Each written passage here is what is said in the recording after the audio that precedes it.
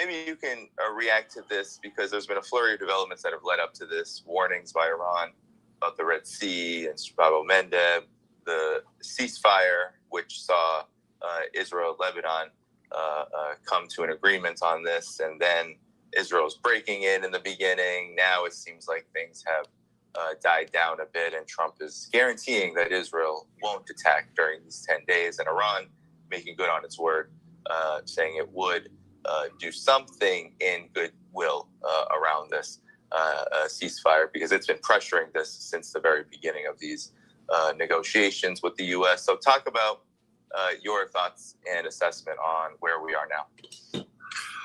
Well, as I've said, the ceasefire wouldn't have happened unless the United States recognized the futility of continuing military operations. So it's the United States that's looking for an off-ramp. Iran, too, wants an off-ramp, but it's not going to, make, concessions that the United States and Israel haven't earned on the battlefield, and the United States and Israel have earned nothing on the battlefield. I think people need to understand that strategically, the United States and Israel lost this conflict. They've achieved nothing. None of their objectives have been achieved. Iran has emerged with the regime intact, continuing to be able to launch ballistic missiles with great effectiveness and total control of the Strait of Hormuz. Iran hasn't yielded on any of the points regarding nuclear enrichment, etc. And yet here we are with Trump declaring victory, because this is what it's all about. This is about political issues. This isn't about real practical issues. This is about how Donald Trump can spin things to his political advantage so that he can declare that without his decisive intervention, nothing would have happened. So we're just watching a giant political game in process. The Strait of Hormuz is open in the way that the Iranians have determined it to be open. And Donald Trump can crow all he wants about this, that, and the other thing, but whose hands on the handle controlling the spigot?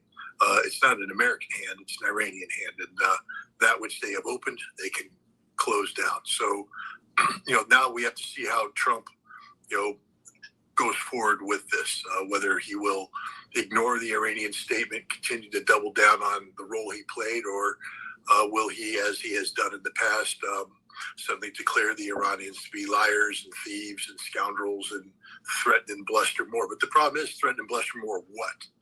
I know that Colonel McGregor is out there talking about a major American offensive that's going to begin next week. To do what? With what? We're not bringing anything to the table that we haven't already brought. And any target worth hitting has already been hit. Anything that we're going to hit from now on is an empty building. I mean, the Iranians have shuffled the deck. Pete Hegseth can claim that we're watching them do this, that, and the other thing, but clearly we don't watch them do this, that, and the other thing. Come on, Scott. No opinion, Scott. No opinion.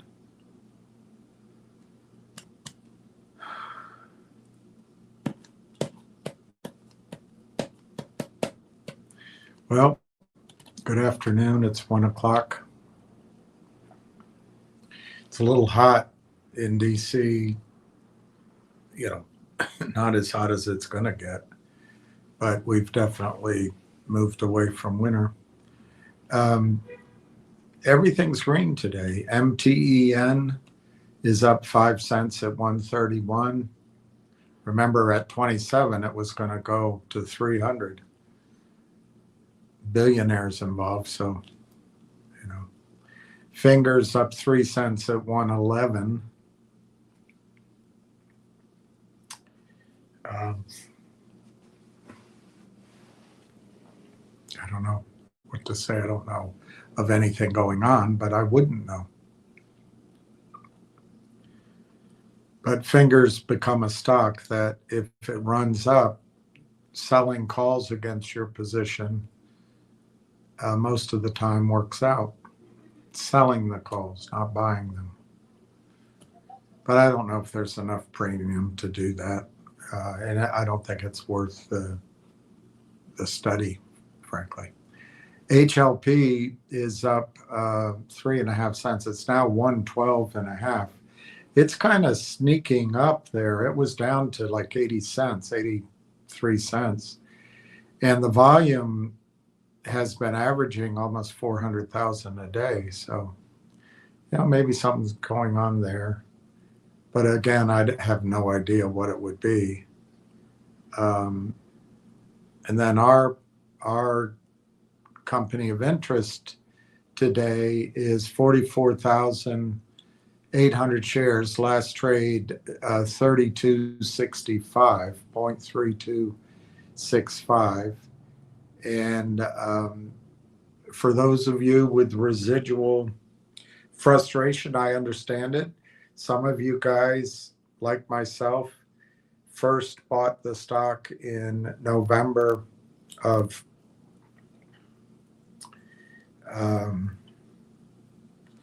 24. So it's been a long wait. And you probably paid more, as I did, paid more than the stock is worth now. But I wonder what you missed out on. Did you miss making money in another trade, or you just, I could look and say, man, I could have made money. I don't know, pick one of the stocks and just pick the low price and the high price and say, man, I could have made money. But would I have? That's the point. Would I have? And Railtown shows you the nature of buying essentially a call on the upside that doesn't expire. It just doesn't expire. So yes, as you know, my main emphasis started in June of last year. It's almost a year. And one gentleman, and he is a gentleman in particular, sensed that the stock was going to collapse at around 42 cents. Might have been 44, might have been 40, I can't remember, but in that range. And he asked me, when are you going to give up on Railtown? You've got to give up on it. Yeah, he didn't say you've got to give up on it. He repeated the same question twice. You're not listening to me. When are you going to give up on Railtown? And I just couldn't. In retrospect, the chart shows you once it broke below some number, 40, it was headed lower. And we rode through it. We rode through the tax loss selling, the vacations. But why did we do that? Well, I think you're about to see why. At any time, and now we're going into my opinion, which I think is the safe thing as long as it's talking about stocks. But we're also going into fiction a little bit because we don't know. We just don't know. But back then, if Telus had banged the drum that, hey, we're opening up our data center big time, big league, the whole story changes overnight. But obviously, in retrospect, they didn't do it. And we've seen some filings from the company Railtown. I mean, we've seen a lot of news releases from Telus about, tribes here and tribes there, and shuffleboard trophies here, and curling trophies there, and national football teams here, and national hockey teams there, and we're doing the great cause of socialism in the world, and we're making the world better for anyone who's not a white straight male. They did all that, but they haven't done any announcement about their data center. And in retrospect, we can look and see they weren't going to make an announcement in November or December or January or February or March. And so far, for the first half of April, we've got perfect vision looking backwards. But I would suggest to you, you're about to see the risk of not being in the stock.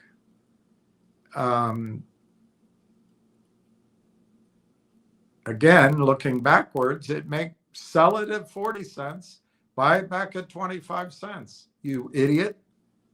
Yeah, that's how the tape looks when you look back at it. But you didn't know any step of the way. And I believe the way the stock's trading today, although it's very low volume, at least in the United States, it's low volume. Let me look up in Canada.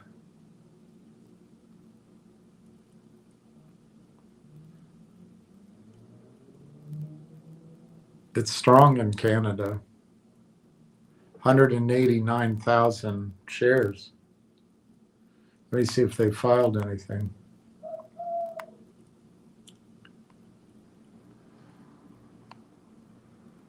No. No. But anyway, I think you're going to see shortly. Now, I don't know if it'll be next week, but the way it's trading, it's got me afeared that it'll be next week. But it might be the following. It could be a false alarm, and the heaviness will come in and pull it back a little bit on us. But I think we're getting really close to that catalyst that sets this story jumping. And my story doesn't change very much.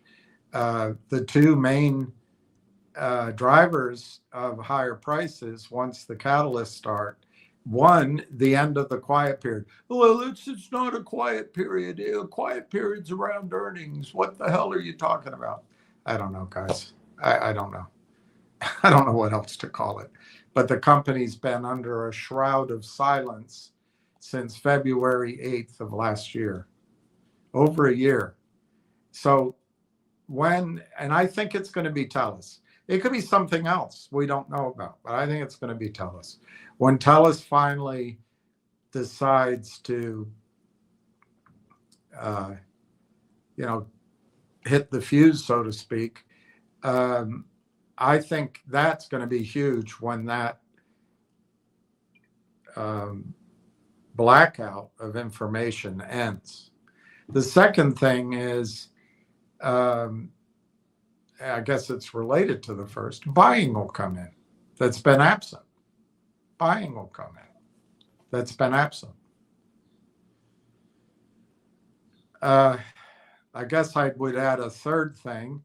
I believe the stock's completely mispriced. And, diehard sufferers will say, no, it's the right price, it's Corey not communicating, it's whatever. We all know that the game is rigged. It's not short selling, by the way. It's not short selling. It is, but it's not just short selling. It's this, they control everything. They'll laugh at you if you say it's short selling.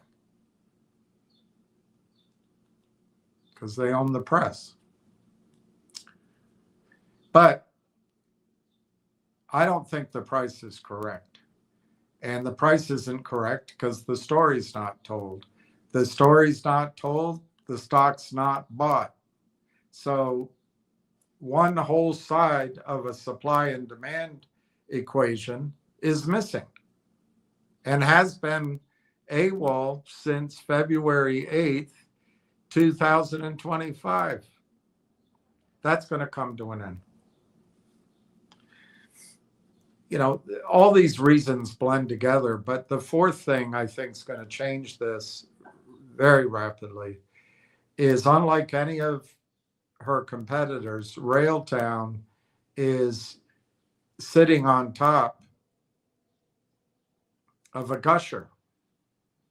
And when they finally drill into the cap, the oil's going to flow up like you see in the movies. Of course, I'm referring to revenue.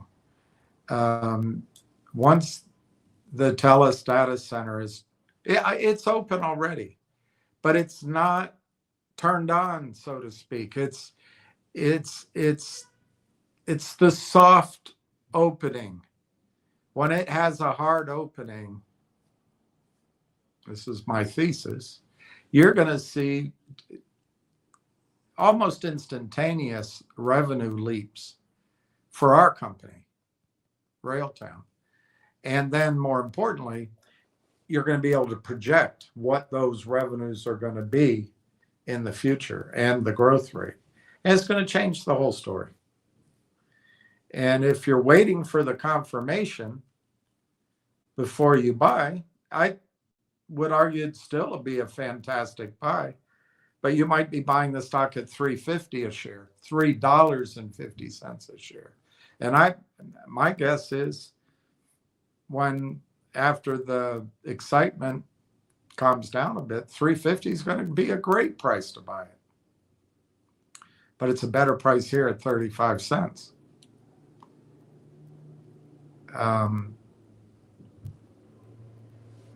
This guy with 52,500, he's just trying the best he can.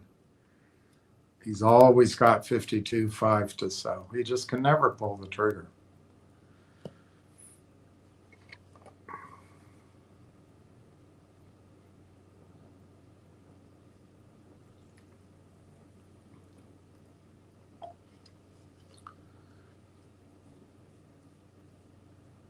I guess the final piece that'll start to show up, you won't believe it till you feel it. But this endless hypothecating and rehypothecating, this endless selling of extra security entitlements will stop. Right now, the short-term guys, they, like even now, the volume's only 45,000. So they pull back on their volume. And the guys up there with 52.5, 78.5, 28.5, 78.5 again, 26.5, 78.5, a different price, 52.5, a different price. Trying to show you there's a lot of stock for sale. There is no stock for sale. Nobody's selling. The BlackBerry guys, they're not selling. Insiders who are and close to the company who own 60% of the float, they're not selling. The rumored another 30 to 40% of the float that is all agglomerated, if you excuse that expression. They're not selling. You're not selling as far as I know. But they want you to think it's happening. Not everything in black and white is true. Or in my case, kind of a purplish blue and white. It's not everything that you see is true. So the final bit of making the stock go up is, I think they'll let go of their selling. Now, we've seen this even in this stock over and over. As it rallies, the volume pulls back because they're not selling as much. And they don't care if they lose on a few trades just to test the market.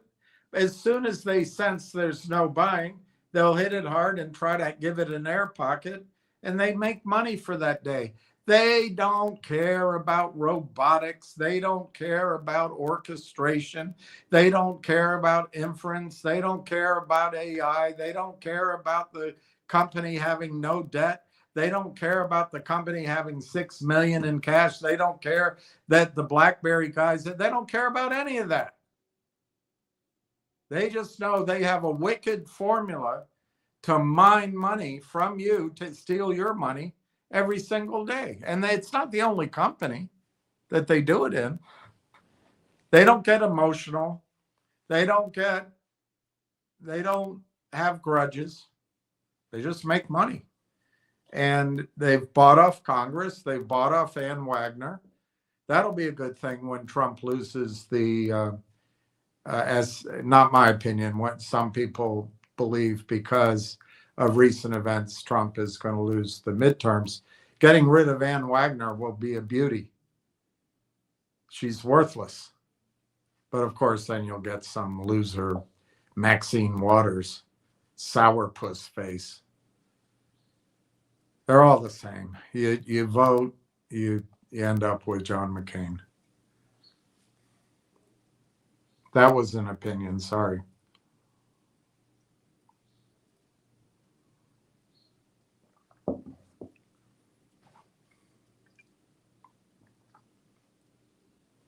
All right, let me see what the, I just saw somebody say the market's on fire. Well, it's up 2%.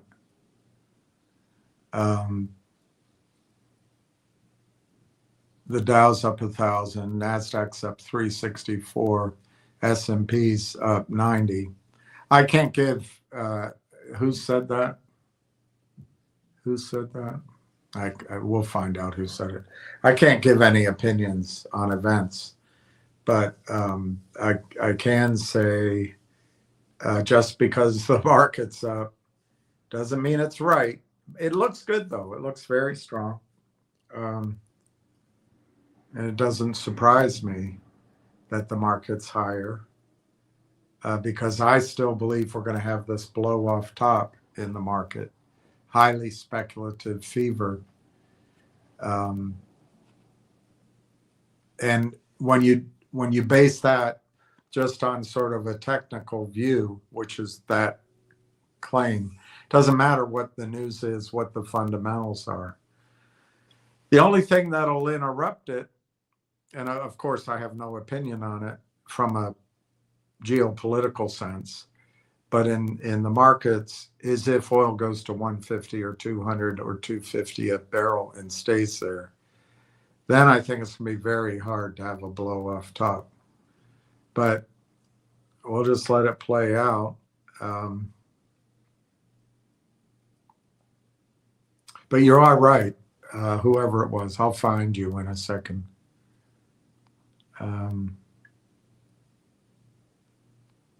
Okay.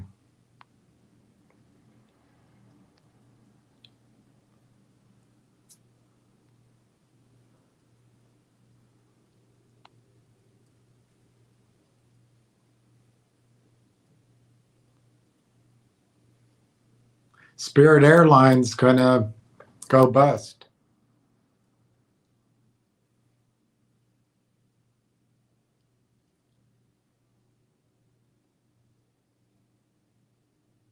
They should have let that merger go through.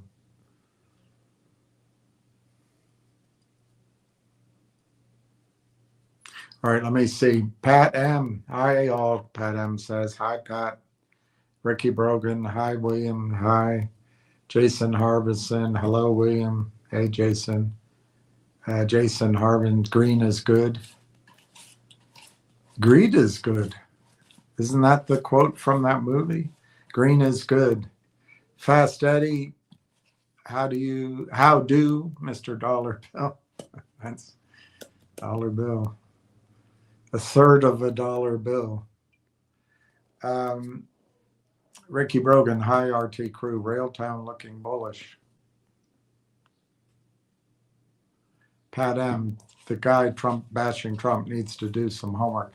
Yeah, I notice a lot of people out there who otherwise I think have very reasonable analysis, be it from their background in defense, pretty reasonable analysis of the risks and situation in the Middle East, for example. But they start talking about Trump and they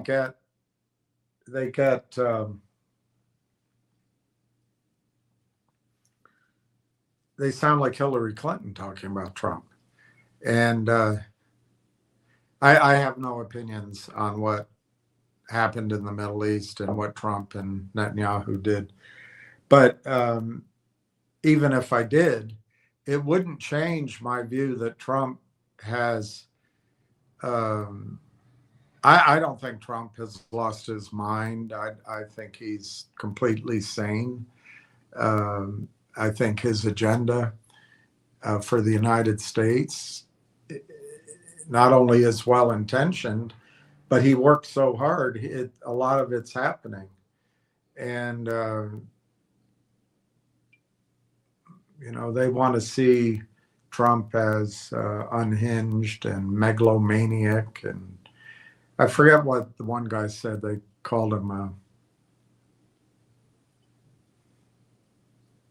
I forget, three bad things like narcissist.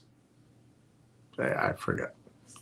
I did hear one analysis of by Colonel McGregor, I think it was, which I used to refer to when talking about Trump over the years. But Cohn, his lawyer, Cohn, Sam Cohn? No, not Sam Cohn. Roy Cohn had a saying, attack, attack, attack, deny, deny, deny, and then declare victory, victory, victory. And, that kind of describes Trump a little bit. But Trump, he grew up in the rough and tumble world of New York real estate. And I guess if you can make it there, you can make it anywhere. Giuseppe, hi William, hi all. Hopeful that the run up stalls a bit so you can extract your fund. Now, it's not going to happen. I called him today. Sir, is there anything else? Well, it can take 10 to 20 business days. I said, what takes 10 to 20 business days in life anymore? What? You can buy a ticket to Paris and have it issued on your email in, almost instantaneously. And I went through some examples. She was unimpressed. Well, is there anything else we can do for you, sir? I said, no, I'll just call next week. I don't think it's going to happen. But I appreciate your sentiment. I knew it. I knew that however this got resolved, that got set up, that, let's call it the system, would be so difficult to work with that the stock would move first. And that's just how it is. Yeah, it's just how it is. But I'm very happy for everybody who has been buying the stock. I really, look, there's no guarantees that, I can't have any, I'm not allowed to have any opinions on what's going on in the world. So I guess I can say if something were to happen that caused the stock market overall to really have severe jitters, this could come down for a week or two. So it's not going to be a straight up experience. But what's weird is it could be. And that's the hardest thing of it. It could be. But anyway, let's keep going. Thank you very much, Giuseppe. It's very kind of you. Babcock family, the market is on fire. You're the one that said it. Yes, it is. But it's kind of only, the S&P's making new highs. But there's a lot of money out there. There's a lot of money out there. The American economy is really resilient. And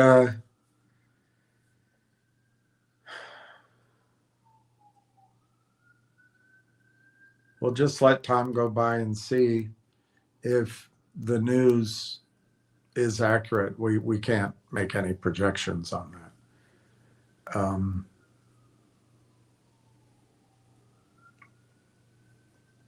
We'll just see what happens.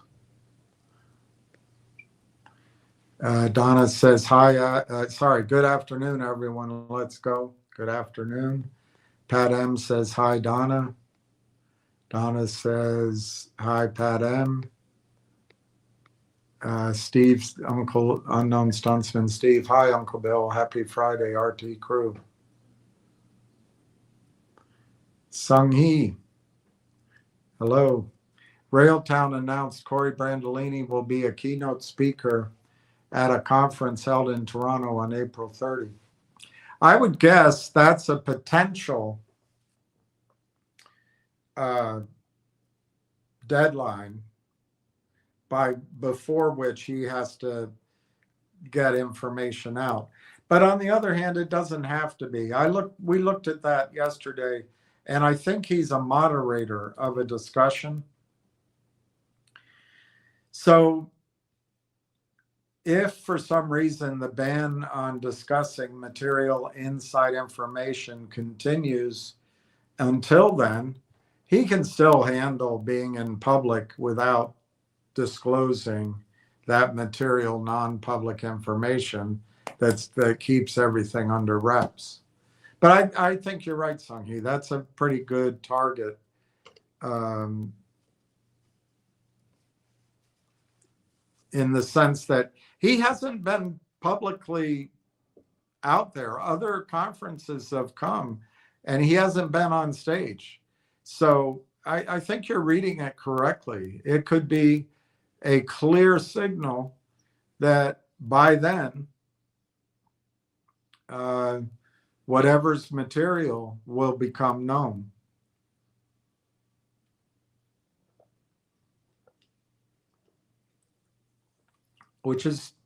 It's a good thing. Joe Marty, hey, William, grab 6,155. Wow, Joe Marty. You're getting a big position.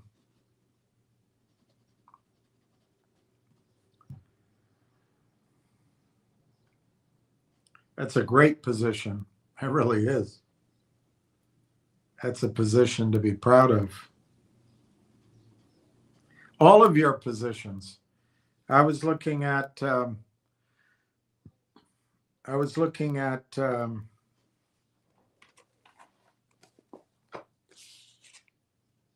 Scott Day's position yesterday.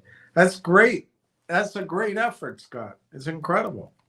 You more than tripled your position over the last few weeks. So it's just terrific. Ricky says, hello, Eddie, Pat, Donna, and Babcock family. Ricky says, hi, Jason. Donna says, hi, Ricky. And Ward Richardson says, good afternoon, William. RT crew. William, love that subtitle. That is so true. Bye, bye, bye, while you still can. What did I say?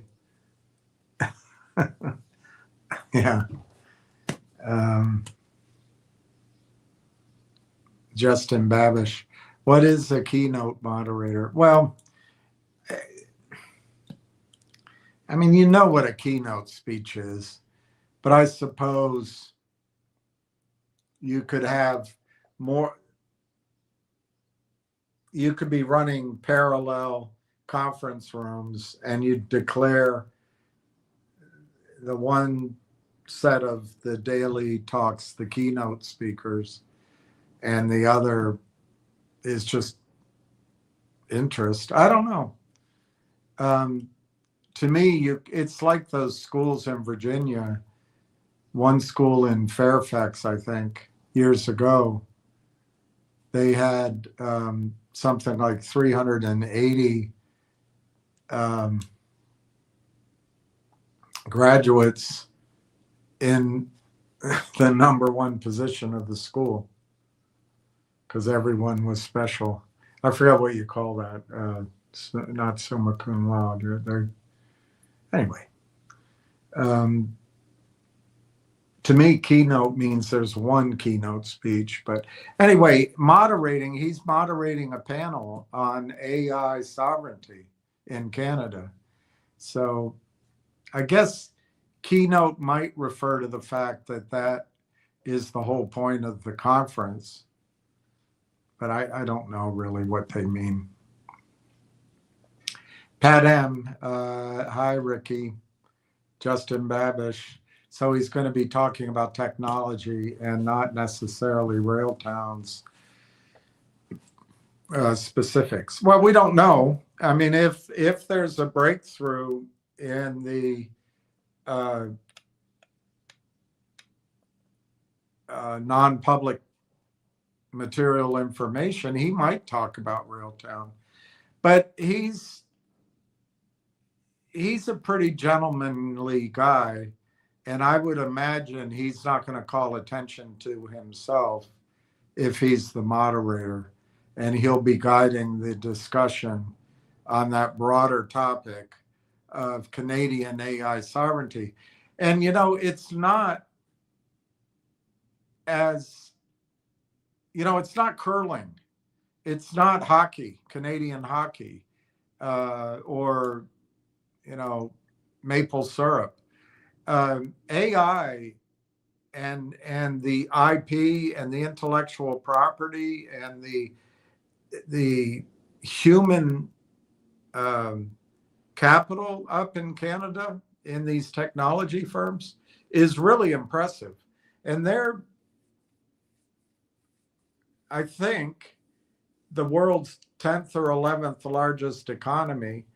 But I think when I talked to Corey, I'd have to look it up from my notes, but I think he said they're the third or fourth largest in this, AI/technology space. It depends on how you measure it.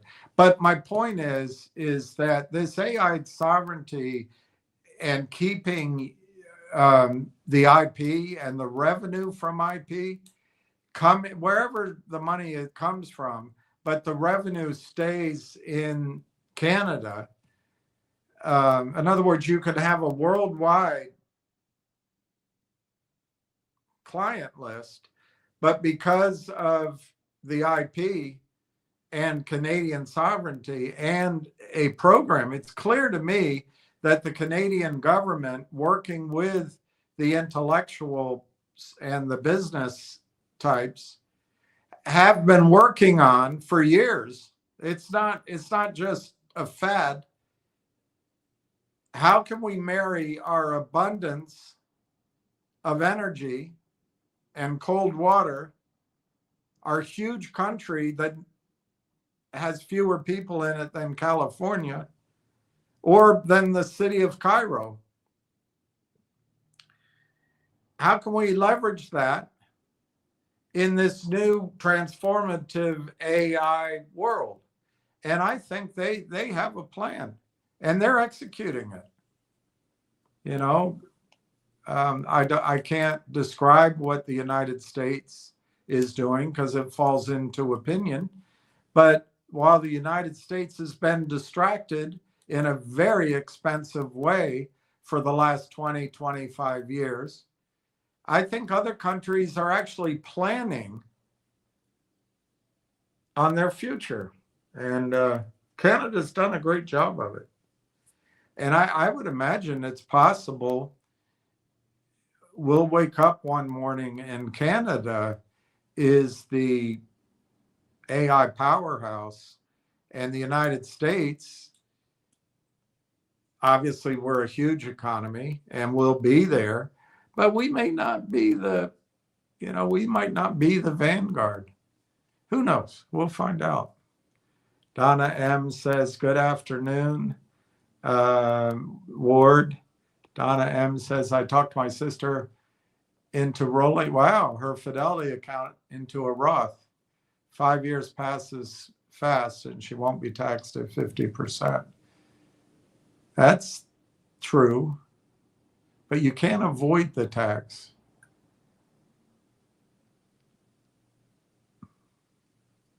I have to look into that. I think the Roth rules have changed since I ever did any of it.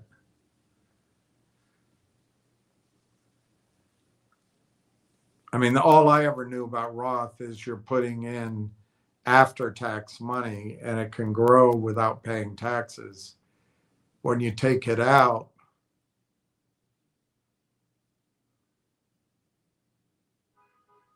Yeah, that's the part of my memory that I don't have anymore. How it's taxed when you take it out. Obviously, when you have a regular IRA and you take it out, it's taxed at your current income brackets.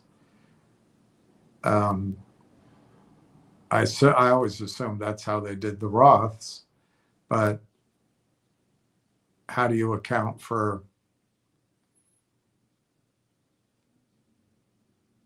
the principal paid and the gain? I don't know. Pat M, she has to pay the tax on her IRA now. Yeah, that's what I just, there's no way to avoid that they're taking that money, but there is a way of stretching it out and minimizing the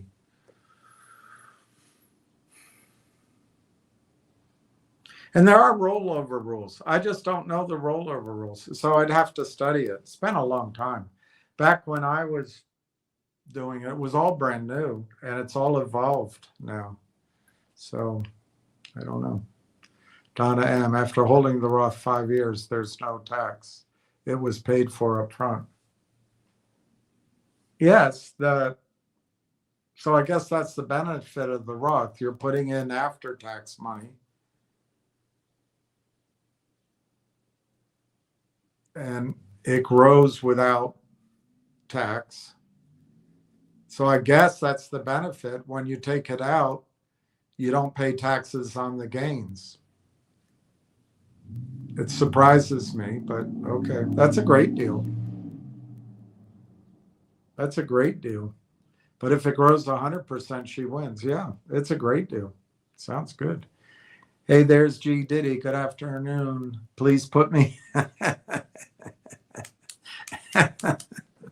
I love it.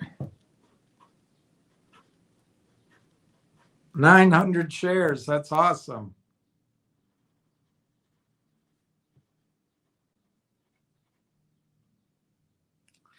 All right, so let's just look up Roth IRA features and make sure I have it straight in my head. Funded with after-tax dollars, that's right. Allowing for tax-free growth, right. And tax-free withdrawals in retirement. You contribute money that has already been taxed, so there's no immediate tax deduction. Yeah, I don't know what happens if you roll over an IRA though, because you haven't paid money, you haven't paid taxes on it. Anyway, let's see what it says. Earnings and investments within the account grow tax-free, and qualified withdrawals are completely tax-free. So that's the definition that we have to look up. Eligibility to contribute directly to a Roth IRA depends on your income. It has to be less than 150,000 if you're single. You're not required to take minimum distributions at age 73. So the money can grow tax-free your entire life. See, this is it. You can withdraw your contributions, the money you put in, at any time for any reason without taxes or penalties. Earnings withdrawals must follow the 5-year rule, which must be what Donna's talking about. The account must be open for at least 5 years, and you must be at least 59 and a half years old. Post-death benefits.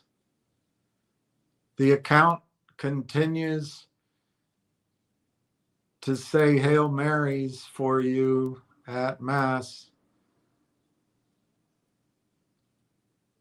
It's inherited tax-free.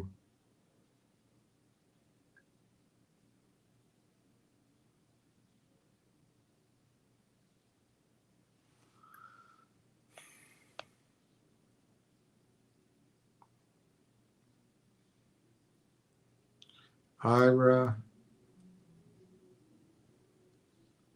rollover to Roth.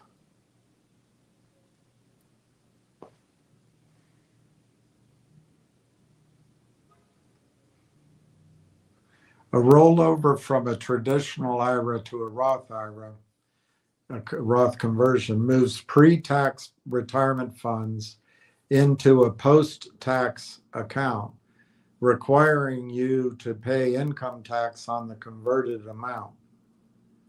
There are no income limits to convert, making it possible for high earners to secure future tax-free growth and withdrawals.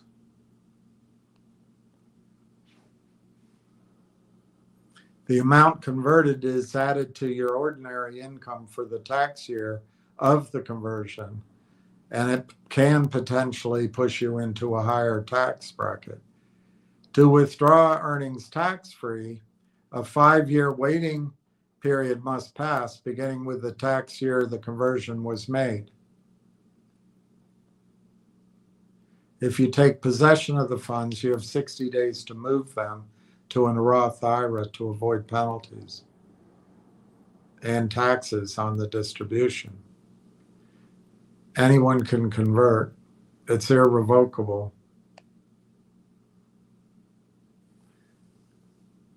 If you expect to be in a higher tax bracket in retirement,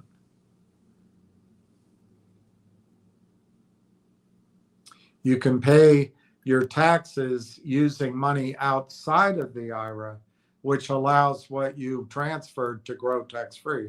That's pretty powerful. It's a good strategy for building a backdoor Roth IRA to bypass income restrictions on direct contributions. Anyway, it's been a long time since I've advised people on IRA, opening IRAs. Ward Richardson, hi, Donna M. Pat M. That's why I opened that other Roth to buy Railtown, because my other account needed it to be over $1. I remember that now that you say it. Actually, Pat M, actually better than an insurance policy if you invest well. It's a good point.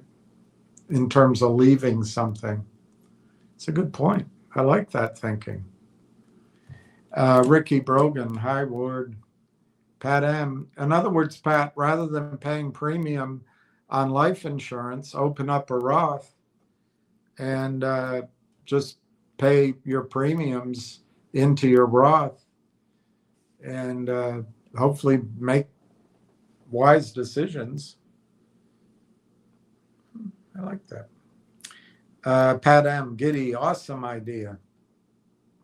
Yeah, Diddy's idea is I decided to use my credit card cashback rewards for the stock this month.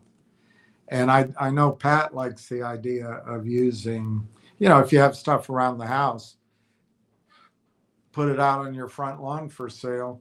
And if you get some cash, buy the stock. All right, let me see what I wanted to show you today. I have a bunch of things. They all are a little bit. Let me show you. Here's a couple of charts. One of the things about Railtown is when you do any kind of computer searches,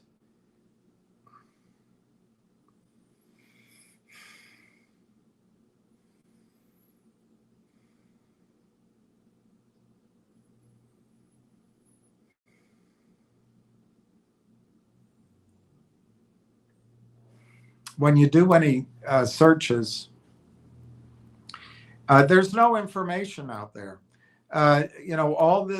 All these things, which I have to say are my theses instead of factual, but these jumps in revenue, the Rimouski focus, for example, none of it's really out there in the information that the database can avail themselves of. So again, you can look at that negatively and say you want to wait until there's a confirmation, or as I'm suggesting, you look at it as, well, this is mispriced because there's an inefficiency, partly regulatory, partly maybe business strategy, and definitely because the instantaneous news flow of the internet,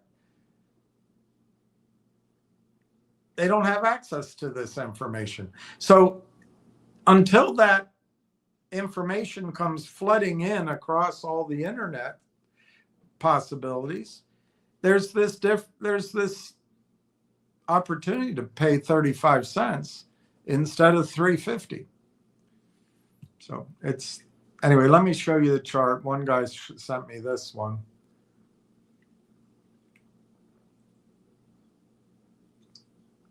And this is Railtown, definitely showing strength for, a week, a little over a week. This downturn here, I don't believe ever really was a big trade down there. So it came down to 27.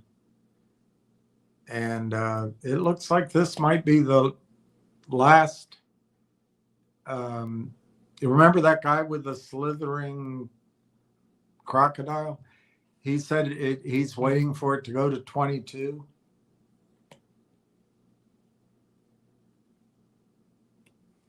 It didn't. And then here's my chart. I couldn't make the pen work, but we're starting one of Ricky's support lines again. Back over here, it was on a slightly different angle, but it's, if you ignore this big drop here, the angle is about the same. And one way to look at that is if you're doing counting the waves, like Elliott wave, you might be able to. I was always suspicious of it, but you could count the rally from January up as 1, the pullback just now is 2, but you'll notice the pullback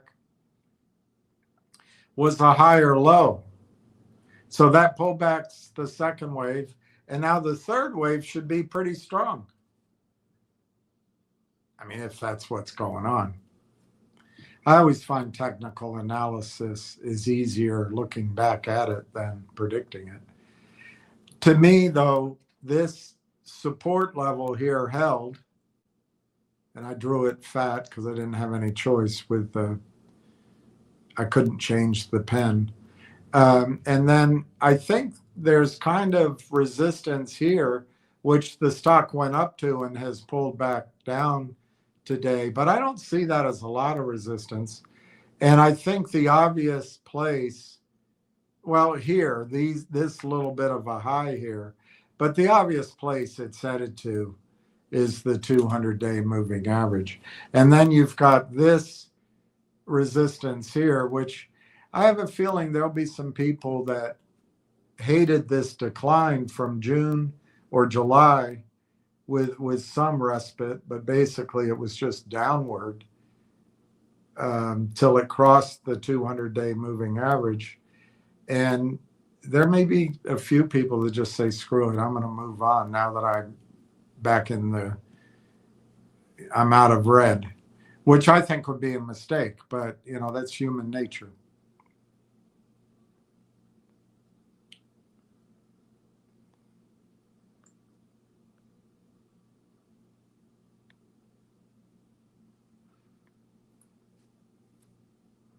All right, I'm going to show you. This is a diagram, and I guess it's for Ricky, but it's for all of you. I'm going to show you a diagram that Ward created, and I like it. I showed you this one yesterday. This is what I I mean, I didn't draw it, but I put the inputs and asked the questions. And this is an example. My question was, can you come up with an image of a Rimouski data center? And without going back over it, you know, you have too much. I won't go into detail, but you got the NVIDIA stacks, and that's the Telus / NVIDIA compute power. You've got the hydroelectric that makes it 40% as expensive as any alternatives and makes it green. You got the large language models, which might be Cohere, but it could be Anthropic. Nobody knows. But then all through it, at least in this example, it's on 2 or 3 levels. You've got Railtown, and there's just no way to get away from what Railtown does. You've got the compliance and governance layer, the observation, orchestration, real-time ingestion here. And you got the dashboards and the, I don't know if this thing up here, it kind of represents the companies that use it, but it's agent deployment testing. So there's going to be a lot of agentic agents employing agents, and it's all Railtown. But anyway, this is what Ward sent me. I like it. I like what Ward sent me. This is a different computer, a different image, a different input. But I like that they created the rail track, because in many ways what Railtown is doing is keeping the agents on track, keeping the spending on track, and keeping the goals, the productivity on track to meet goals.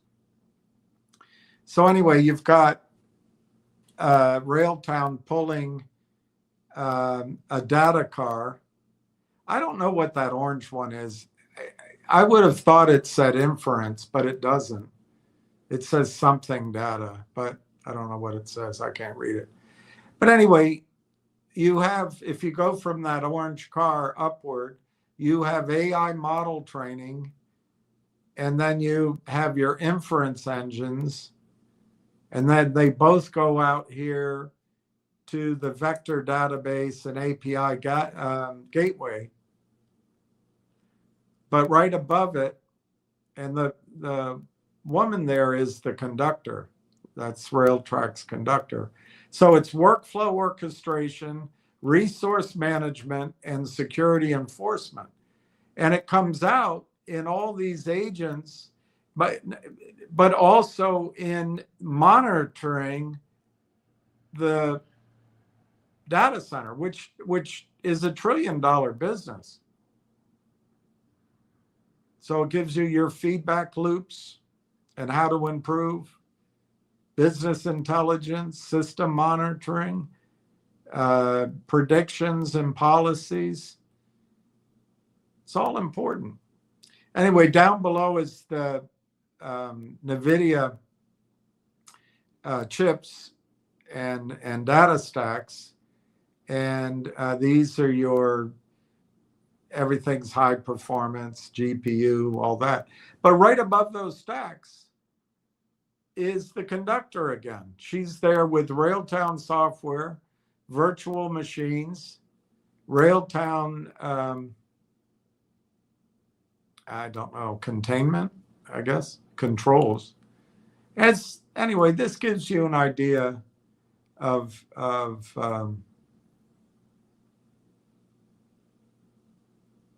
I suppose it gives you a cartoon of how integrated and how important Railtown is in making the whole thing work. And then over here on the left is data ingestion, and that's Rail Engine, real time. I don't think anybody has that yet, or if they do, it's not as built out as Railtowns.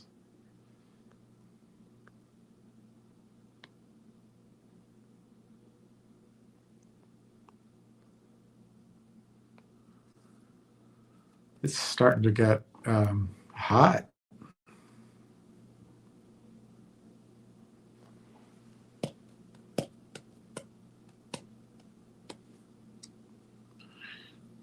Okay, so I want to read you this. This is Morgan Stanley, January 2026. Embodied AI and the rise of humanoid robots. Welcome to the edge. That's a double entendre. The edge is as AI is growing, the technology is growing, the frontier is as they're moving it out in new areas, the edge is the very edge of it. But I guess their magazine is also called Edge. Morgan Stanley Investment Management's Counterpoint Global shares their proprietary views on big ideas that have the potential to trigger far-reaching consequences. Ideas such as blockchain, autonomous vehicles, machine learning, and gene editing. Counterpoint Global's long-term ownership mindset emphasizes perspective and cross-disciplinary thinking, while our investment process focuses on identifying unique companies with sustainable competitive advantages. Through Edge, we share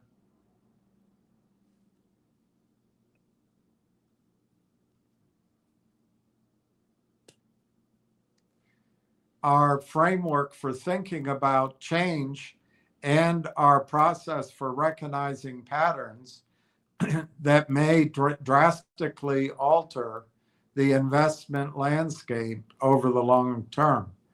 This work complements our team's more traditional, fundamental research to create a framework for long-term investing that is grounded in intellectual curiosity, no opinions, and flexibility, perspective, self-awareness, and partnership.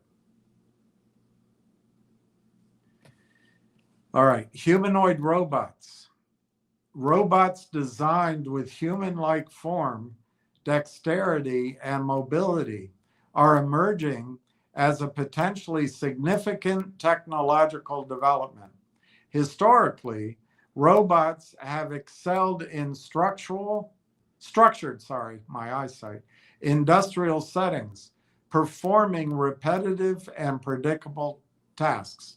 However, nearly all physical spaces, from tools to workstations to transportation systems, have been shaped around human proportions and behaviors.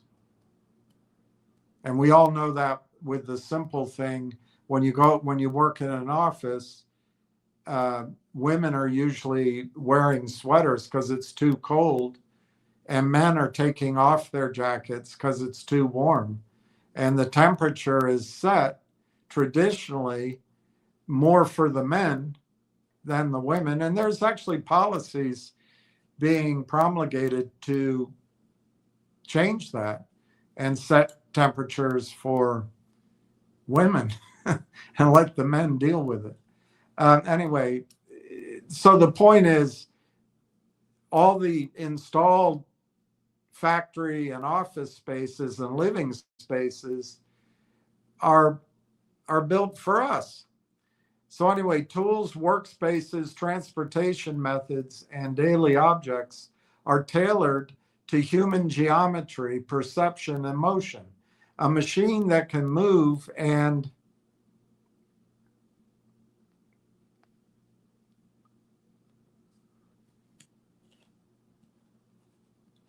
function effectively in environments designed for humans without requiring structural changes marks a notable departure from the constraints of past automation. Recent advances in artificial intelligence, particularly vision language models, reinforcement learning, and simulation, are expanding the feasible capabilities of robots operating in dynamic environments. As a result, humanoid robotics is transitioning from long-term aspiration to near-term industrial experimentation.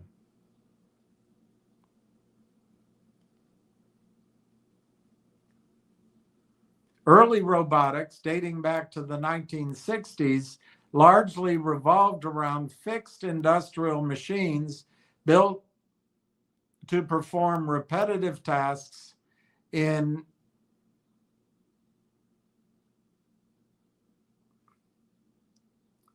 I think it says tightly structured settings. Subsequent decades introduced mobile robots and improved perception systems, enabling broader applications across logistics and warehousing. Despite meaningful progress, these systems remain narrow in capability and were generally confined to environments engineered for the environment's constraints. The current evolution is distinguished by the intersection of AI-driven generalization into physical systems. Humanoid robots seek to replicate key elements of human mobility and manipulation, including bipedal locomotion and fine motor dexterity, in order to operate across unstructured settings. By pairing adaptable AI with a body plan shaped for the human spaces, humanoid systems can operate in everyday environments without the extreme restructuring that earlier robotic platforms often required. This shift is reinforced by an unexpected factor: social acceptance. Robots with human-like proportions often feel more approachable and easier for people to interact with, which can help reduce friction during workplace adoption. Over time, these social dynamics may ease deployment and increase the viability of humanoids in customer-facing or collaborative roles. The macroeconomic backdrop strengthens the case for humanoid robotics. Labor markets in developed economies have experienced persistent shortages. There are no babies. In the G7, job vacancy per unemployed person have increased approximately fourfold since 2010. Women don't want to do the shit work, and there are not enough men to do it. Industries reliant on physically demanding, repetitive, or hazardous tasks, such as manufacturing, logistics, inspection, and factory operations, have faced particular challenges in filling roles. So, robotics might be the answer for a whole lot of social trends. Fewer babies, a different workplace composition, and it might be just in time. Humanoid robots present a potential solution for several reasons. First, they operate within existing human infrastructure, reducing or eliminating the cost of reconfiguring work environments. Second, they can theoretically cover multiple shifts without fatigue, potentially lowering unit labor costs over time. Third, they allow companies to offload tasks that pose safety risks to human workers, reducing injuries and associated costs. AI advancements are lowering the barrier to broader utility. High fidelity simulation, a realistic and immersive training method, now allows robots to practice motor behaviors at scale, while reinforcement learning and multimodal models enhance, and I think that means AI models, enhance their ability to interpret surroundings and plan multi-step actions.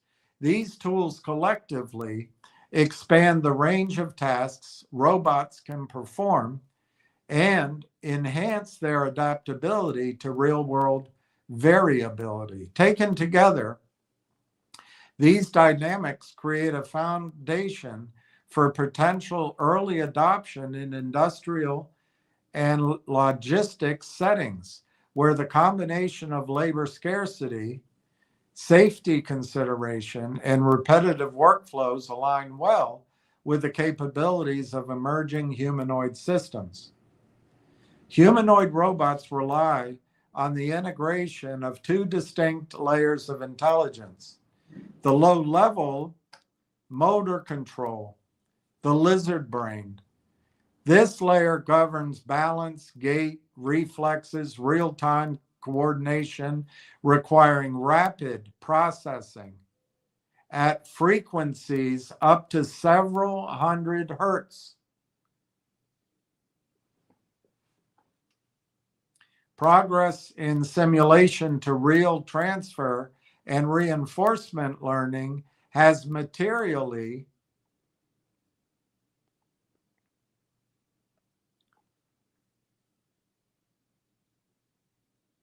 improved lower body stability and whole body control, allowing robots to walk, recover from disturbance, and manipulate objects with increasing reliability. High level is cognitive reasoning. He calls it cerebrum. The cognitive layer focuses on perception, planning, and decision making.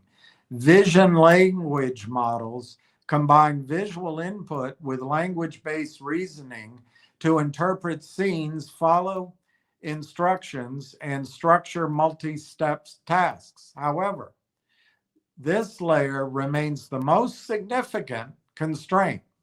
Current systems exhibit limited model generalization outside trained contexts and degrade when encountering novel environments.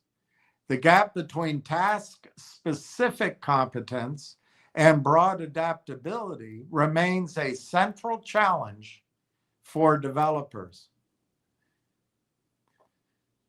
There's a three-level taxonomy, whatever a taxonomy is. Level 1, task-specific execution. Performing predefined actions with minimal adaptability, dominant state of commercial humanoids today. Performing predefined action without having to adapt to anything. Level 2, tasks generalization, adapting skills to new but related scenarios using sensory input and learned priors. Current research frontier.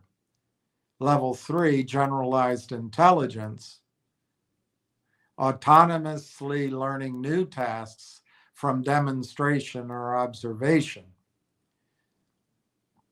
Viewing the opportunity through the lens of tasks currently performed by people suggests an addressable market of enormous scale, potentially spanning several trillions of dollars, trillions. Yet this framing may underestimate the long-term potential. As humanoids become more capable and cost-effective, they could assume tasks that are not economically viable for human labor, enabling new categories of productivity. In this scenario, the number of robots deployed could eventually exceed the number of human workers. Importantly, meaningful unit volume growth is not expected until the end of the decade. The first meaningful deployments will likely occur in controlled industrial settings where workflows are stable, infrastructure is uniform, and the ROI is easier to demonstrate. These early deployments may serve not only as proof points, but also as critical data generation engines, accelerating the learning cycles needed for broader application. Over time, as hardware costs decline, reliability improves, and cognitive models generalize more effectively, humanoids may expand into more complex roles across manufacturing, logistics, retail operations, and potentially consumer applications.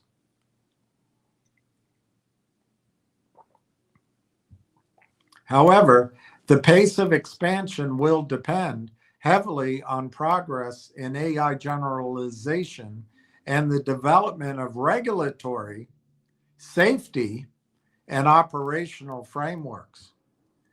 Collecting this data is expensive and challenging. We're missing the bottom of this page, so let me go in the middle. Risks and constraints. Several risks may impede or delay the widespread adoption of humanoid robots. One, AI generalization limitations. High-level reasoning models struggle with variability and unforeseen scenarios.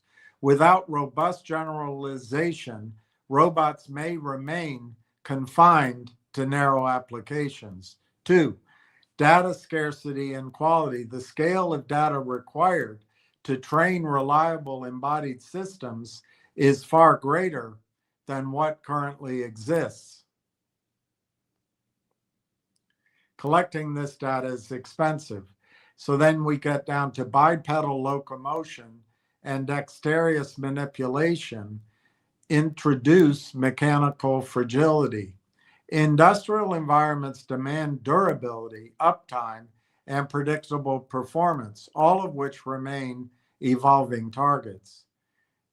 Another constraint, economic viability. Early units may be costly, and adoption depends on achieving cost curves that make humanoids competitive with or superior to human labor. The timing of this transition is uncertain. 5, dependence on future AI capabilities.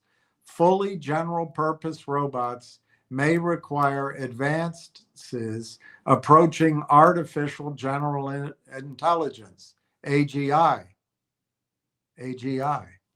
artificial general intelligence, the timeline for which is indeterminate. These challenges indicate that humanoid development may follow a path similar to autonomous vehicles, significant technical leaps that take longer than anticipated to translate into widespread commercial use. Conclusion, humanoid robots sit at the intersection of rapid AI progress, advances in mechanical design, and meaningful changes in global labor dynamics. The technology is still in its early stages, but the rationale for exploration is compelling. Robots capable of operating in human-centered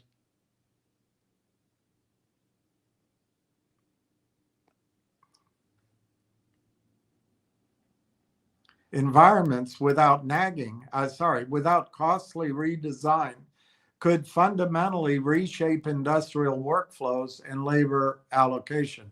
Over here, level 3 was generalized intelligence.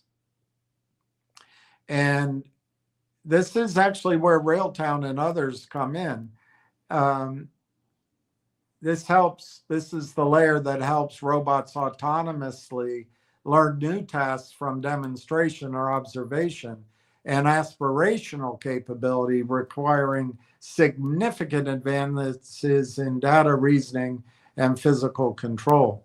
Underlying this framework is a common bottleneck, a bottleneck right here: the need for large-scale, high-quality, human-centered data.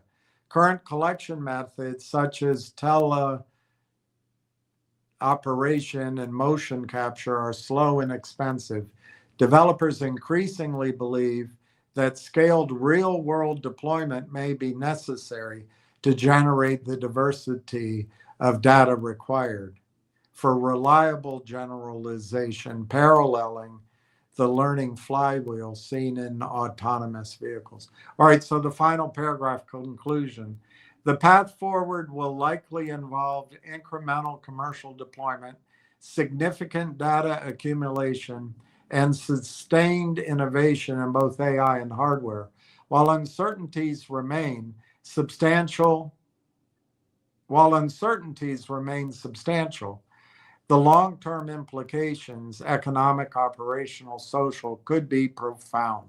For investors and enterprises, humanoid robotics merits careful observation as a potentially transformative frontier of embodied artificial intelligence.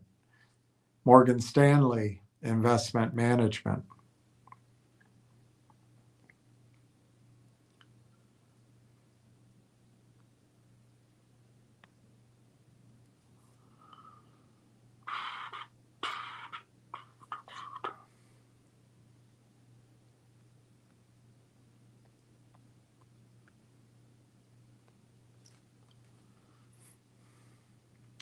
Railtown's trading at 32 cents, up 0.002. The markets are still strong, but not as strong as they were, but they're still solid performance. All right, let me see.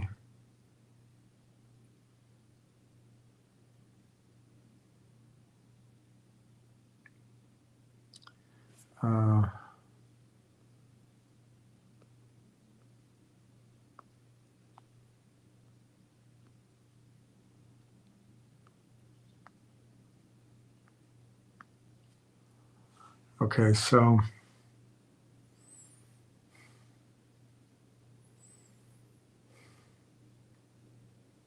there might be one missing here, but let's just start. Robotics and embodied AI are creating exactly the kind of data-hungry, safety-critical, real-time systems that make an orchestration, inference, governance layer like Railtown's feel central rather than optional. The Morgan Stanley Embodied AI and the Rise of Humanoid Robots piece you shared actually maps cleanly onto a data center and orchestration thesis. Why humanoid embodied AI drives data center demand. Humanoid robots are moving from lab to industrial experimentation, driven by advances in vision language models, reinforcement learning, and simulation. These models require heavy training and frequent fine-tuning. They require distillation in data centers, not at the edge. The note, the article I just read you, explicitly calls out humanoid robots as, quote unquote, data generation engines. Early deployments in controlled industrial settings both prove ROI and generate the sensor interaction and failure mode data needed for broader generalization. The article emphasizes that real adoption requires large-scale, high-quality, human-centered data, and that current collection methods are slow and expensive. So scaled deployment is needed to spin the flywheel. To put it differently, every meaningful humanoid deployment becomes a continuous data center workload. Logs, videos, sensor streams, and policy outcomes flow back into central infrastructure for learning and policy updates. This naturally favors large centralized data centers, NVIDIA, AMD TPU clusters, Telus, for training and simulation, modular edge micro data centers co-located with factories, logistics hubs, and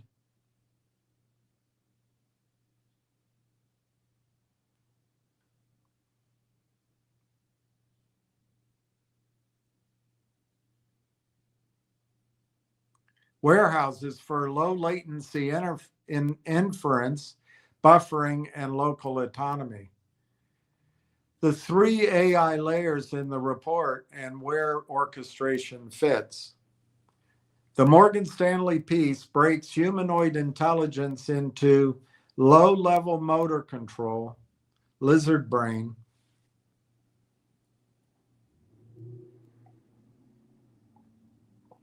balance gait, reflexes, high-frequency control loops, high-level cognitive reasoning, cerebrum, perception, planning, decision-making, multi-step tasks, mostly VLM plus policy models, and market operational layer, deployment, safety, regulation, economics. For each, there is an obvious orchestration framework requirement. Number one, motor control and safety needs a real-time, hard latency control, hundreds of hertz. Typically, not LLMs,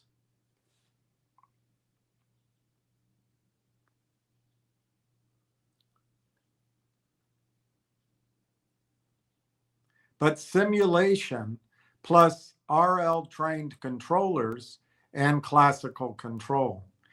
The orchestration layer job, route telemetry to the right monitoring simulation systems, manage fail safes and fallback policies, safe shutdown if the data center link dies. Coordinate updates of low-level controllers across thousands of robots without bricking the fleet. 2, high-level cognition and task planning, done increasingly by vision language and multimodal policies running in data centers or powerful local nodes. Orchestration layer job, manage which model the agent runs and where, cloud versus on-prem versus on-robot, handle tool use and environment APIs, log prompts, decisions, tool calls for compliance and for debugging. 3, regulatory, safety, and economic frameworks. The report stresses regulation, safety, and operational frameworks as gating factors. So what's the orchestration layer job there? Provide governance, policy enforcement, audit trails for every high-level decision. Support policy versioning.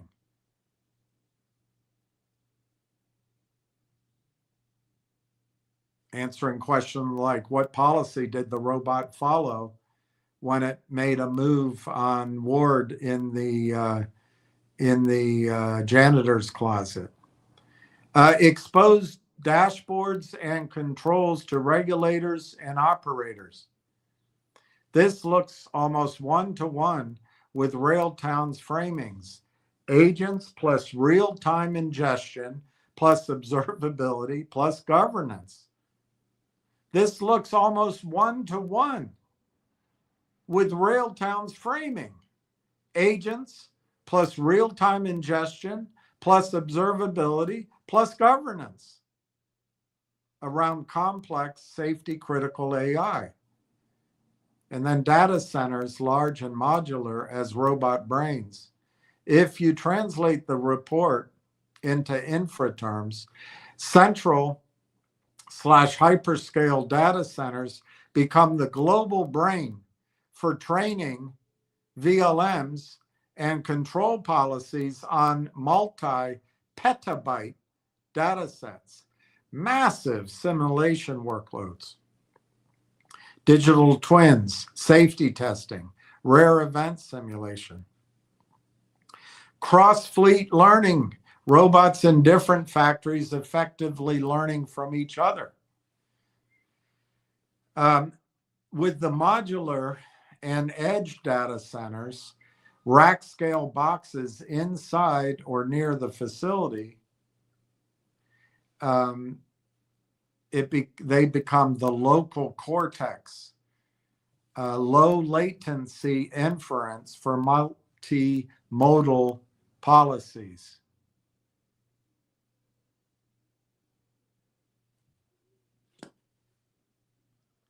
On-site buffering, pre-processing, and safety logic.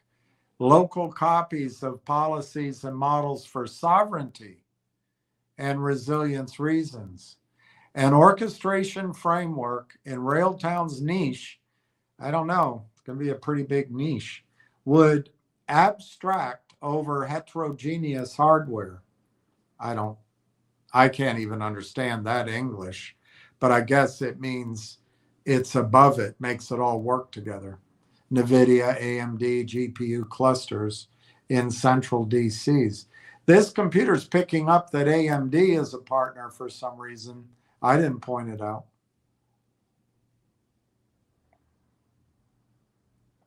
On-prem accelerators, possibly custom robotics chips.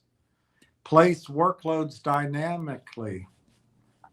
Run policy inference locally when latency matters, but heavy planning in the cloud. Provide observability across both environments. Metrics, traces, failure, costs. As humanoids scale, you end up with tens of thousands of embodied clients attached to a smaller number of very dense data centers and many modular pods. This is exactly the topology where a generalized agent orchestration stack becomes load bearing.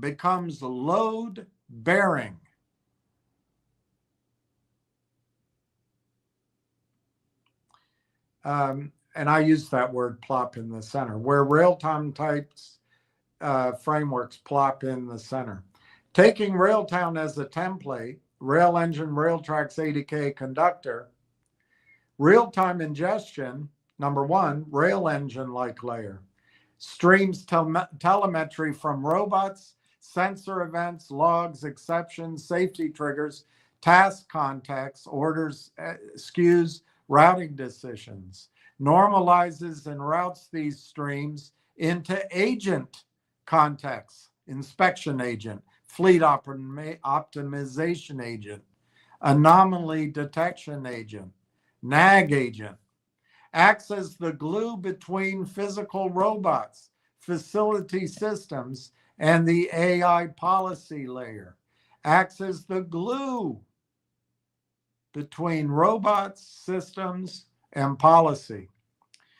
Orchestration inference. This is the contract style agent framework. Defines agents that represent robots, fleets, supervisors, and planners, each with tools they're allowed to call. Handles policy selection, which model, which version, and tool routing, which warehouse system, which safety interlock. Coordinates multi-agent workflows, inspection agent, finds an anomaly, escalates to maintenance scheduler, which then interacts with human approval. 3, governance and observability, conductor-like, logs every decision, tool call, and cross-interaction with context. Provides policy level and agent level metrics. False alarm rates, near miss events, time to intervention, cost per decision. Supports governed rollouts, canary deployments of new policies to a subset of robots with rollback on anomalies. In other words, humanoid robotics stack makes Railtown-like platforms feel like control planes for embodied AI, not just developer tools. Think about that for a second. Robotics plus AI sovereignty equals orchestration as strategic middleware. The report points out data scarcity, quality, AI generalization limitations, regulatory and societal constraints, all push toward country and vendor-specific stacks, sovereign cloud, sovereign chips, sovereign robotics providers. In that world, a neutral, programmable orchestration layer that can sit above different silicon clouds and robot OEMs becomes extremely valuable. AI sovereignty for embodied systems is not just about having your own GPU fab. It's about controlling the policy, logging, and audit mechanisms for robots deployed on your soil.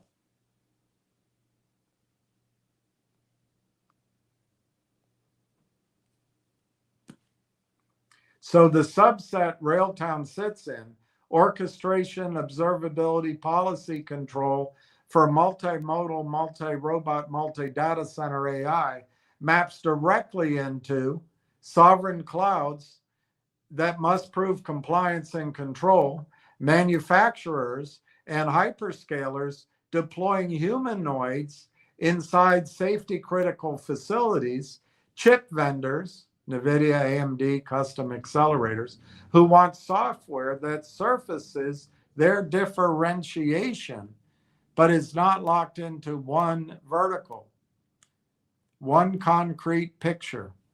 Take a 2030 logistics campus with hundreds of humanoid robots loading and unloading. Sounds like Amazon. Local modular data center with NVIDIA AMD racks, central cloud for fleet-wide retraining and coordination. A Railtown class framework, in that case, would ingest every sensor / task event into a unified bus, spin up and route to agents handling routing, safety, maintenance, and optimization. Enforce guardrails, track provenance, and expose metrics across cloud and local data centers. Provide a single place where regulators, facility operators, and vendors see what the robots are doing and why.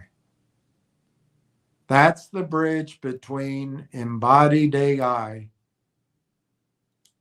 and data center orchestration, inference, and governance layers you were focused on.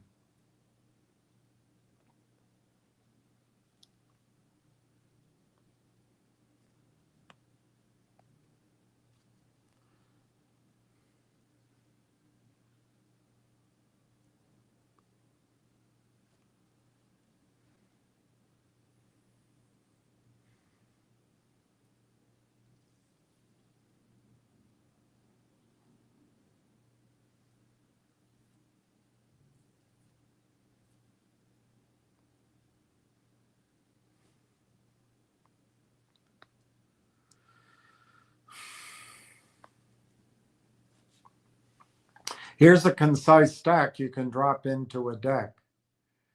Layered stack overviews, words you can diagram. So anyway, applications and operations, factory warehouse workflows, fleet dashboards, maintenance consoles, safety control rooms, throughput, uptime, near miss incidents, energy use. I didn't make a deck. 2, orchestration, inference, and governance. That's the Railtown layer. Agent framework defines agents, robot agent, fleet planner, safety officer, maintenance scheduler. Real-time ingestion, streams in robot telemetry, vision events, WMS, MES, ERP events. Routing and inference, chooses models, tools, and hardware. Edge versus central DC. Observability and governance, traces, metrics, policy versioning, audit trails, and approvals. Model and control layer.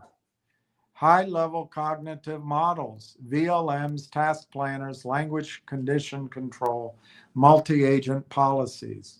Low-level control, motor controllers, etc. Let's skip over reading every single word.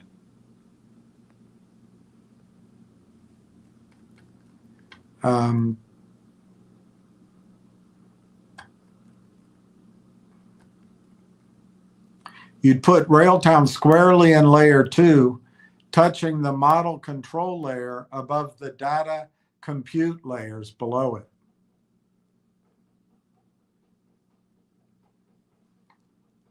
Railtown style capabilities in that middle layer. When you sketch or annotate the diagram, a data stack, you can label the orchestration, inference, and governance box with these bullets. Agent orchestration.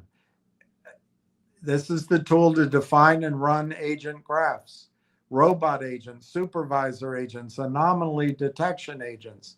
Manage multi-agent workflows for coordination, delegation, and escalation. Real-time ingestion and context.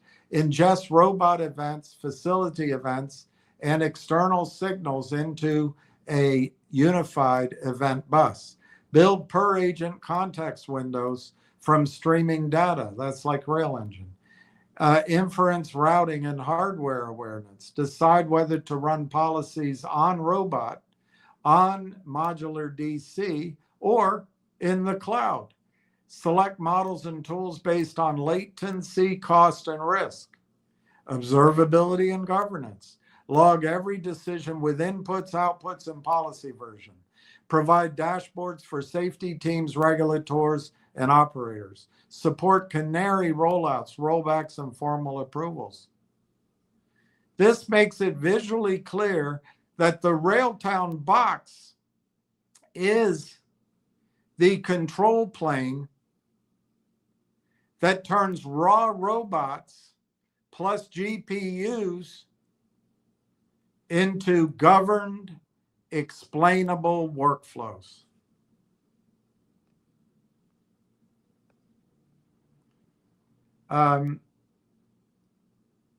This is saying me, I can do this.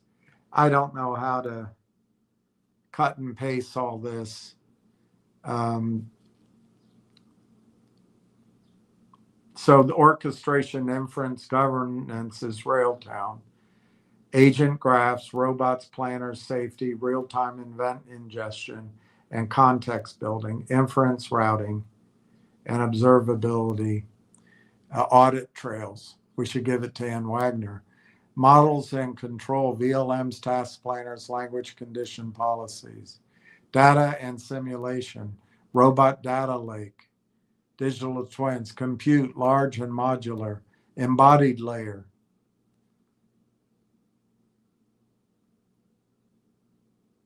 So I asked how big it is. Analysts are now treating humanoids as a multi-trillion dollar, multi-decade theme. RBC Capital Markets pegs the humanoid robotics opportunity at $9 trillion by 2050, with additional USD 3 trillion from software and services, app store-like ecosystems layered on top of the hardware. Morgan Stanley research sees US dollars 5 trillion humanoids market by 2050, with 1 billion humanoids in use and most deployed in industrial commercial roles.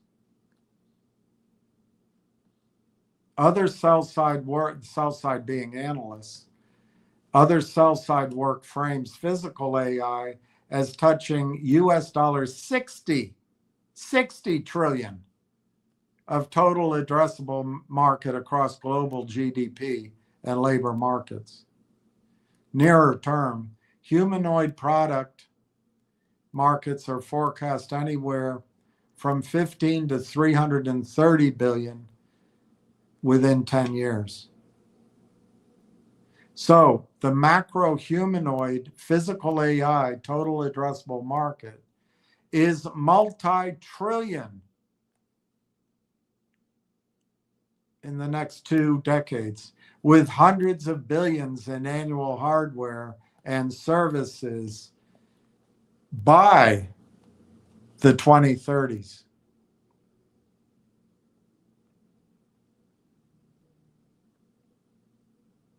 All of that future stuff will show up in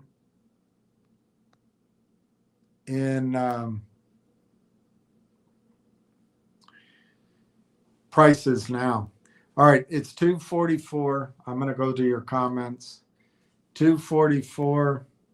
Railtown's 33 cents basically. It's up 0.0113, 0.3294. HLP's flat at 109.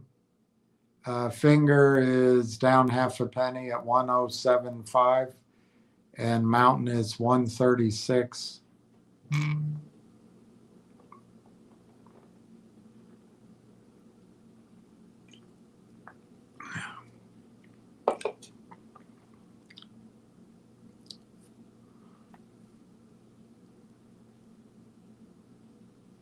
Ward Richardson says, hi, hello, Ricky Brogan.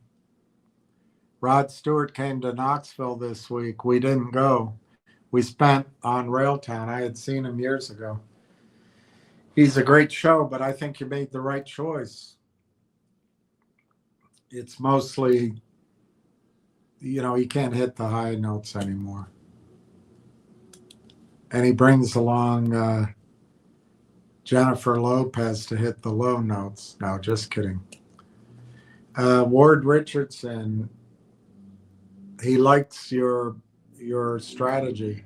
Richard K. Railtown slowly bubbling back up. Break $1 and there'll be a ton of Richard is always Richard can't help himself.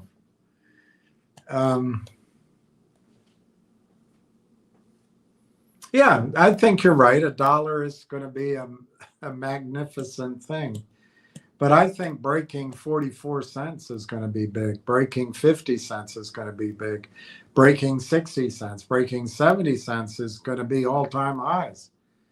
And the move from 70 cents to $1.20 is a big percentage move. Yes, when it gets to $1, $1.20, it's going to bring in new buyers. But if you don't act now, you miss 3x. And I think there's 3 or 4x coming before those buyers come in. But I think you make a good point.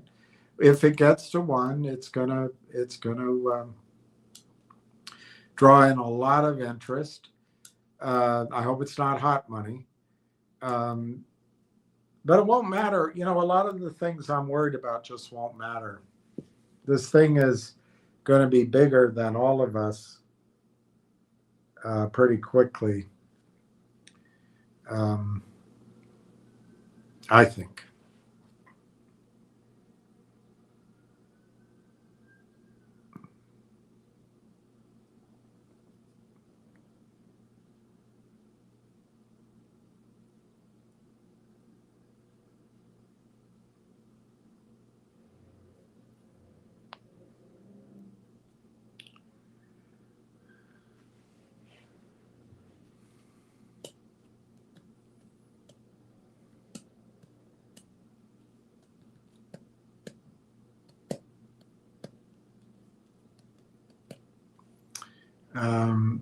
Ricky Brogram. Those are nice diagrams, William and Ward.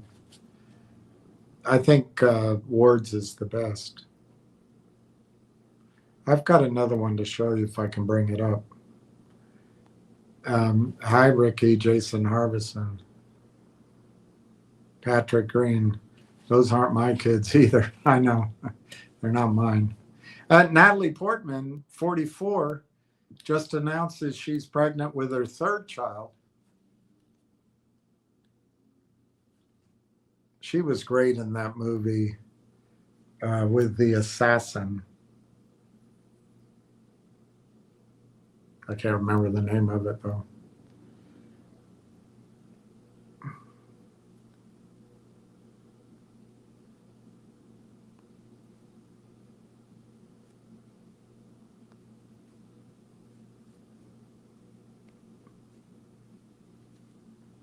All right, I'm going to show you this one, Ricky. Be prepared. This one blows Ward's away. This shows that, well, if it comes up, in the dueling images, this one is the one. Actually, I still like Ward's better for simplicity, and it emphasizes what Railtown does. But watch this one. Does that make sense to you? This is for robotics. And I think the best way for me to read it is to pull it up here on my phone because it's so tight there. But this just shows how, to me anyway, it shows how important, darn it.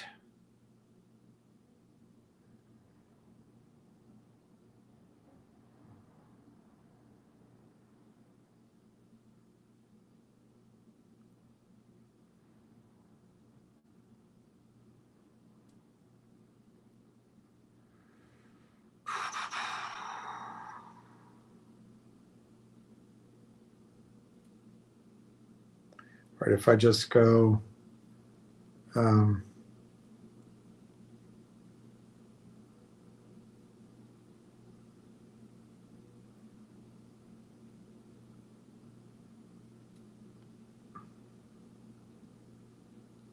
got to find it here.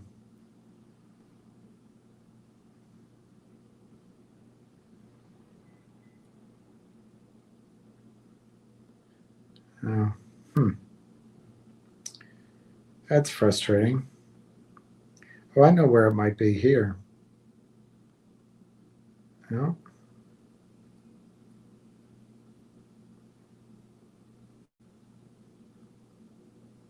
How else can I find it? Well, maybe here. And write today.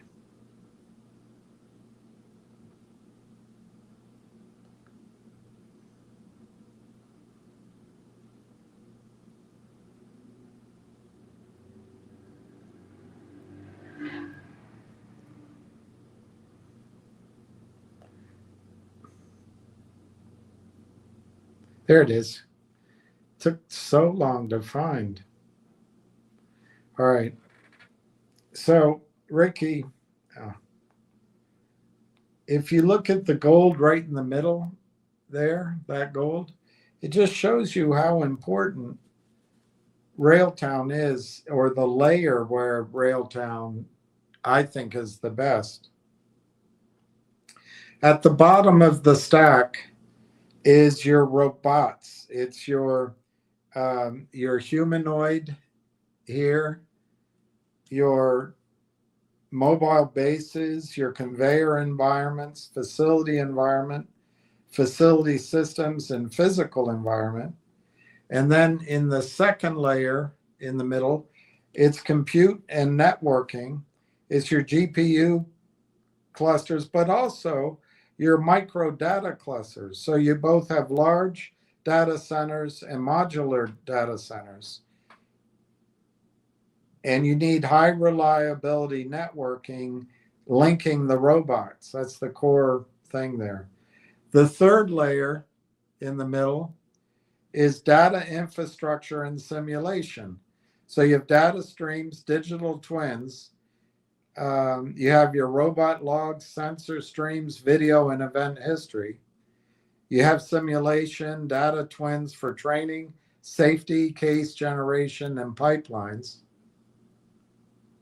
And then right in the middle in the black or deep navy blue is your model and control level layer.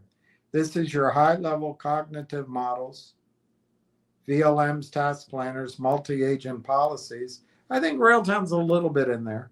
Your low-level control, motor controllers, and I'm not sure Railtown's there.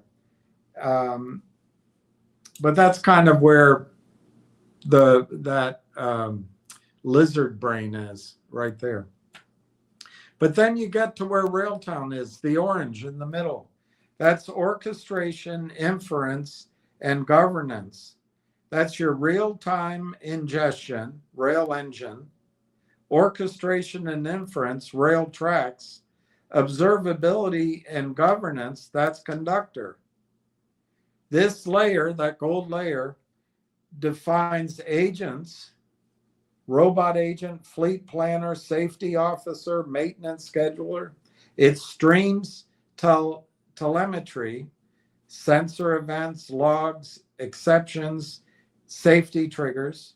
It selects models, tools, and it's for hardware placement, edge or the central data center. It traces metrics, policy, versioning, audit trails, and govern rollouts. And then above the gold layer is your applications and operations. And that's your warehouses, workflows, fleet dashboards. Railtown populates that. Maintenance console, Railtown, I'm sure, populates that. But that's your user up there. Everything else does the work for those users. If you see all these blue and orange arrows going back and forth, you see that the orchestration layer and some of the other parts all affect, they get involved in all of this. Over on the left, the top left is the flywheel. That's the topology, DC demand and flywheel. Every meaningful deployment is a continuous data center workload. That's rail engine. Every meaningful deployment is a continuous data center workload. Data flows back for learning. Large centralized data centers as global brain for training, simulation, and planning and workflows for learning. I can't quite read that. Modular and edge DCs act like the local brain. So what's Railtown's role? It's right here. It's the control planes for embodied AI. Embodied AI. It gives the agents plus real-time ingestion. It does observability and governance.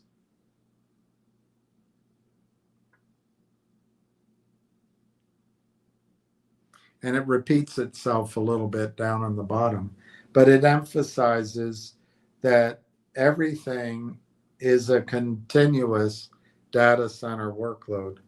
Over on this side here, the 3 AI layers from Morgan Stanley.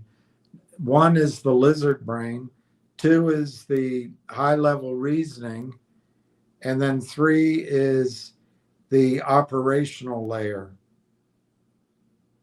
And down here, this one, AI sovereignty and middleware.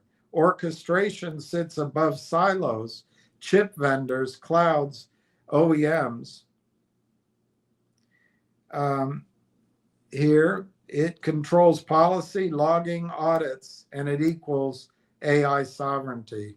And again, in the orange arrows coming out on this side, you've got policy selection routes, warehouse systems, safety interlocks, regulators, operator dashboards, and regulator dashboards again. I guess there's two layers of that. And tool selection. So it's I would argue, even though this is, kind of a artist's rendering, it's not official or anything. It's not issued by Railtown. But I think it shows the importance of that orchestration, inference, and governance layer. And the real-time ingestion, which is implied and shown in other places. All right, so I guess Ward wasn't impressed with that.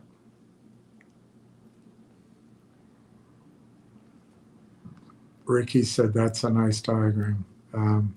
Ricky, I had a Kenwood stereo back in the day, which was stocked. The turntable was on the top.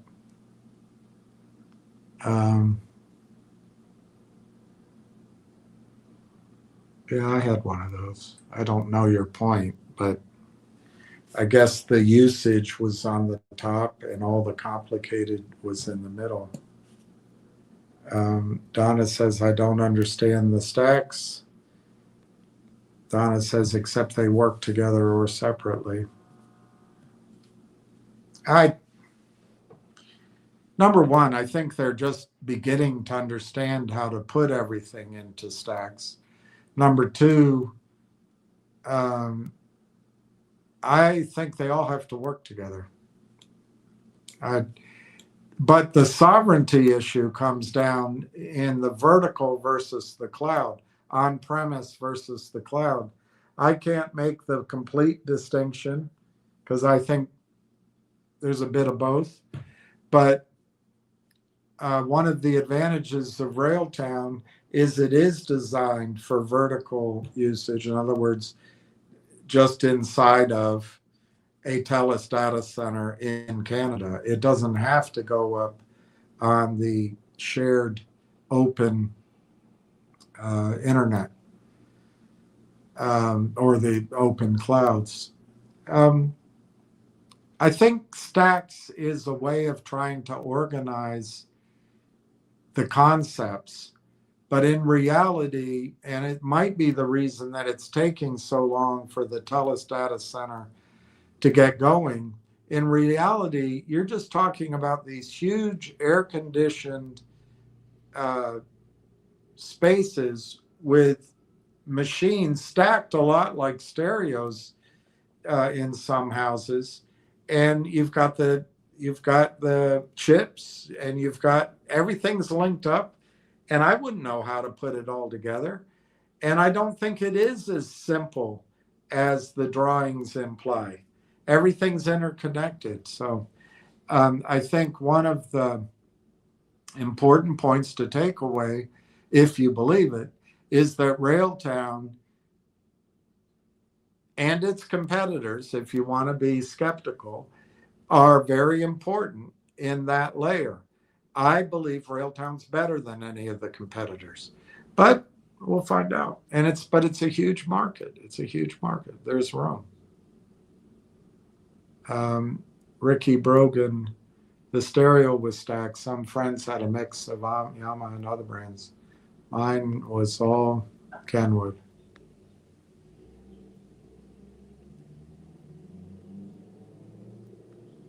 All of this is like its own city, a lot going on. I think the key to take away from it, it is big. It is like its own city, as you put it. And I wonder about Moore's Law. They're all big now, but are they always going to be that big? I don't know.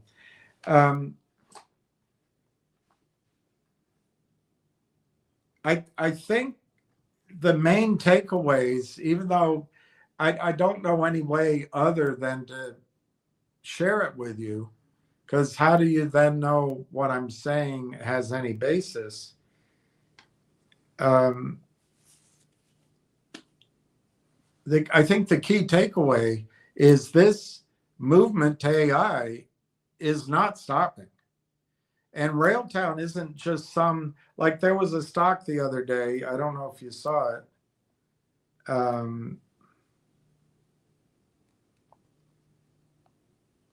It's called Myzeum Inc. They changed their name.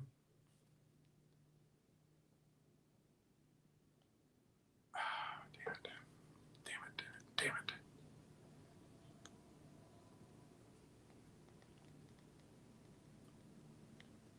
it. They changed their name to Myzeum AI, and the stock went up. Well, that's just a buzzword. They just changed their name and the stock runs. Well, I think one of the takeaways from this, Railtown isn't a buzzword. This is a deadly serious layer.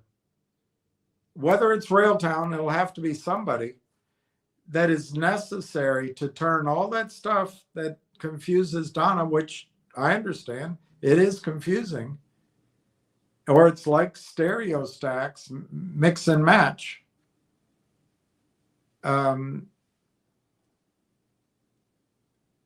Which when you went in the back, I didn't know how to hook them up. That was frustrating back then.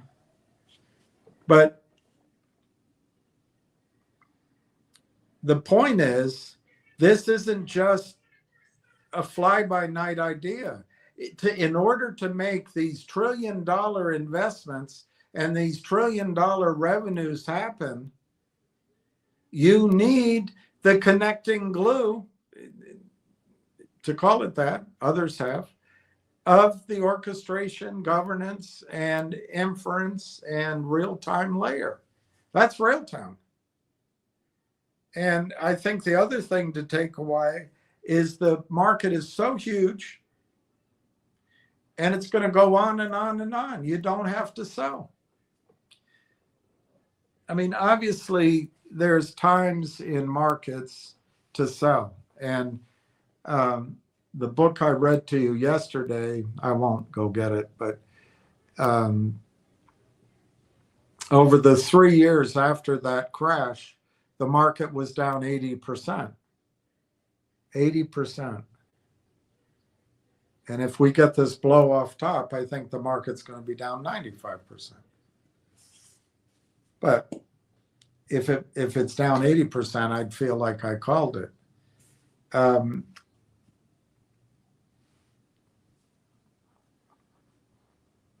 If the market does something like that, the multiples on AI stocks are going to shrink. There just won't be enough money around. But revenues are going to come in. And relatively, I think AI will stay in the leadership role that it has assumed.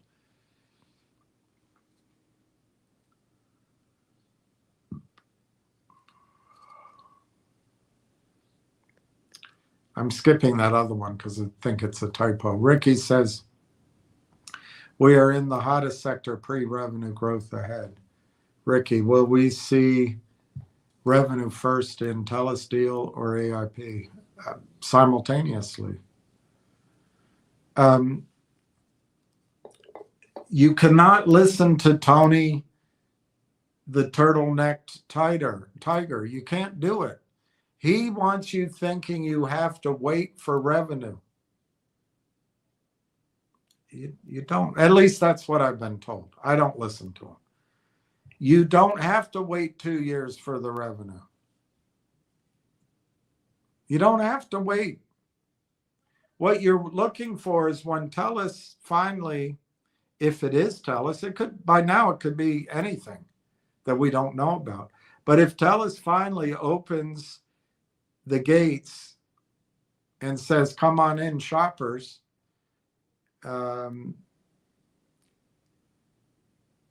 what you're looking for is proof of concept.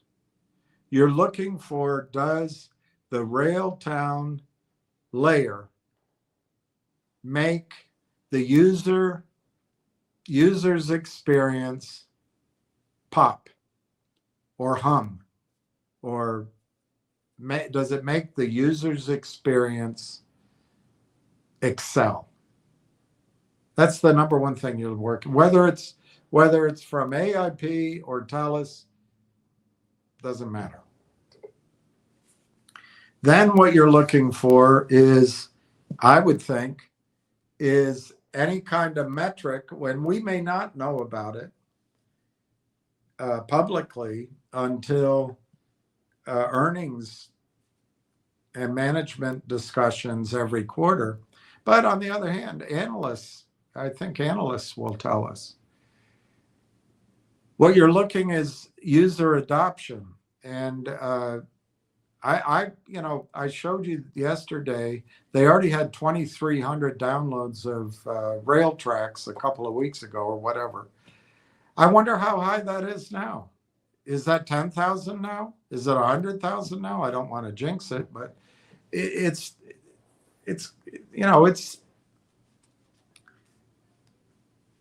like that Pearl commercial. I told two friends, they told two friends, they told two friends, they told two friends. You're looking for a usage and adoption. And how quickly is that growing?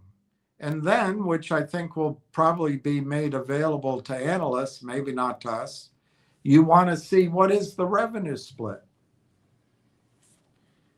And if you wait until the revenue happens and is announced, the stock's already going to be up 20x. Nothing goes straight up. There's ebbs and flows. So what you're looking for is proof of concept that this layer works, it scales, and it absolutely is critical to the user experience to make this whole big white elephant a gray elephant. Without it, it's just a big building with chips in it. With Railtown, it turns all that computer power and all that electricity into usable AI solutions because of Railtown. That proof of concept you're looking for. You can refine that proof and say, is it the best? Is it the only? Is it the critical soup to nuts platform out there that everybody's going to run around the world? Well, that's another thing that might be proven. So you're looking for that. Then you're looking for how many customers and how many are signing up and how quickly. And I'm telling you, analysts can use all sorts of formulae to calculate and project what the users will be in a day, in a week, in a month, in a year. So you take, does it work and does it scale and is it great? That's all kind of subjective, I guess. And then you add it to our customers signing up. And remember, through the Telus data center,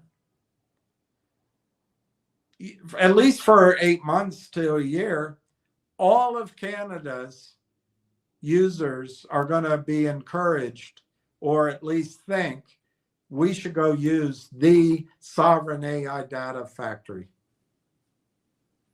So I think you're talking about going from 1,000 users to 10,000 to 100,000 to 1 million, maybe to 10 million very quickly. So you've got proof that it's a good product and it does its job. You've got proof of acceptance and rapid growth. And then all you need, if you're an analyst, you want to see the revenue numbers. What's the revenue deal? I don't think we're ever going to see that, but we might. So an analyst can put together, okay, it's a great product. Everyone loves it and it's doing its job and it's scaling and it has the capacity to keep growing. The users look like they're going to grow from a negligible amount to maybe, I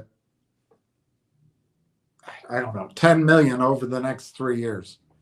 And then the revenue seems like it's going to grow to from in Telus over the next 3 years.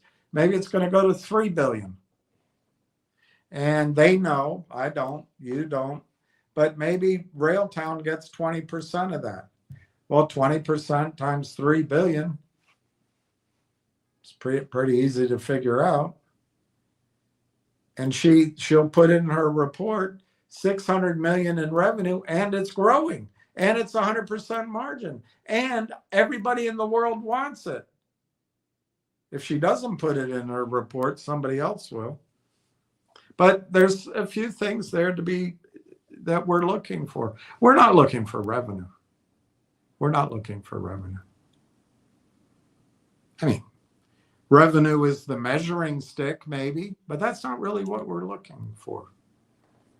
We're looking for projectable growth in users and projectable revenue down the road. But if you wait for the revenue, you're going to miss the boat.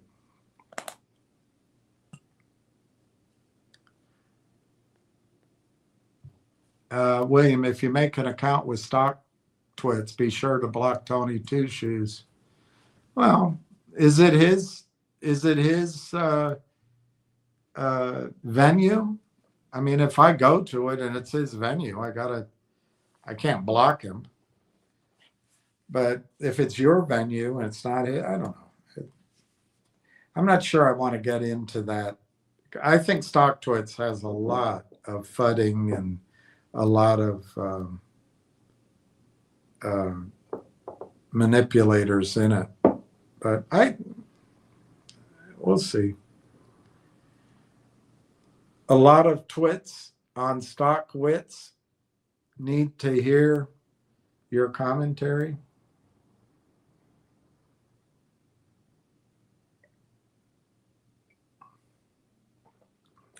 All right. I'll think about it. I can barely keep up with this. I'll try to figure out if I can link this to StockTwits or I can upload to StockTwits or use my wits to become a twit.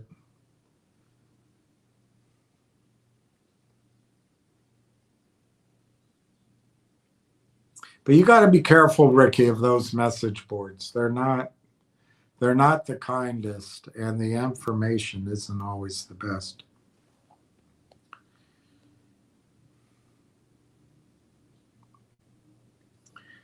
You have 14 minutes, maybe, to buy the stock. Yeah, you always say that. I know. So the stock's essentially 33 cents.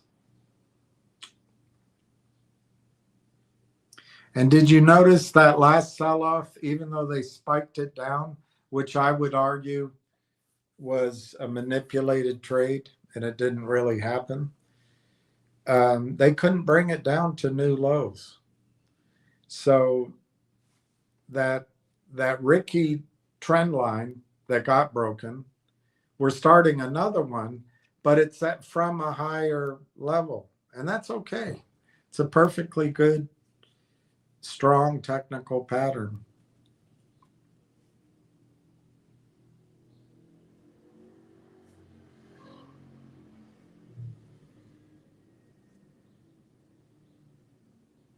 The volume is 67,750 shares. And the last trade that I see is 100 shares at 11 o'clock, 11:18. 100 shares.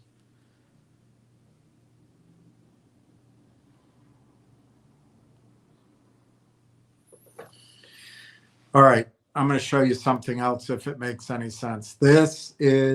We've got 40 minutes.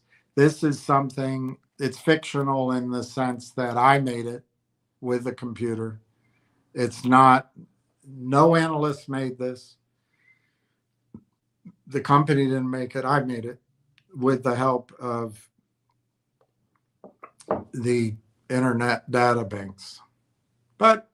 And they had some theories that they brought in that I didn't bring in. But what this does is it gets you thinking about the size of the market that Railtown is addressing. And it gets you also, I hope, thinking and realizing that this is all a brand new market. It is being housed on, built on top of the backbone of the previous technology revolution. So it, to build out all the internet connectivity, remember how you'd have rural connections, how your streets were dug up? At least they did it here. It was terrible. They had our roads fixed, just massive projects to strengthen our roads, and then they tear them up for Verizon, and then they tear them up again. But that's all in place. They have to build the data centers, but the rest of it's in place. They have to improve the power grid. China has a power grid. We don't, because we've been spending our time bombing deserts and assaulting mountains. I'm sure for very good purposes. All right, let me just show you what I thought it was very well done, and I'm amazed by it.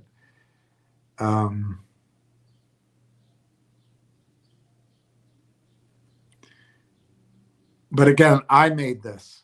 Just to be clear, this doesn't exist anywhere except some of my concepts and then the computer doing the rest. But look at this.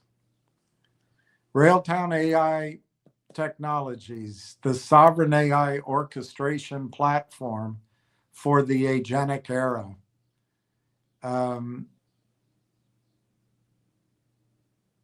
The AI orchestration addressable market in 10 years, 82 billion.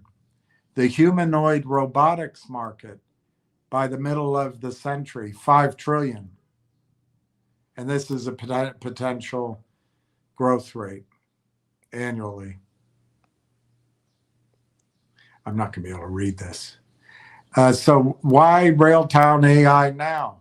Full stack platform, end-to-end AI agent development. In other words, real-time ingestion, Rail Engine, orchestration, Railtrax ADK, observability, Conductor, not a point solution.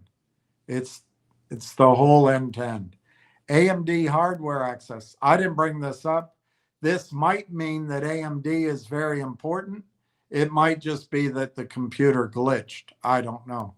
But AMD hardware's access accepted into AMD's Advanced Micro Devices ISV partner program 3 years ago. Direct access to AMD's high performance GPUs, processors, and technical resources to optimize platform performance. Sovereign AI moat. There's a barrier to entry. The others out there competing, they don't have this. Canadian resident data stack, data stack, powered by Telus GPU infrastructure. And Uniserve, we forget about Uniserve. It's smaller, but it's just as good at proving a concept. Canadian resident data stack powered by Telus GPU infrastructure and Uniserve hosting. Meets data residency, privacy, and compliance requirements.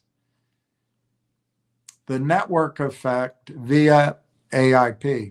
180 AI solution providers across 13 countries acquired AI partnerships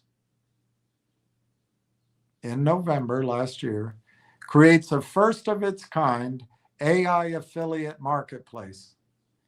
Massive total addressable market expansion. AI orchestration, 82 billion by the middle of the next decade. Humanoid robotics, 5 trillion by the middle of the century. Agentic SDK market, 16 billion by 2030. And that's probably that's a small figure. But it's a huge market.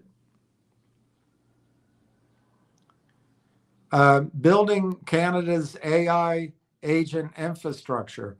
Railtown Technology builds AI developer tools and agentic frameworks that power the next generation of intelligent applications. Founded by proven tech founders with 6 startups, 4 M&A exits totaling 200 million, and experience raising a lot of capital. The company has 2 provisional patents, I think it's up to 4 now, and a 100% proprietary software as a solution platform.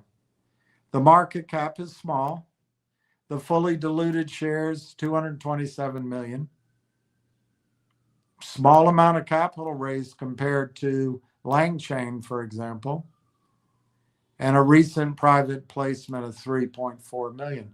The platform stack of Railtown, Conductor at the top, agent observability and productivity, Railtrax ADK, agent development kit and orchestration. And then Rail Engine, real-time event-based ingestion. And this says January of 26. It might have been February of 26 because it was reported the same in both months. But it just became available. It's a huge breakthrough. Telus Sovereign GPU and Uniserve. Canadian resident secure compute. That's huge. That's the moat. AMD ISV partner. Again, I didn't emphasize that.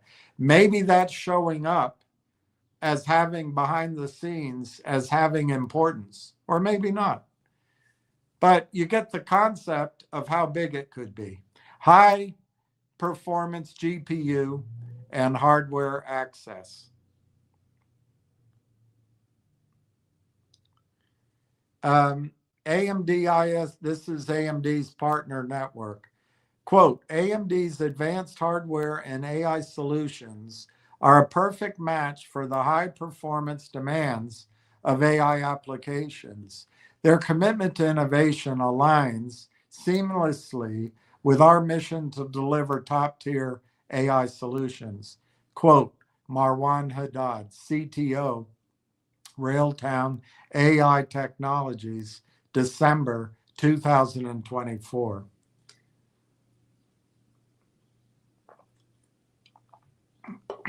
High performance GPU access. Leverage AMD's advanced processors and GPUs to optimize the Rail Engine ingestion layer and Railtrax orchestration engine for AI inference at scale.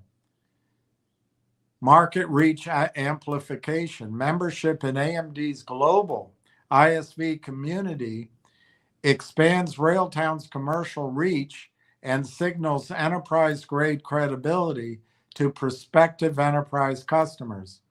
Technical resources and support. Access to AMD's latest hardware solutions, technical expertise, and engineering support, keeping Railtown's platform at the forefront of AI hardware innovation. Heterogeneous compute routing.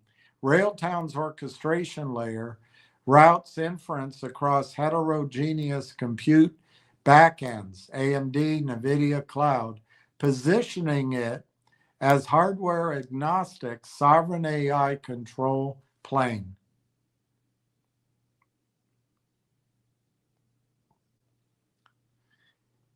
Rail Engine, real-time event-based ingestion. Before this, prior to Rail Engine, you had batch processing, periodic batch drops introduced data lag or log. I can't read that. Probably both, but probably lag, introduced data lag. AI agents act on stale context windows. Manual integration pipelines are brittle. Limited RAG freshness in enterprise environments. That's what's before. After Rail Engine, nobody has it except Railtown. Well, I'm sure there's competitors by now. When you're going after $1 trillion markets, there's going to be all sorts of innovation going on. But after Rail Engine real time, streaming event-based ingestion, agents act on live, context-rich enterprise data, pre-built SaaS data connectors, zero friction, and it's a full RAG freshness with semantic search. Advanced RAG enables instant launch RAG workflows with context-rich, searchable enterprise knowledge bases, sovereign compute, deployed on Telus, GPU infrastructure, and Uniserve hosting, 100% Canadian data residency. Software as a solution connectors, pre-built connectors for seamless ingestion from any source into any destination. Scale ready, industrial grade, production ready foundation for large scale agentic AI deployments, large scale. Quote, with this launch, Railtown delivers a complete agent development platform from real-time data ingestion through agent creation and observability. Corey Brandolini, CEO, Railtown AI Technologies, soon to be billionaire.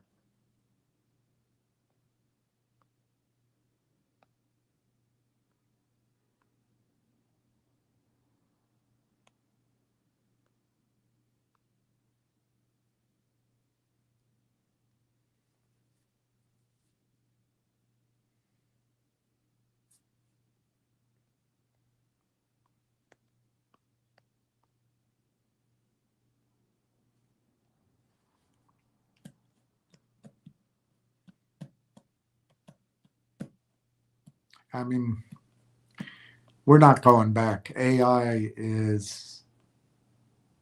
don't think AI is the future. I think AI might not even be the present. AI's been going on, so it's kind of the past, present, and future.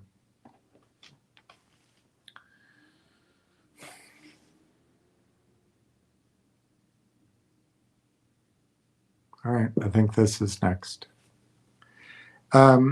Railtown versus LangChain and the orchestration stack. Capability, Railtown AI versus LangChain LangGraph versus Llama Index and others. It's very hard to read. Data ingestion, Railtown, real-time event-driven Rail Engine. LangChain,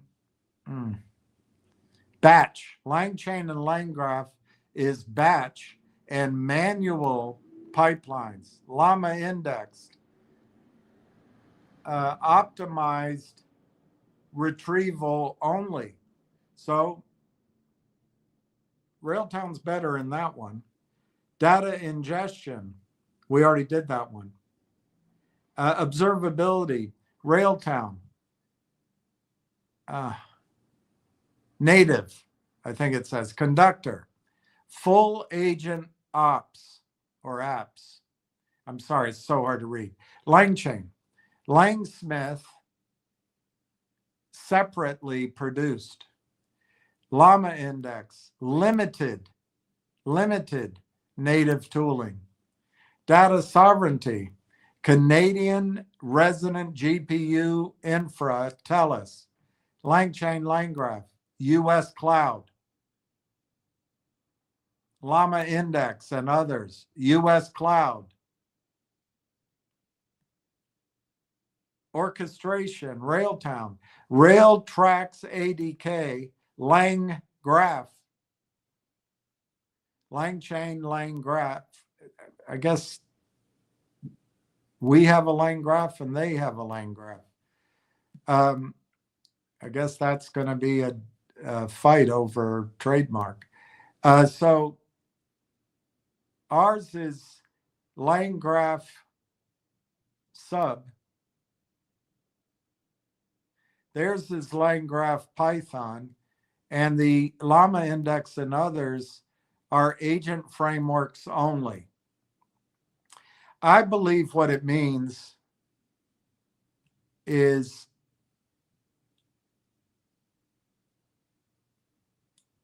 and it may not apply to this orchestration layer, but I think it does. Railtown, you can take it out of the box if you're a developer and you already know how to use it because it'll use whatever language you're in. All right, distribution. Railtown, AIP, 180 providers across the world. LangChain, LangGraph, it's an open source community.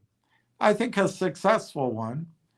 Llama Index and others, open source community.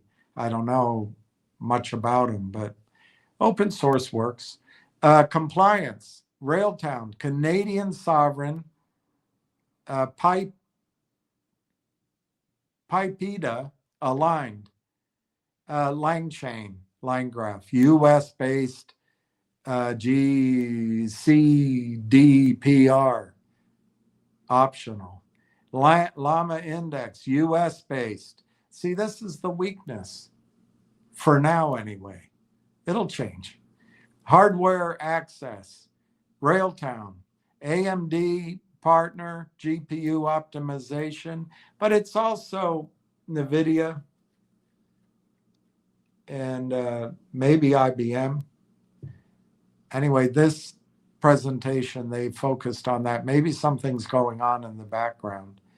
Hardware access, LangChain is hardware agnostic. I would argue Railtown is as well. Llama Index is hardware agnostic as well.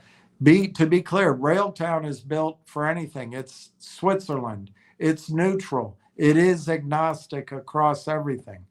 A business model for Railtown, software as a solution plus revenue share plus marketplace. LangChain, LangGraph, open source, and Langsmith, software as a solution. Llama Index and others is open source plus hosted. That's their business model.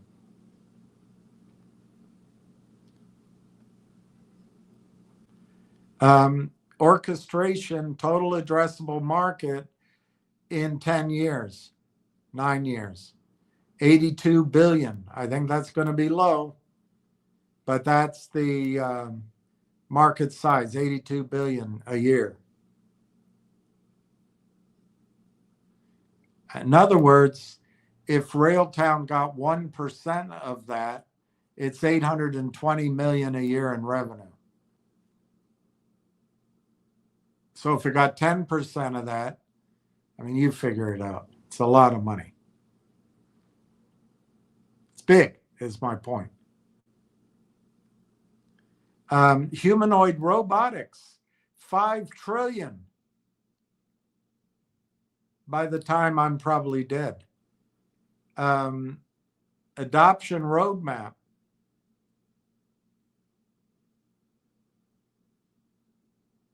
$1 million humanoids deployed this year. Early factory and warehouse pilots, and for the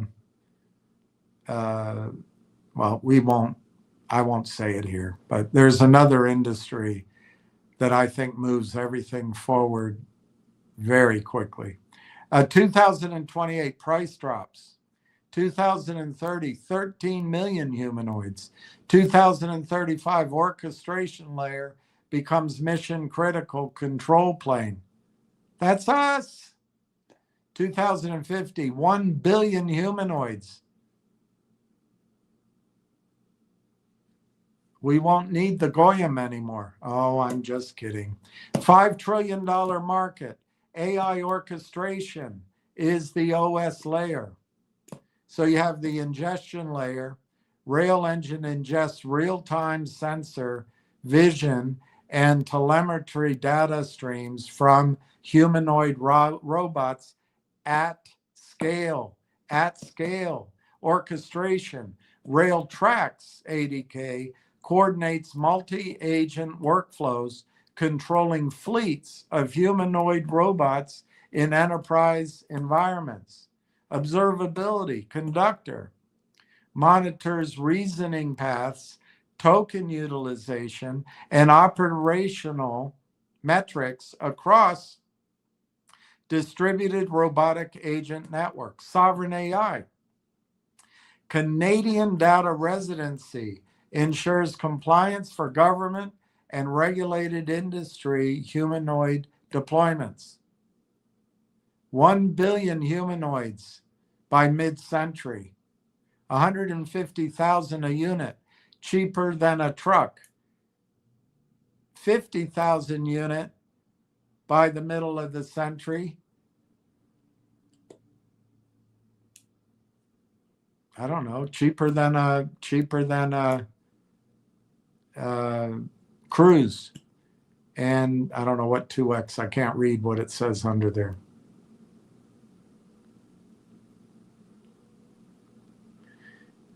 Revenue multiple scenarios. Conservative 10 million, base 25 million, Telus revenue share 40 million, full throttle 175 million. 75 million, bull case 150 million. And if you have these different multiples, let's just go to the top, the biggest one they give, 10x, because I think 10x is low. And you get an enterprise value in the bull case of 1.5 billion. And if you use an 8x on a per share number, right now, the conservative case is where the stock is priced right now. And the conservative case is you do 10 million a year.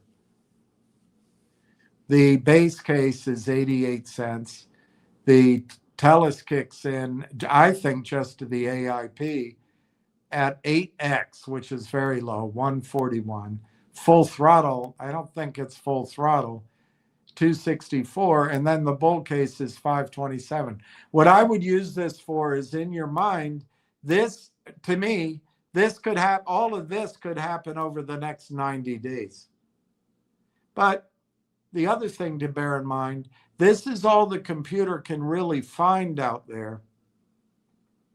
And even with my nudges, the computers can't bring themselves to see what isn't there. You're a human, you can.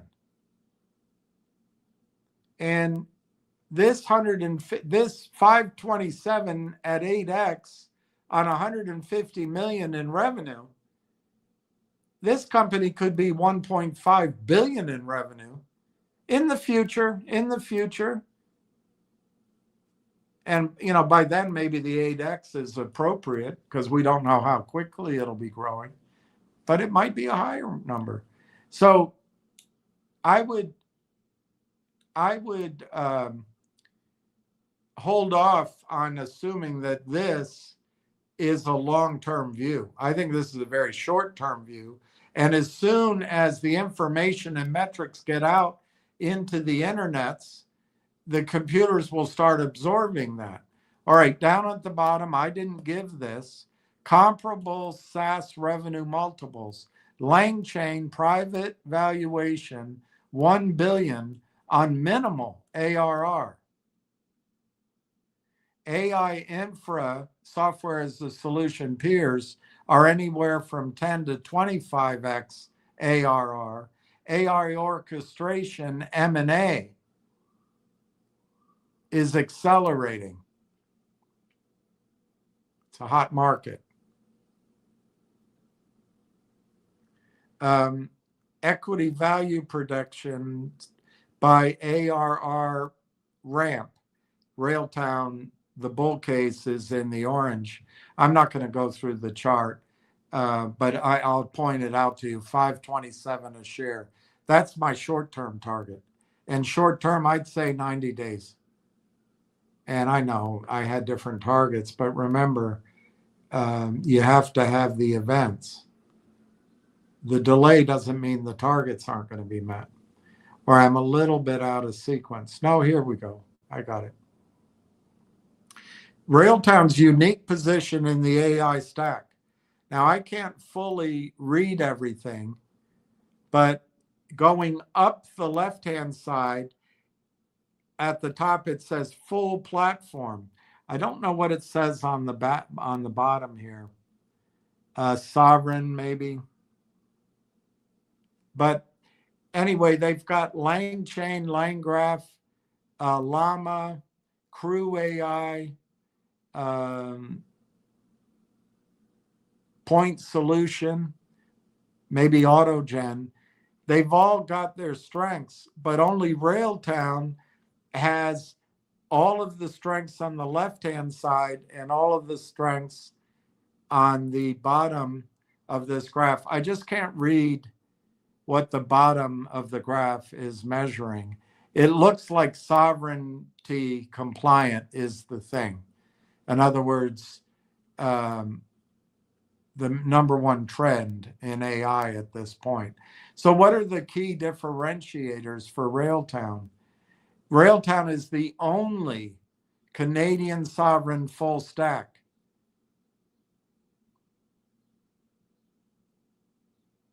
It's a safe orchestration platform with Canadian resident GPU infra for regulated verticals. Railtown is real-time processing versus batch ingestion. Rail Engine's event-driven model eliminates data lag, affecting every batch-based competitor. That's huge. End-to-end from day one. Railtown is end-to-end from day one. Ingest, orchestrate, observe, all in one platform. Not a patchwork of open source tools. I don't know how important AMD is, but they seem to think it is. AMD hardware acceleration, direct ISV access to AMD GPU stack. Peers only rely on default cloud hardware pricing. Yeah, I see, that's pretty important. 180 provider distribution. They have something like 5,000 to 6,000 end users. AIP Networks provides zero cost of acquisition affiliate distribution, unavailable to open source frameworks. I agree, that's a big deal.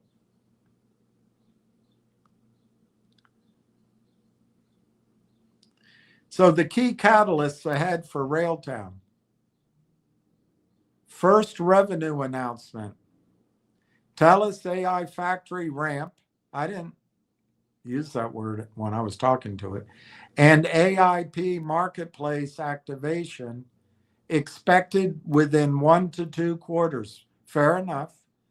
Any confirmed ARR immediately. Any confirmed revenue immediately re-rates this stock. Immediately. AMD platform optimization.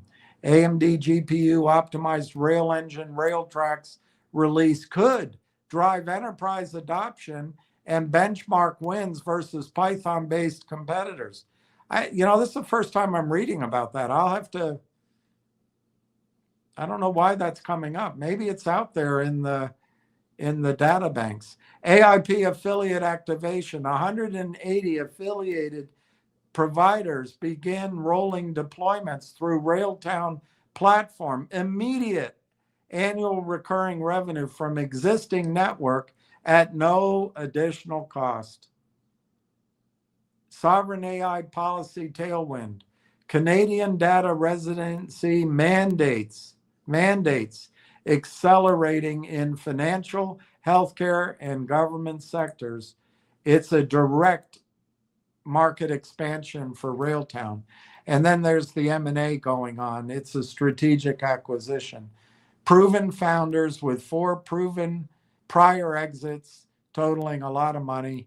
Platform IP and architecture are natural acquisition targets for hyperscalers or telcos.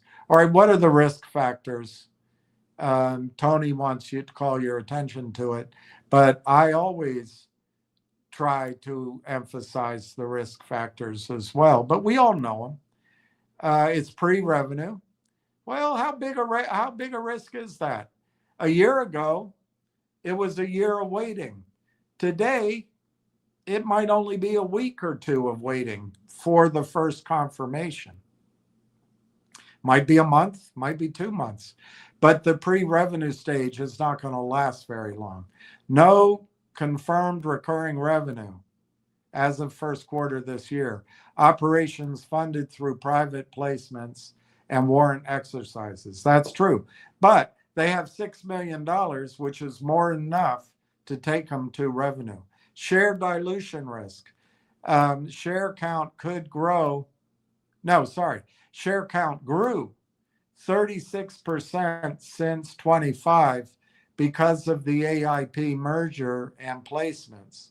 Further dilution likely to fund ongoing operations. Well, that's all the information they have. I strenuously disagree. They're not going to issue any more shares to fund operations. They got all the money they need, and as revenue comes in, they don't need to do it, but it's a risk. Competitive intensity, LangChain, Llama Index, Crew AI, and well-funded US players with large developer ecosystems pose material commercial threats. I agree with that. That's one of the things. It's a race. I agree that those are threats. But luckily, I think Railtown's about to shoot out of the gate and lap these guys. But maybe not. Railtown might be in a position with huge monthly revenue to buy Crew AI. I'm making it up, but you get my point. There could be consolidation in Railtown's favor if it has, let's say, 20, 25 million a month in revenue. That's based on my projections I've shown you before. Telus partnership timing. Revenue share terms not fully disclosed. That's right. Scale and timing of Telus AI factory ramp remain uncertain contingencies. No kidding. We've lived through that risk factor. I think it's coming to an end. Microcap liquidity risk.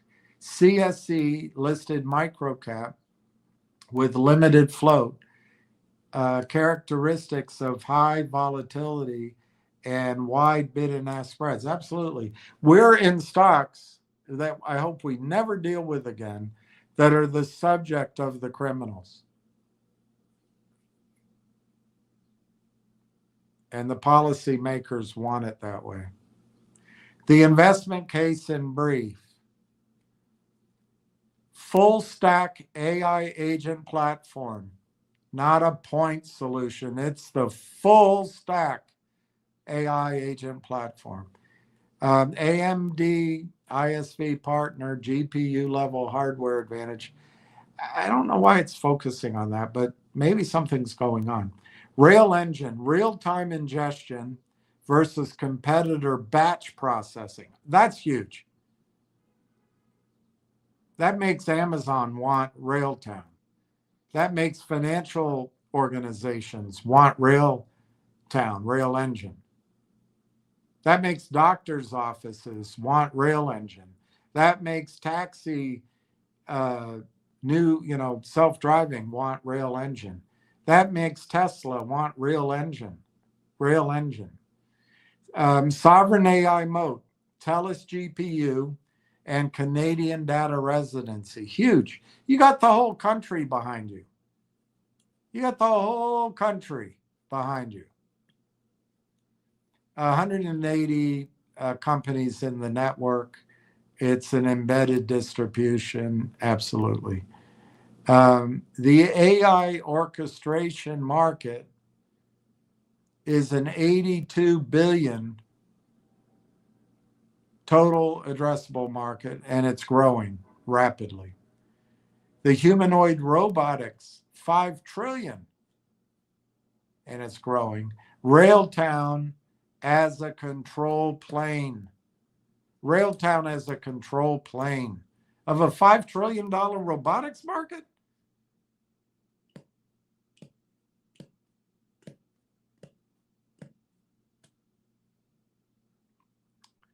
Pre-revenue inflection point. First ARR is the catalyst.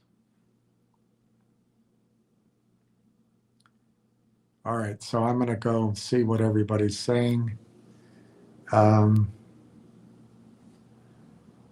right, I lost the messages, but I had already gone through them. Ricky Brogan, I think I said this one. A lot on stock twits. Need to hear your commentary. I don't know. I get the impression most people don't want to hear my commentary. Ricky Brogan, stock twits is how I told Courtney about RT. She's going to be very happy she met you through stock twits. Ricky Brogan, that's some big numbers. Yeah, it is. Ricky Brogan, Oracle's founder, Lawrence Ellison, is one that might put a hostile bid in. Well, you bring up something that nobody can control. As Railtown goes about its business, I think there are going to be offers to buy the company. I no longer am worried that the company's going to sell for $5 or even $15. I think the company and the board that they have, the advisory board, realize that anything below maybe, I don't know. This is my gut instinct. Anything below 10 to 15 billion as an acquisition is selling too low. And I think if someone were to pay 10 or 15 billion for it, they better do it next month. Because I think if everything goes swimmingly, you can make a really good case that Railtown could be worth 25, 30, 40 billion, $50 billion. That's my opinion. Those revenue targets are gigantic. And they don't have to build anything. It's software. They don't even have to deploy anything. Well, I guess there's a bit of deployment, but the people doing the work are Telus. That's one data center. I mean, guys, you're in something I don't think you realize how lucky you are.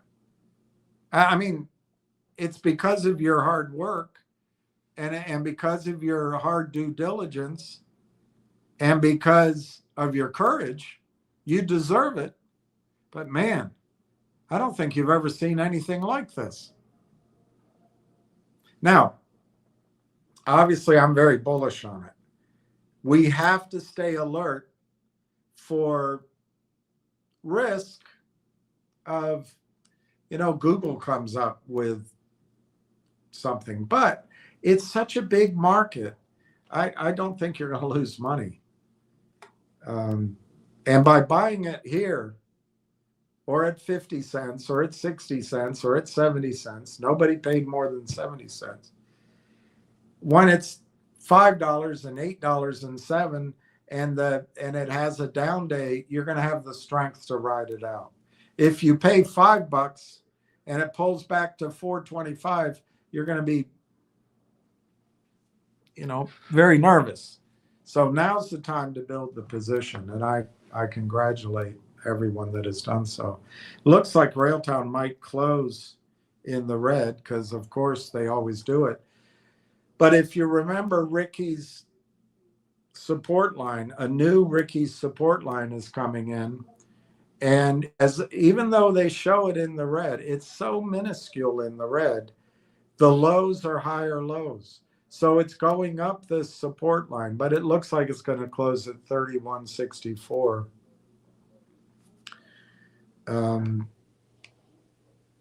150 shares. 150 shares is going to price it in the red. But there's bid size is 30,000. I have a feeling that bid size is real. It might be real. That bid size might be real. The ask is fake. 31.48 to 32.91, 74,450 shares volume, less than a minute to go, and 31.47 still on the bid, 32.91, 32.90 on the ask. They're 32.91. They're moving around. They're trying to make you believe there's a lot of stock for sale. There is no stock for sale. Learn from these other disaster investments we all made.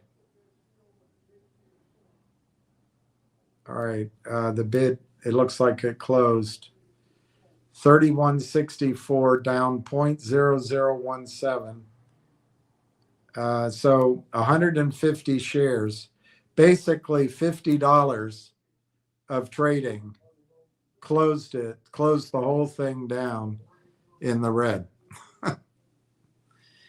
It's a joke. It is a bloody joke.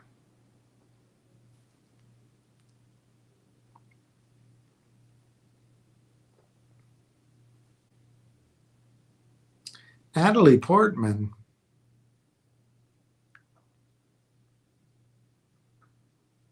I wonder if I don't know who she's married to, or maybe she's not.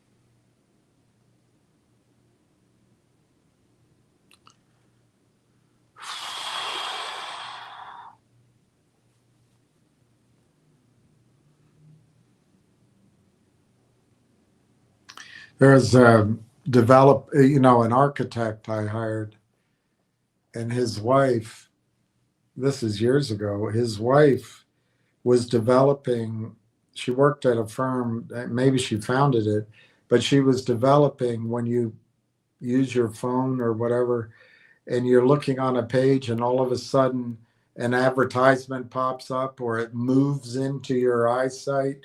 And every time that happens, I think of her. It's like, how annoying. But you're right. Sorry, I got off track. The company might be subject to hostile bidding.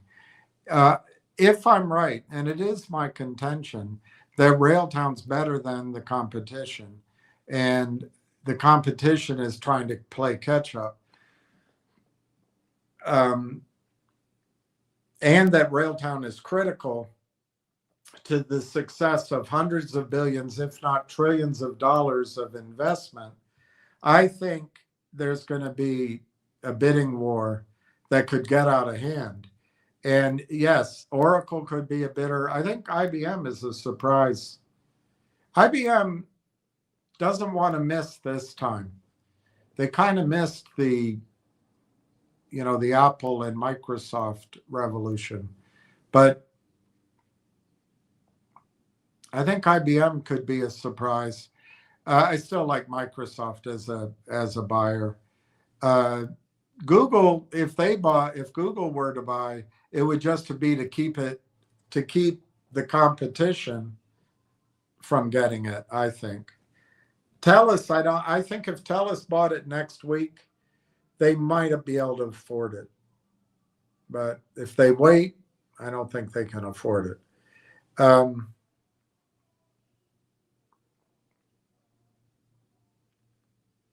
You know, would a Tesla buy it for his rockets and his space data centers and his robots and his strategy? Maybe. Amazon's a logical buyer because of the robotics side. We don't hear much about Apple, but Apple, you know, to my way of understanding, IBM stayed with the mainframe idea of computers too long. So basically, in an office, the brain of the computer was a huge room full of computers. And I guess you had, I don't know, little input output terminals at various desks. But when Apple and Microsoft came along, and to a lesser extent, maybe a Dell or something like that, all of that data processing power went into the distributed computer.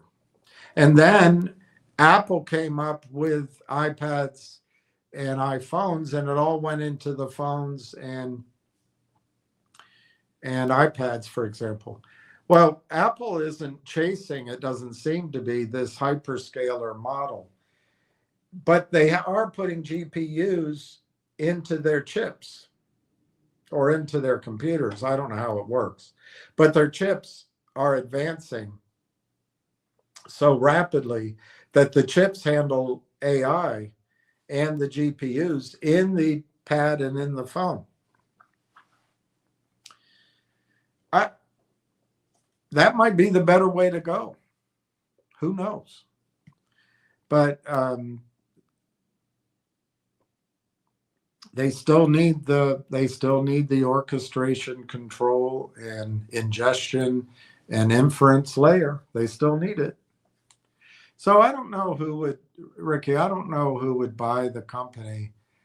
I've had several conversations with Ward about it, and he kind of went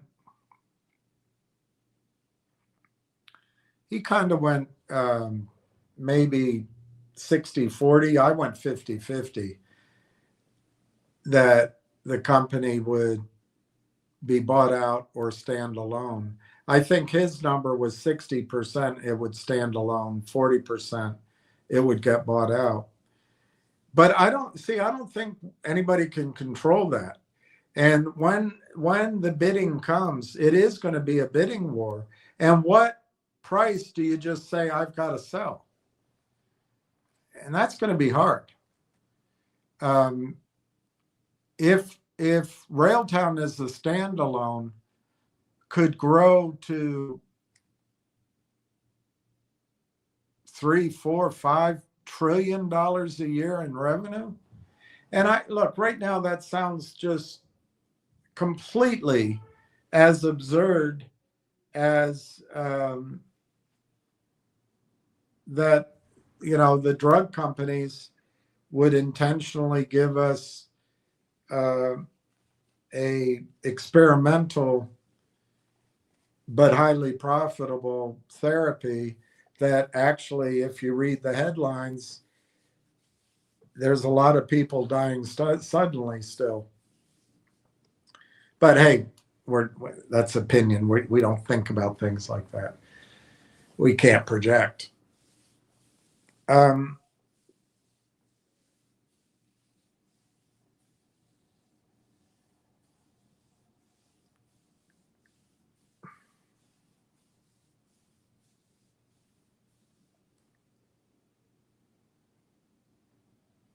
If the robotics industry is 50 trillion,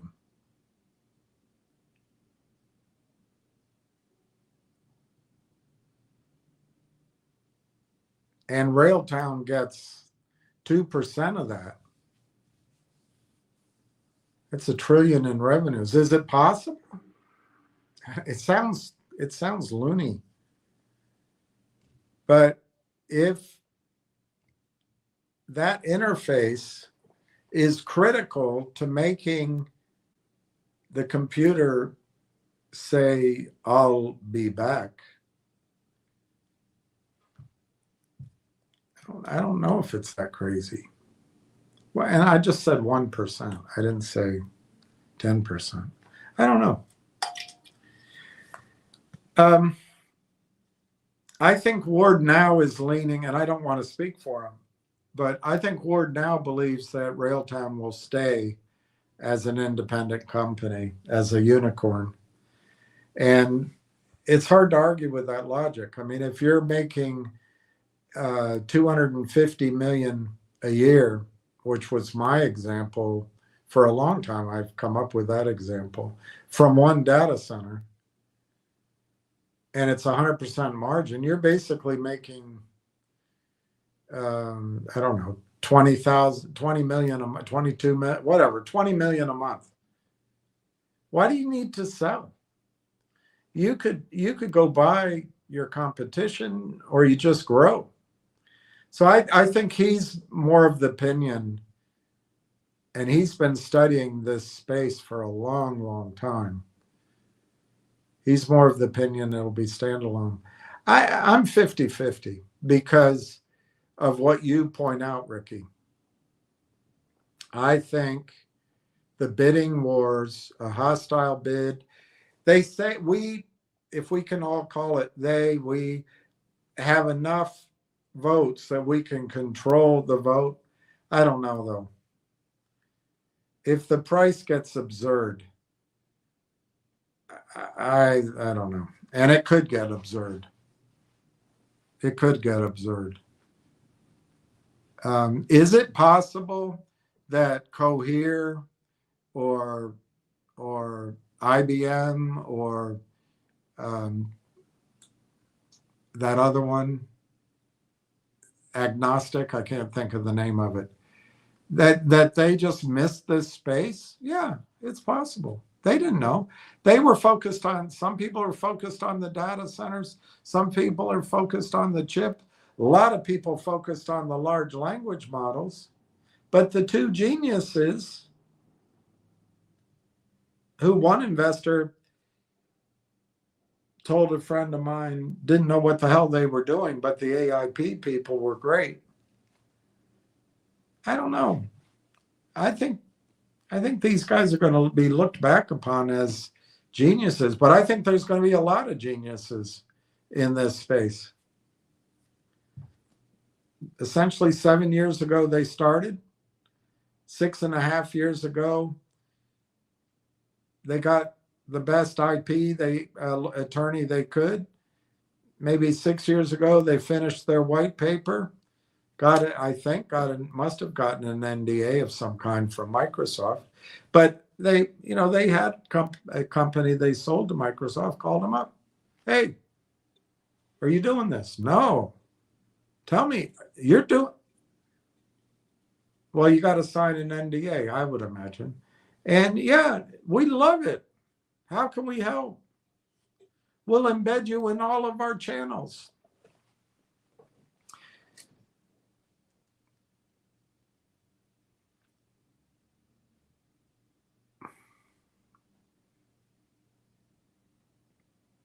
I'd say Microsoft, IBM, maybe Oracle, and Facebook get in a bidding war. And then Ted Kennedy shows up. Just to keep our tea out of some other company's hands. Absolutely, Ricky. Now you're thinking. Although Lawrence is shrewd, probably be a good company if they did buy us. I want to stand alone. Well, I don't know. We can't control it.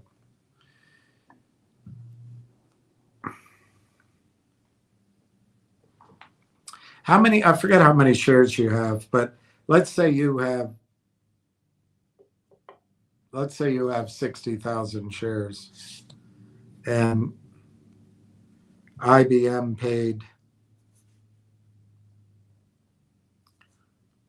I don't know, let's say IBM paid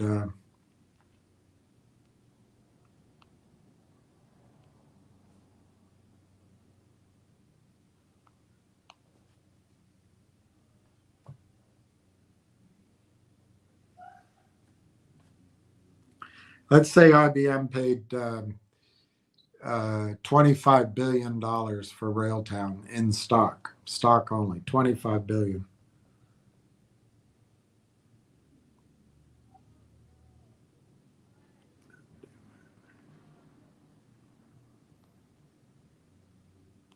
And the stock price didn't change, which is not likely.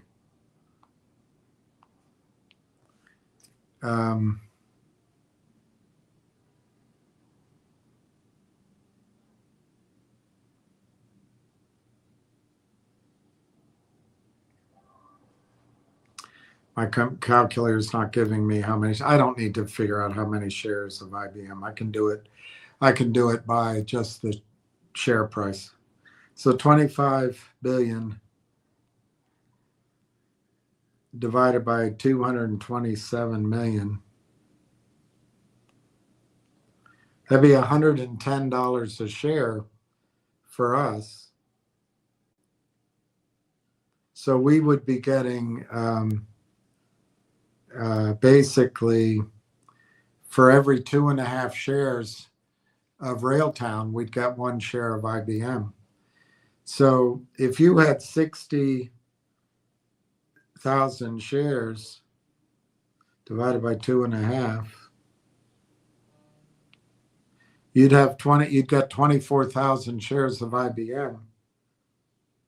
And I think, let me go to Yahoo.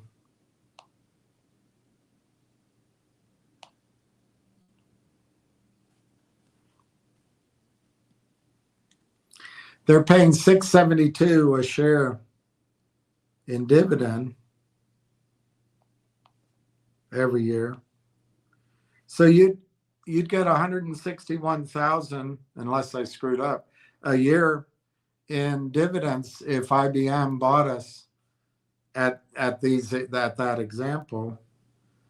So you could just hold your IBM stock and get 13 grand a month, 13,500 a month.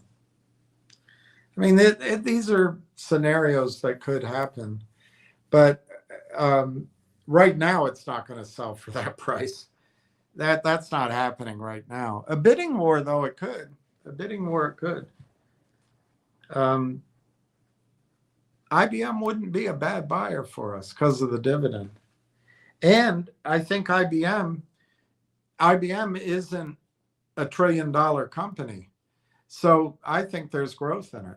Anyway, Rick, we can't figure out who's going to bid on us and try to buy us. I think it would be very hard for the board to turn down a $100 a share offer from IBM now. But in 6 months, it might not be hard at all to turn that offer down. So there's a lot of timing, a lot of performance and executing. It's just a hard question to answer. But I think you're right. There will be bidders that try to keep it from their competitors. Did Corey just come out and say to you he planned on selling? No. Did you hear me say that? I didn't say that. I didn't say that at all. I never said that. I mean, all Corey would do is if an offer is made, he would put it out to shareholders. But I think if an offer is low, Corey and a group of insiders have enough stock, they can block the sale just by their vote, because you got to put it out for shareholder vote. And if they don't like the deal, they vote against it. It's not happening. Maybe I said that, but I didn't say Corey's selling. No. You guys, Ricky, you don't realize how dynamic this is. I would say 2 years ago, if somebody had offered Corey even a reasonable deal, $2 or $3 a share, he might have sold.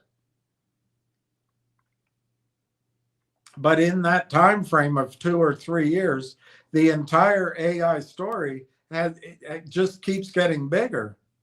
But more importantly, these two geniuses staked out a space that nobody else was in. But it's a real solution. So now it's different. Now the story's changed.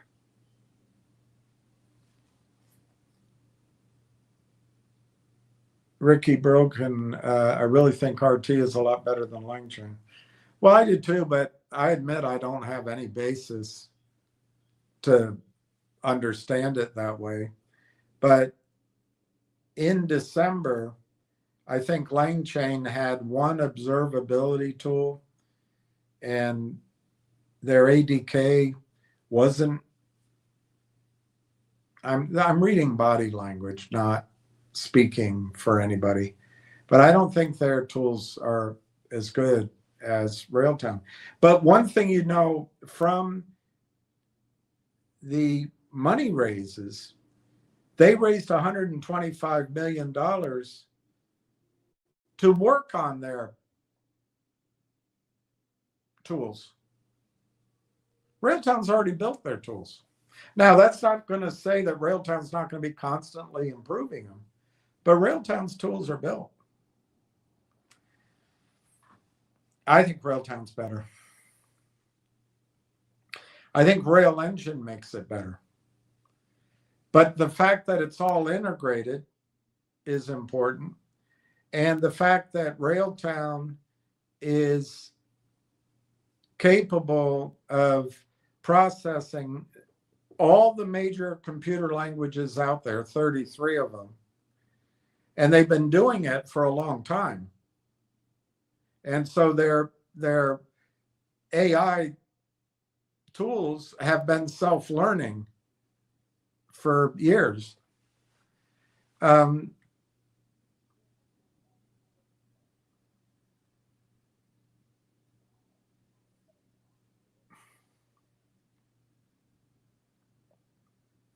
mean, I already said the real time is important, so I won't repeat that, but it is important. I think the IP is very strong and respected.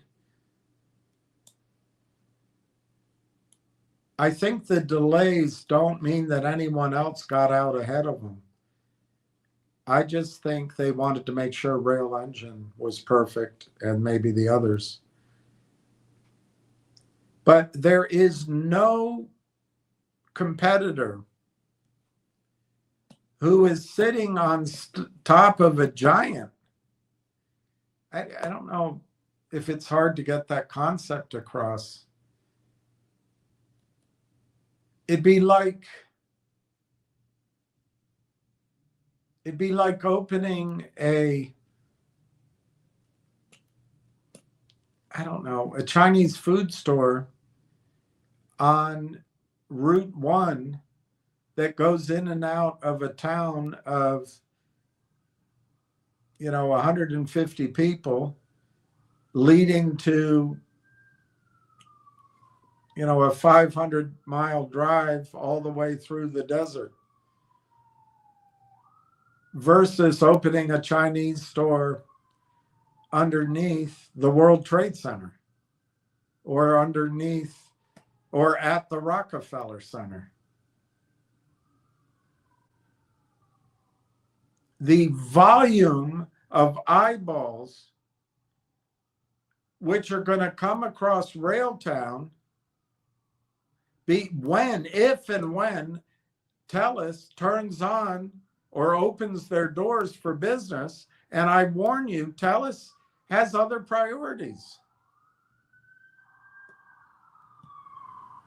There's a elementary school in the Southern Don region that needs some Nancy Drew books, and Telus has put that together, and they have to have their mid-manager vice president of something or other put out a press release, and she's going to put out all that, but that has to go out first. So I just warn you, Telus can take a while. But once Telus opens up the spigot, turns it, pulls it, hooks it on, hits the button,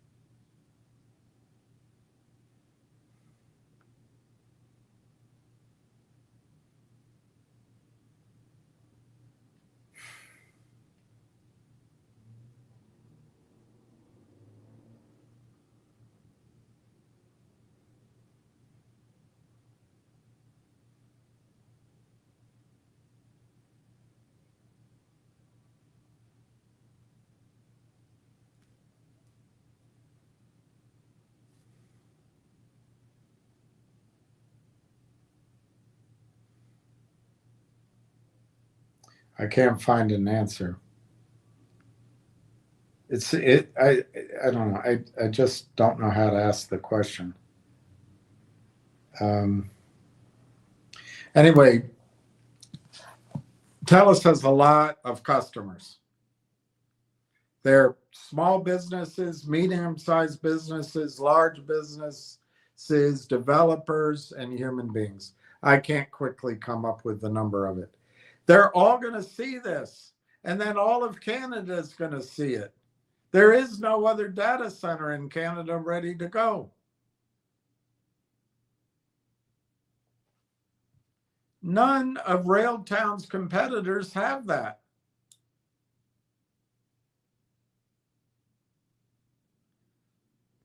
It's like all of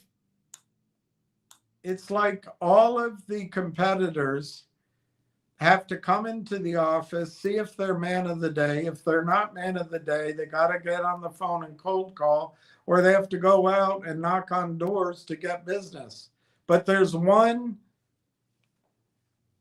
guy that the manager directs all of the incoming business to, and he just has to sit there, and he gets the new corporate accounts, he gets the new managed accounts, he gets the directed syndicate accounts, he gets the investment banking coming through him, all because he shines his shoes and he's tall.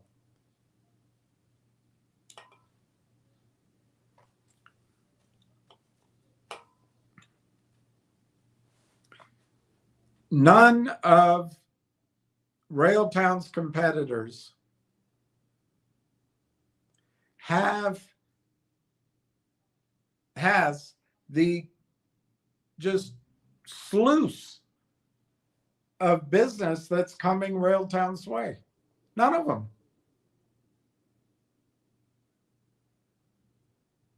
So Railtown doesn't have to be better than Langchain. It just has to do the job. And you're going to see Railtown can scale. I left that out. Railtown's built to scale. Langchain's very clunky. You got to put a chain to a chain to a chain to a chain. Railtown, I don't know. I just feel like I'm saying the same thing over and over again. The Telus data center has something like 4 or 5 users right now. Big ones. That Telus data center could go to 10,000 users overnight, and then go to 1 million users overnight, and then go to 2 million users, and then go to 20 million users by the end of the first fortnight. And Railtown can keep up all the way.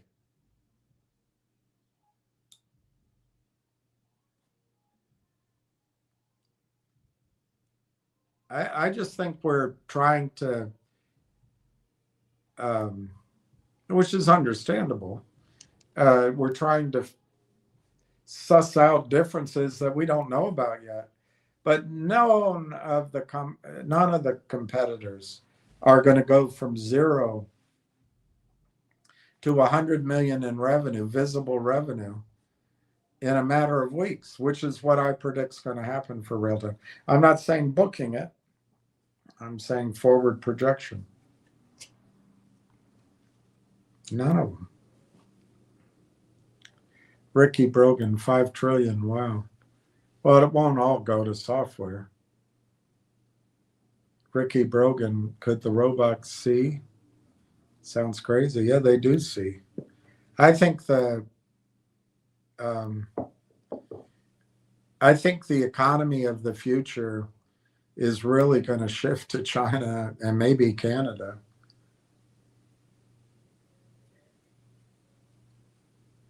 But I bet Japan's built some robots. I don't know. We'll find out.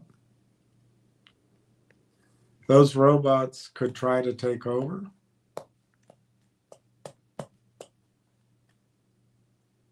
They already have. They already have. But you don't know it yet. Ricky Brogan, AI is the future. I remember going to Edward Jones in the 90s, and the gentleman was saying stuff like he thought the internet era was here to stay. The internet era is here to stay. It's not going away. But what's going to happen, you're not going to use it anymore the way you use it now. You're going to have personal agents that learn your preferences, and you probably won't even have a computer. It might be a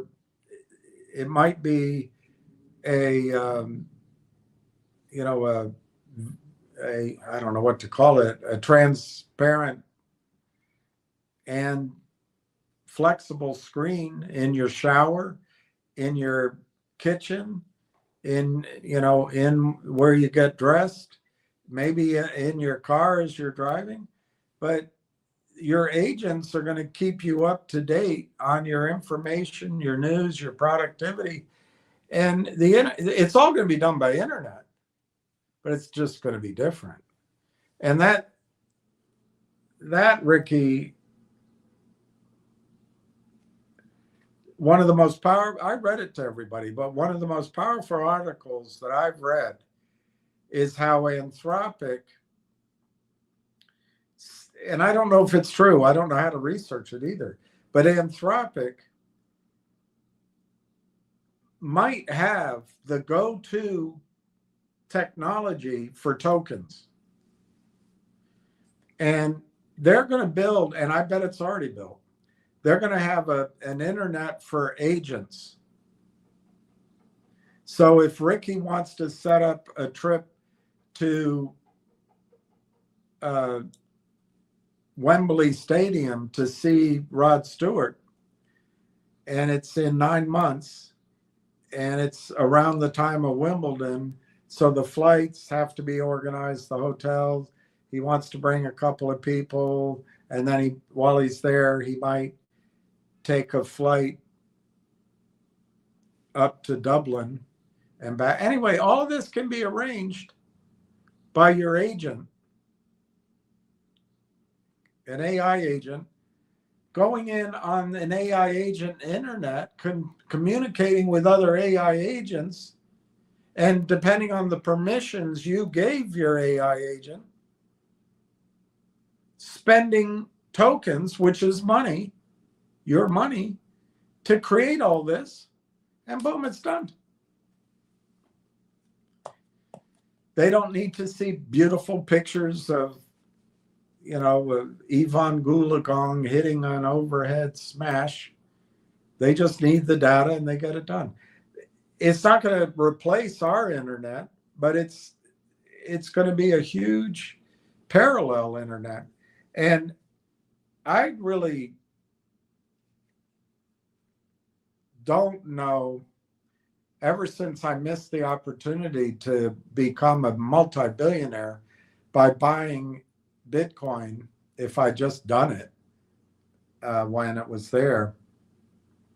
So I figure I'm just wrong on Bitcoin, but I think there's a real argument to make that Anthropic's technology and the tokens are more of a representation of money, a unit of account,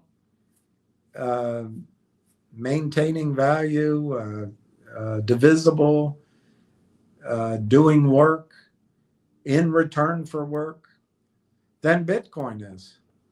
And if I were placing an out of the box bet, I would say Bitcoin goes back to 1 and Anthropic becomes the biggest company on the planet. But I got to do more research on that. I really do. Ricky Brogan, nowadays you can't do anything without internet. Going to be the same with AI. Yeah, I agree.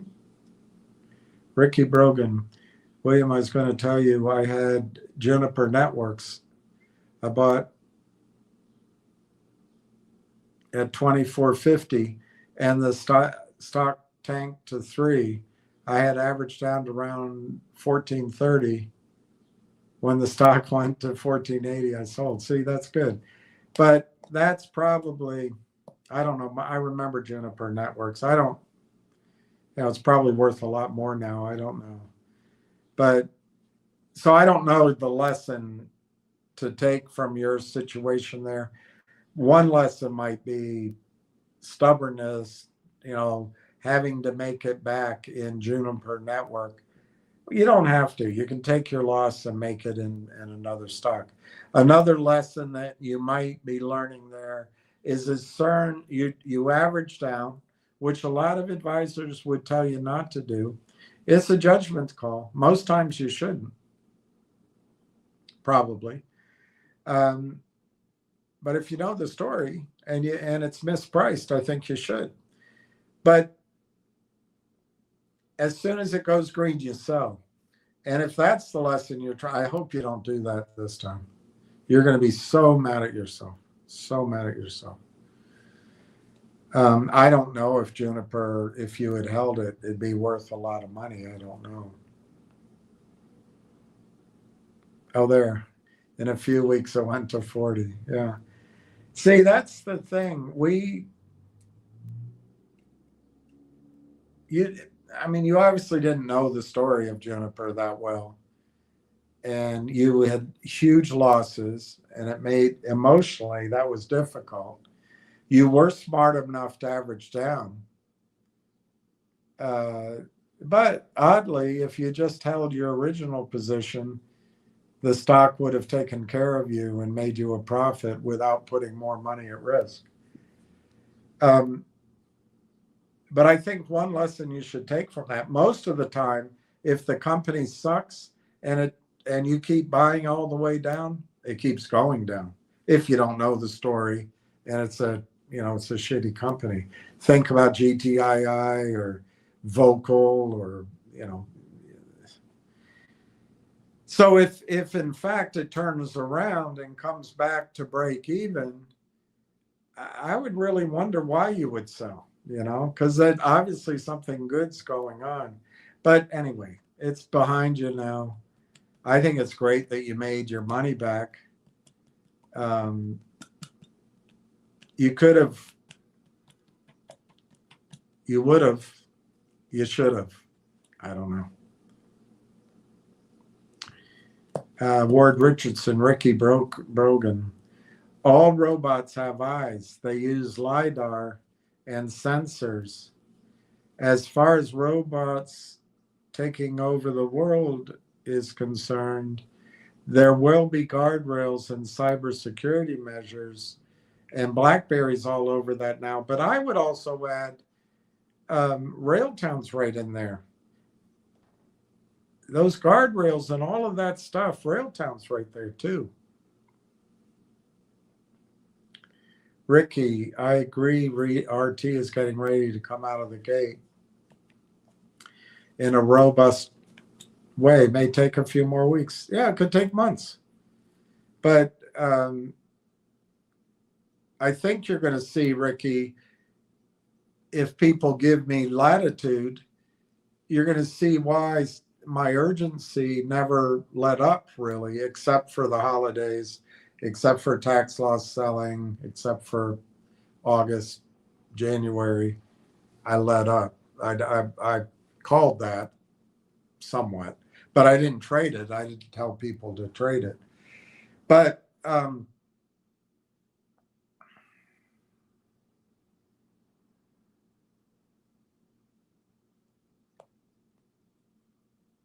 it could take longer than a few weeks. We don't know what's holding it up. Maybe they have so much business, they have to just make sure they lock it all down before they announce it. I don't know. But when it starts, I think you're going to see the story spread like wildfire. And as it spreads, that price is going to start going up. Developers might start buying the stock. And I think I've already described to, I'm not going to go through it again, but the hardest part's to get from 30 cents to 5.50. But it might not be. It might happen really quickly. But anyway, I think you're going to look back on it and say, oh my gosh, that's why William wanted us to stay in. Because it could have happened last October.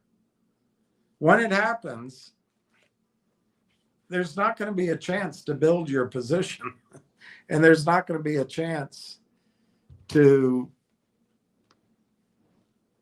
I have a feeling there's not going to be a chance to do a lot of due diligence. I think it's going to be very rapid on the way up. And if you sell like you did with Juniper Networks, I think you're going to regret it. But everybody's got to do what they, I could see AI going into a bubble, Ricky says. What does that mean? What part of AI?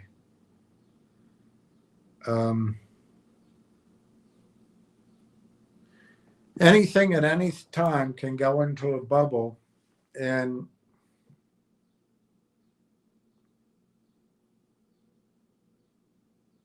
I don't know what you mean. Are you talking about hyperscalers? Are you talking about the data centers that, the real estate under the data centers?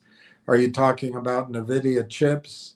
Are you talking about the copper and the silver and the other minerals necessary? Are you talking about the chatbots? Are you talking about the manipulated shares where they just put AI in front of give bucks, and they say, oh, it's AI now, and it goes up? I don't know what you're talking about. But if you're talking about valuations for AI, yes, I'm not allowed to project. But if events out, off stage cause a market crash, and we're not allowed to have opinions on that, on what would cause it.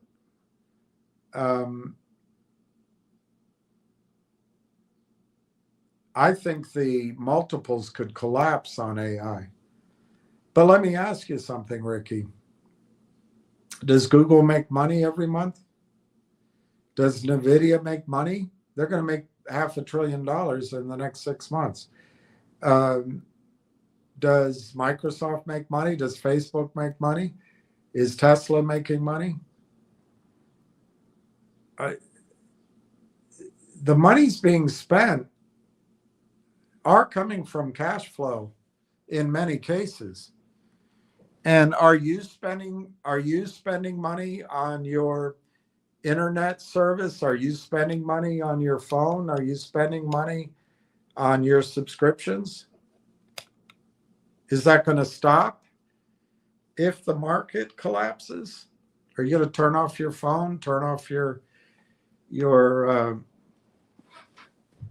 I don't know what subscriptions are out there? And the answer is probably not. So there is going to be cash going to AI, and I think in ever increasing amounts. Why would you say it's a bubble? I think I'm not allowed to have an opinion, but I believe there are studies out there showing that in Korea, Japan, in the West, that Natalie Portman is having her third child at age 44. Most American women or Western women are having maybe 1.1 children, and that's it. So our population is going to meet a point where it collapses, and it takes a long time to get it running again. And in that situation, which I don't know how to predict, demand for AI could go down. On the other hand, it could go up. If we need robots doing the work that men used to do. I don't know. Hard to predict. If energy gets expensive, I think AI, the whole AI multiple will come down because it won't be cheap anymore. But that's coming anyway, as far as I can tell. And AI might be the answer to having declining supplies of energy because people will work from home rather than commuting. It's just too much to predict. But to say I could see AI going into a bubble,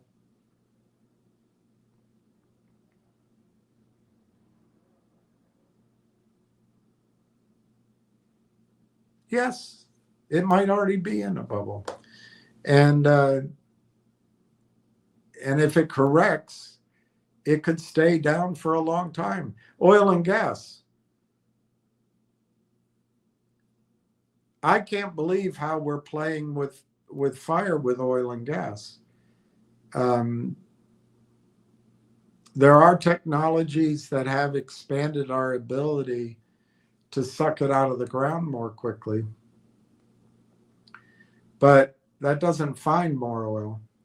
And oddly, God gave us, I think, about 10 years here, maybe 15, where all of a sudden we were able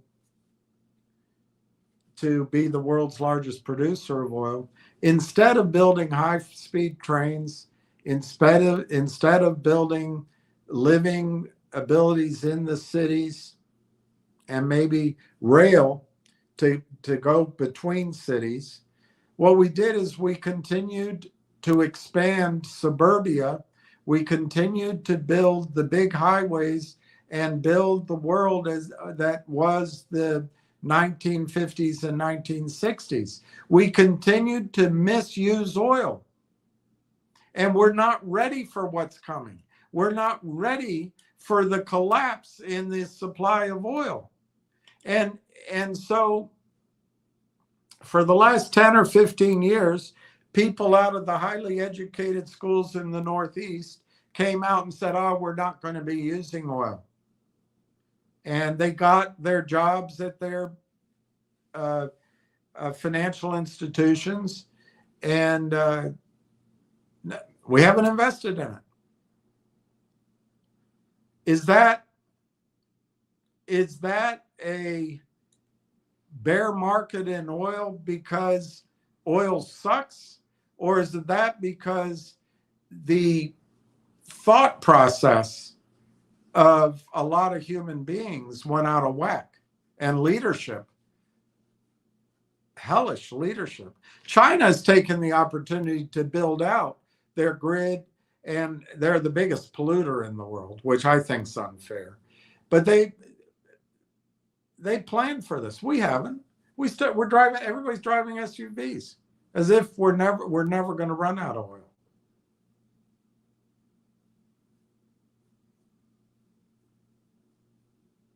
Oil's going to $500 a barrel. I guess what I'm trying to point out to you is that markets cycle, and perceptions of value and perceptions of utility change. And yes, people in the future could view AI as a utility. I mean, RCA and radio used to be the hottest stocks. Trains used to be the wealth creators. Now, how do you make money? Although I think trains will come back.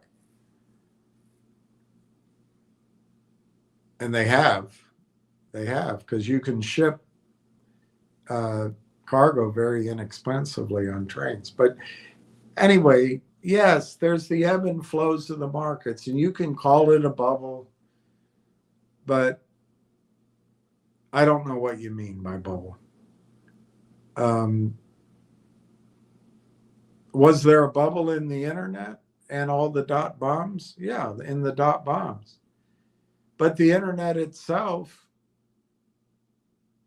survived and created great fortunes. So it's a matter of your time frame and what stocks you're in. There already is a lot of flim-flam around AI. There's already a lot of hype around AI.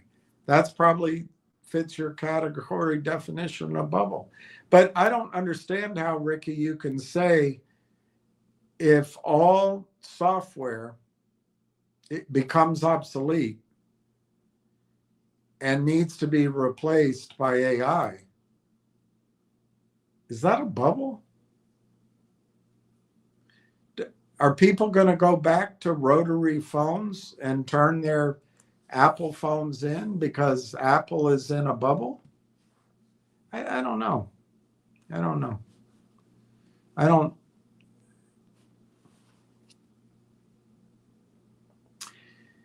AI is a big space, and Railtown is AI.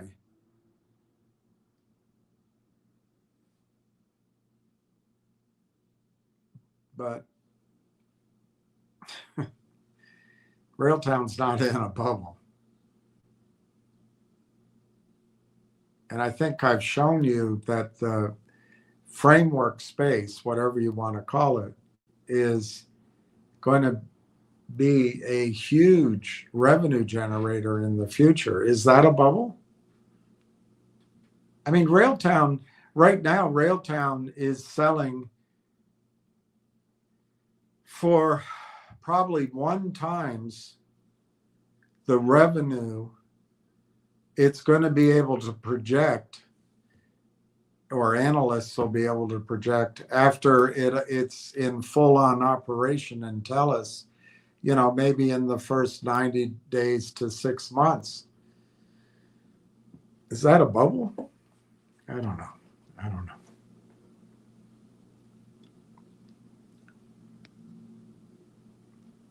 Just like the internet.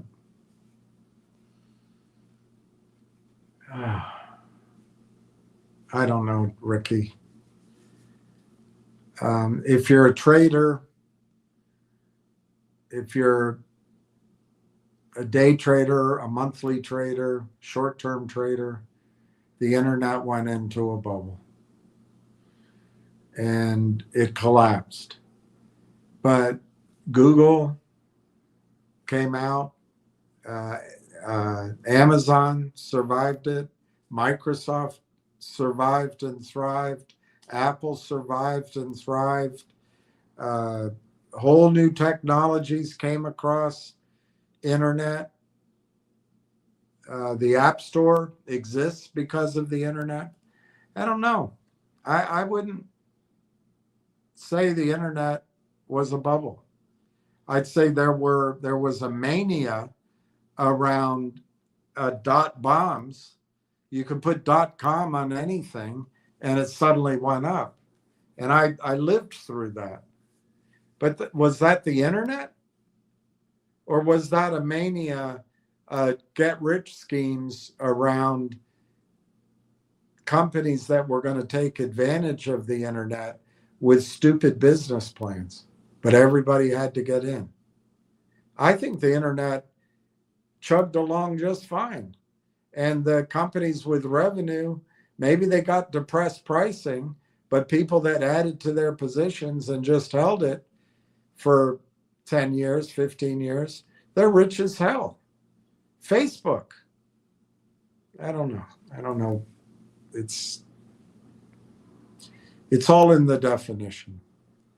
Ricky Brogan, we don't have toxic finance. The stock has never been a $15 to $20 stock. I feel this is buying at the seed round. Well, yes, this is not a depressed stock in that sense. It's never been where it should be and then came down. The valuation at 70 million, I don't have in front of me the various funding rounds that they did in the past.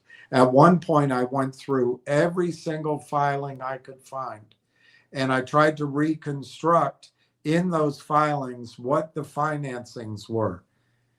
But it took a while, and I don't feel like doing it again. I took pictures, I showed some of it live. But Tony, of course, came out and said that, he does the due diligence and implied that, I didn't, but I did and do. And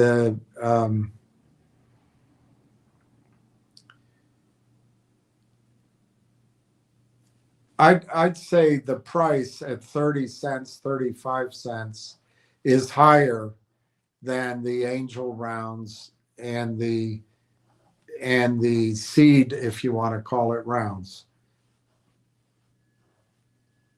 in one way. On the other hand, I think Railtown, had it gone the private channel route after friends and family, I do agree with you. I think the seed round would have been probably at a $50 to $100 million valuation, but it might have been less. It's timing. It might have been at a $20 million valuation. So to say it's the seed valuation might be exaggerating. I would certainly say it's the Series A round. I would certainly say that. And so you might be paying a little bit more than the founders did, but you're not going to have to wait 7 years. Yes, many of us have had to wait a year or longer, but we don't have to wait the 5 or 6 or 7 years that the founders do. So I agree with you, Ricky. I agree with your point. It's like getting in at the seed round or maybe the Series A round without the wait and without the risk. When they started, AI wasn't a buzzword. It is now. I also agree I could not find any toxic financing. I couldn't find it. I couldn't find that. I probed a little bit, but I backed off when I talked to Corey because I didn't, want to ruin the conversation. I didn't find any evidence that Corey is aware of toxic financing. So I think we maybe dodged that bullet by chance. But you're exactly right. There is no toxic financing. None. And there won't be. There won't be. Ricky, $25, $40 a share cash or 2 to 3 shares of Telus. Right now, there's no reason to believe it'll be $25 to $40 a share. So it makes us sound wacky. However, to take your number of $40 a share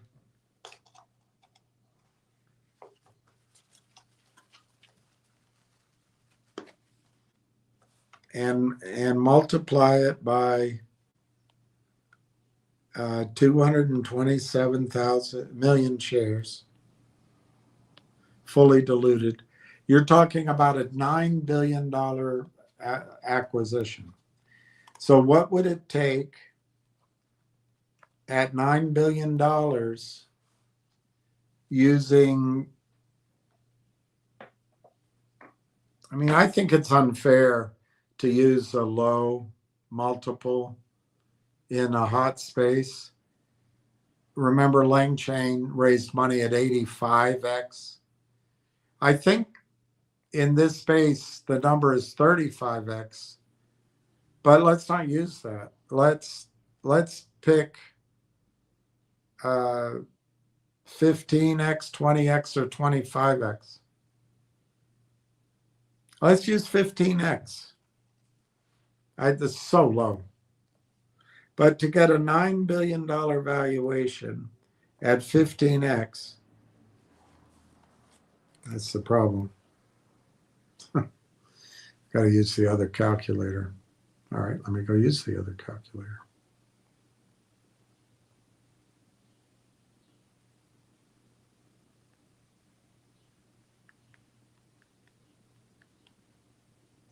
$9 billion at 15x would be 600 million in revenue, Ricky. 600 million in revenue projected. If a couple of ifs. If AIP moves all of their data center revenue over to Telus, and in 2028, that is equivalent to $250 million they're spending elsewhere. And Railtown split is 20% in 2028. That's $50 million in revenue to Railtown that year and every year afterward. Now, if the data center, Telus, does indeed get their revenue from AI enabled technologies or AI targeted technologies, I forget the exact word, gets it to 2 billion in 2028, and we assume that $1 billion of it runs through shared revenue with Railtown, that's 200 million. So from one data center in 2028, we can reasonably, maybe somewhat reasonably, project that in 2028, Railtown's revenue will be 250 million in 2028 for that year and ongoing at that data center. There's 12,000 data centers in the world. If we assume Railtown doesn't do, they can't replicate the AIP revenue. So if we just say that data center is only doing 200 million, in order to get to 600 million in revenue in 2028, Railtown has to find 2 or 3 other data centers in the world that want to use Railtown on top of their sovereign stack out of 12,000. Let's say they find 3, and they out of all 4, they do 200 million a year in revenue times 4 data centers in 2028. That's 800 million in revenue. To get to 9 billion at a 15x, the company had to do 600 million. Projectable. So yeah, your $40 number is possible. Now, can Telus afford it? No. Telus won't be able to come up with, I mean, they have a Merrill Lynch guy running it. Maybe he has the skills, the financial skills to do it. Maybe because of the revenue from AI and the revenue from Railtown, they can finance the acquisition. But the last time I looked, Telus was a $30 billion company. It's probably lower now. How the hell is Telus going to pay $10 billion to acquire Railtown? Maybe. 10 billion, maybe. 15 billion, maybe. But if it goes higher than that, they're not going to be able to do it. I wouldn't mind it, Ricky, if Telus came in with an offer early and the company agreed to it. I agree with you, 2 shares maybe is as high as they could go, maybe 3 shares. And the dividend would be amazing to us. And I think Telus could become an AI company with all the brain power up in Canada. So I think we could have pretty good rates of return. But I'm starting to believe this is going to happen much more quickly than Telus can afford it. That might just be my bullishness. That might be my bullishness. Ricky says, Ward, thank you. Ricky says, it's going to feel odd seeing these robots in the malls and places. I doubt there'll be malls. You're going to see robots in people's bedrooms. That'll be weird. Ricky Brogan, Horgan, new advisory board member, spent his tender IBM Canada. Yeah, Pat Horgan spent his entire career at IBM, finishing IBM Canada in charge of AI. It's fantastic. Ricky Brogan, maybe investor relations would send a proxy vote for every share is vote or sell or not sell. No, I think there's going to be an issue, and I hesitate to bring it up, but there's something like 60 million shares that were sold that didn't exist. This is old data, 6 months old data. That's in the United States. It might be happening in Canada. So corporate governance is screwed in North America. The physical shares that management has, probably it's physical, they can account for that. But I think the brokerage firms are going to lie. And there is a risk that if the shorts want to try to do something in an attacked company, they can get it done. If the shorts have sold 10 million shares into the market and there's only 1 million shares, that means 10 million shares have a vote, or think they do. 10 million shares are going to receive the letter, but there's only 1 million shares that exist. It's going to be a problem. It's going to be a problem.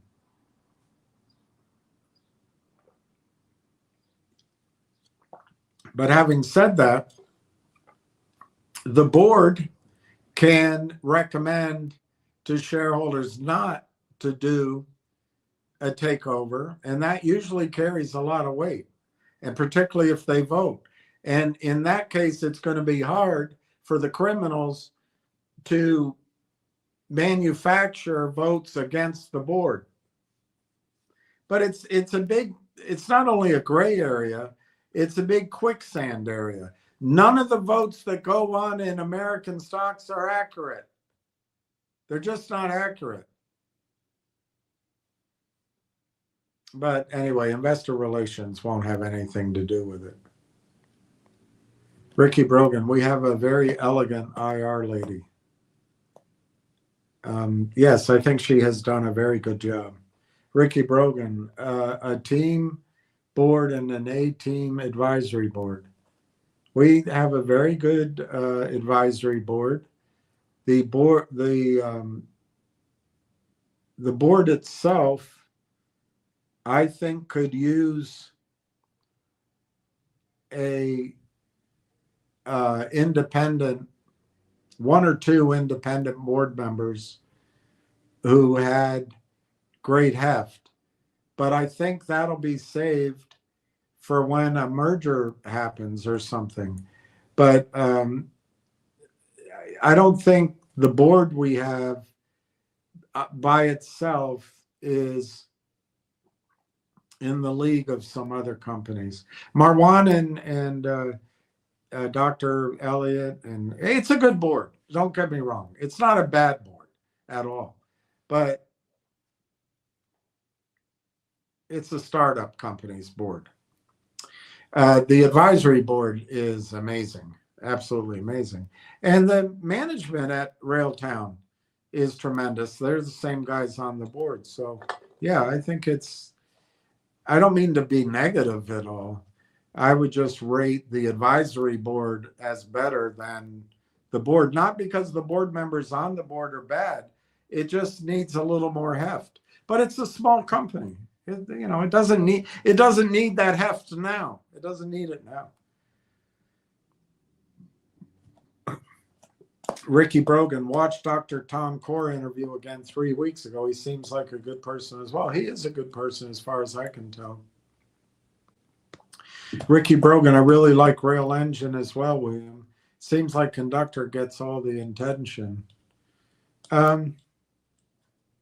Yeah, maybe. I think the one right now that's growing quickly is Rail Tracks.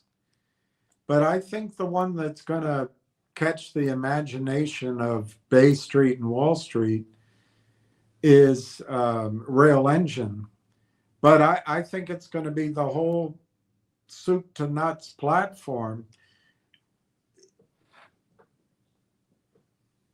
I can't explain it, but Railtown solves something that the others don't. And so, if you focus on Conductor, you're going to get the other two anyway. So it's going to be the whole platform. Ricky Brogan, how about Intel or Tesla? I think Tesla could bid. Intel, it could. Intel and AMD have to fight back against NVIDIA. And NVIDIA is trying to build a stack solution. NVIDIA could be it.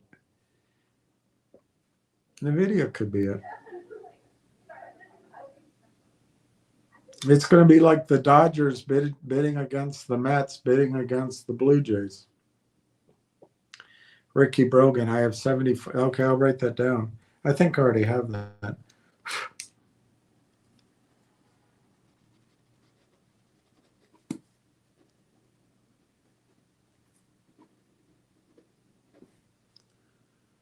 Um, 74840.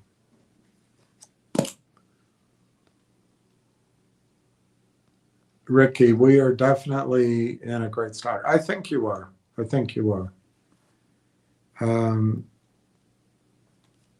Ricky, I hope the next project they name it engineer. That'd be a good one. Ricky Brogan, I learned with Juniper, don't scalp my ticket for the football game for a bag of popcorn. Yeah. Juniper was I don't remember enough about it, so I just remember it. Ricky Brogan. So I'm actually handling RT. I'm not. God, I hate these. Everybody's been destroyed. We're not day trading Railtown. We're not swing trading Railtown. I hope. However, if Railtown were to go,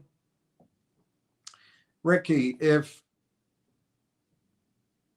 May 5th, Telus announced they're opening the gates for customers, and by May 15th, Railtown was $55 a share. I'm not predicting that. I'd have to really examine that and wonder what the hell to do. And believe it or not, I would say it's a push. But if for some reason a short squeeze happens and the stock goes to $150, $200 in 6 weeks, well, I don't know that it's to be diamond hands. I don't like that word, diamond hands. The other thing is, what if Railtown, what if Telus turns it on and Railtown's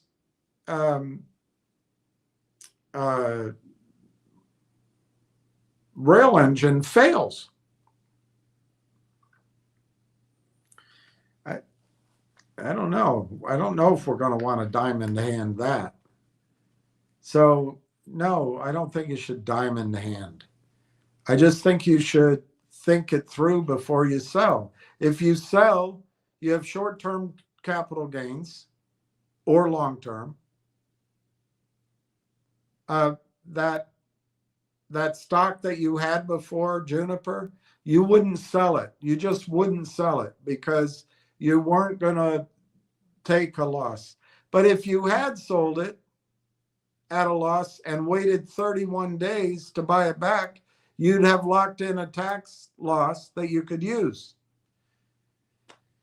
But if you don't have tax loss carry forwards, if you sell it, you're going to have to pay taxes. And if you turn it into a day trade, then you got to pick where you're going to buy back in. If you miss it, you're going to have the courage to say you were wrong and maybe overpay to get back in. But in the meantime, you've created a tax bill for yourself. To me, that doesn't make any sense at all. None. If you think the stock is going to go higher. But I'm not asking you to diamond hand. I'm asking you to see what the value might be of the company. And right now, we probably have a pretty wide range of outcomes because there's some things we don't know. But I'll tell you what, we know a lot about the industry. We know a lot about the M&A going on or the valuations going on. And we can extrapolate the revenue, but we don't know for sure. So probably 3 months ago, I could have seen a buyout from anywhere from $5 to maybe $22. Now, I think a buyout's going to be at least over $20 to as high as $50, $60, if a buyout happens at all. There's a whole lot of ranges. But Ricky, all I'm saying is have an idea of what your stock is worth. You can have an idea of what other people think it's worth, but you can also have an idea of what you think it's worth. And if you have other ideas, what is it worth compared to those? For example, if Railtown goes from 35 cents to $35, that's 100x. If you diamond hand it then, and you all, I mean, we don't know, but all you think it's going to do maybe over a 5-year period, and I think it's going to do better than this, but let's say you think over a 5-year period, it's going to go to maybe to $70. And you just took your account up 100x to 35, and you're going to diamond hand it for 70 over a period of time. Well, maybe, and we don't know this yet, but maybe at $35 in that scenario, it's time to look, I'll use one of Ward's names, look at SoundHound. Or maybe it's time to look at a mining company or an oil and gas company. And, but I'm not asking you to diamond hands. I'm asking you to understand the value and not being shaken out. Maybe it's the same meaning. I think that Railtown, my premise is that Railtown was first. My premise is Railtown is best in class. My premise is that nobody knows about Railtown. My premise is those that do know about Railtown can't buy it. My premise is that from February 8th, the heaviness, the shorting, the criminals, the whole complex of conspirators have been pressing down on the stock.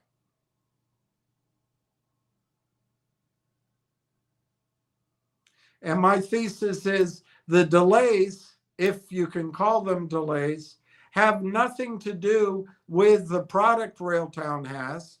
It has to do with something else. First, it was closing the AIP transaction. Then it was whatever's going on with Telus, but it might be something else. It might be regulatory. It might be attorneys. It might be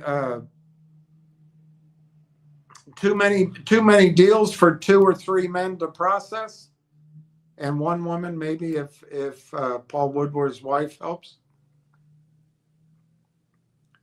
Could be anything. But my premise is that the delays aren't bad. I also understand that Railtown can scale. Railtown doesn't have to put any more money into its products, although it probably will, so that the revenue it's going to get on a revenue sharing basis is essentially 100% profit. I also know that Railtown isn't going one-off, maybe catch fire in a chat room to get customers, although that's happening with Railtracks right now. It's going to one gigantic influencer called Telus that's going to introduce Railtown to 20 million customers. So that's one of my assumptions. And then I've already said it, but Railtown is going to scale. So when you add, and then the whole industry is giant, it's not going away, and it's growing. And the whole industry right now is focusing on what Railtown provides. So in that market, it's not diamond handing.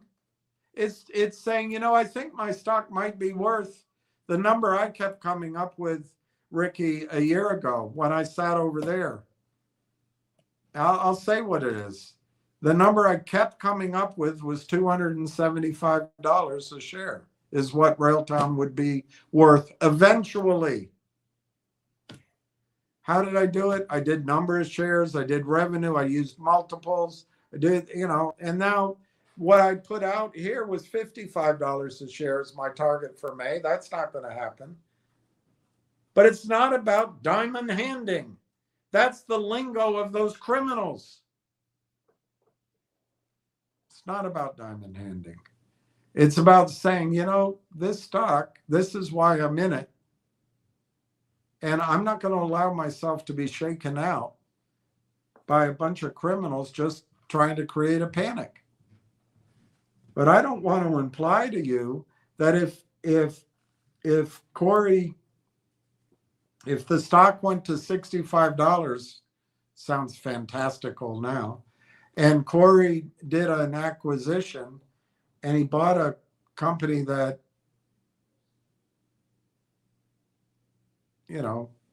I was almost going to say something controversial, but he bought a company that maybe I didn't think was great, but the financing sucked.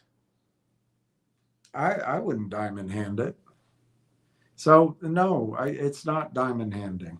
But right now, Ricky, I see 100%, 100x, not percent, 100x that you can make in your position.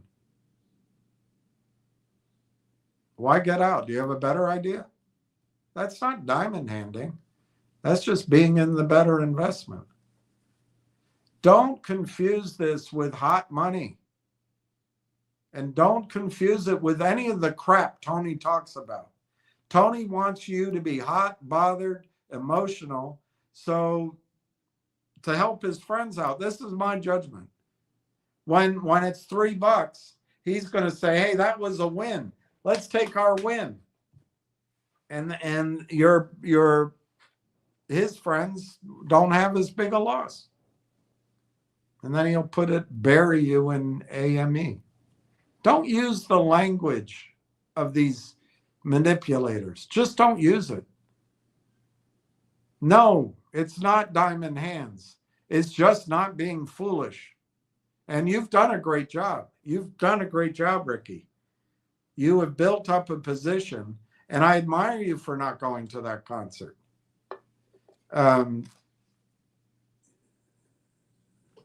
So you've done the right thing.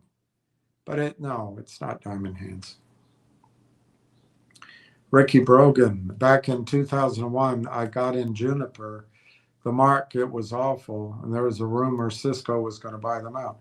Yeah, 2001 was the height of insanity. I had a client who was worth something like $160 to $170 million. And one trade was worth, I think on top of that, but it might have been included in that, but one trade was worth something like 60 million. It was, and the deals, everyone just wanted to pour in.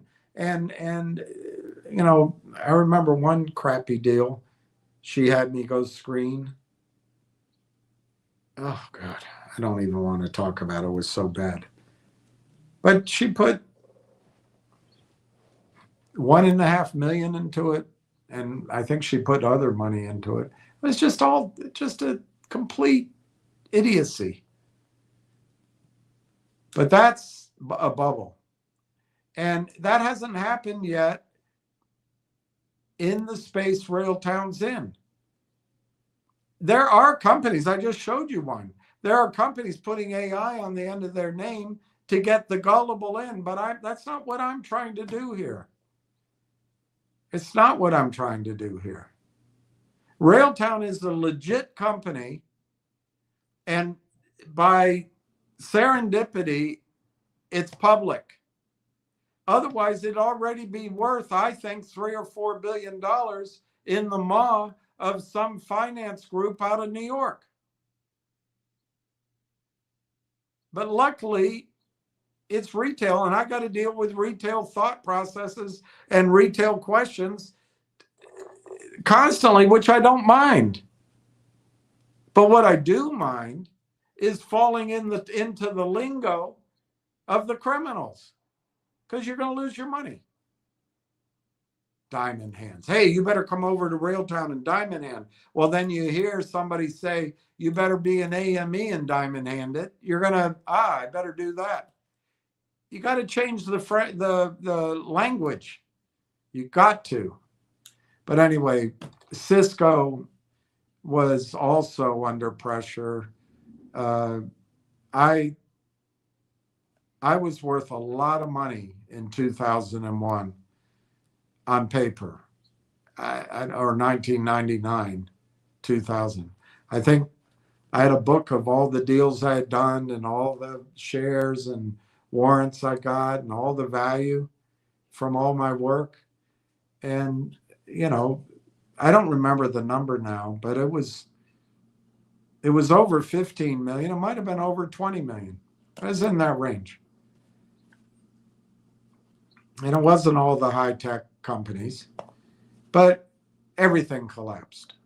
And didn't come back. I mean, they come back, but they get crammed down. And so when I talk about things about Finger or about MMTLP or some of these, I've experienced it, but people get mad at me and they don't want to, and that's normal. We don't want to acknowledge our losses. But anyway, I remember Cisco. I remember all that. Cisco's still around. I remember Juniper from that time frame. I remember being at Cafe Milano with a friend from London, and the guy next to me just lost in that, what was that hot company? Deutsche Bank. She was from Deutsche Bank, and the analyst got in trouble for recommending a technology stock. It began with a W, I think. Anyway, this guy had lost millions. And we didn't buy him dinner. Juniper competed with Cisco, the router section. Ricky Brogan, could Langchain try to buy Railtown? Sure.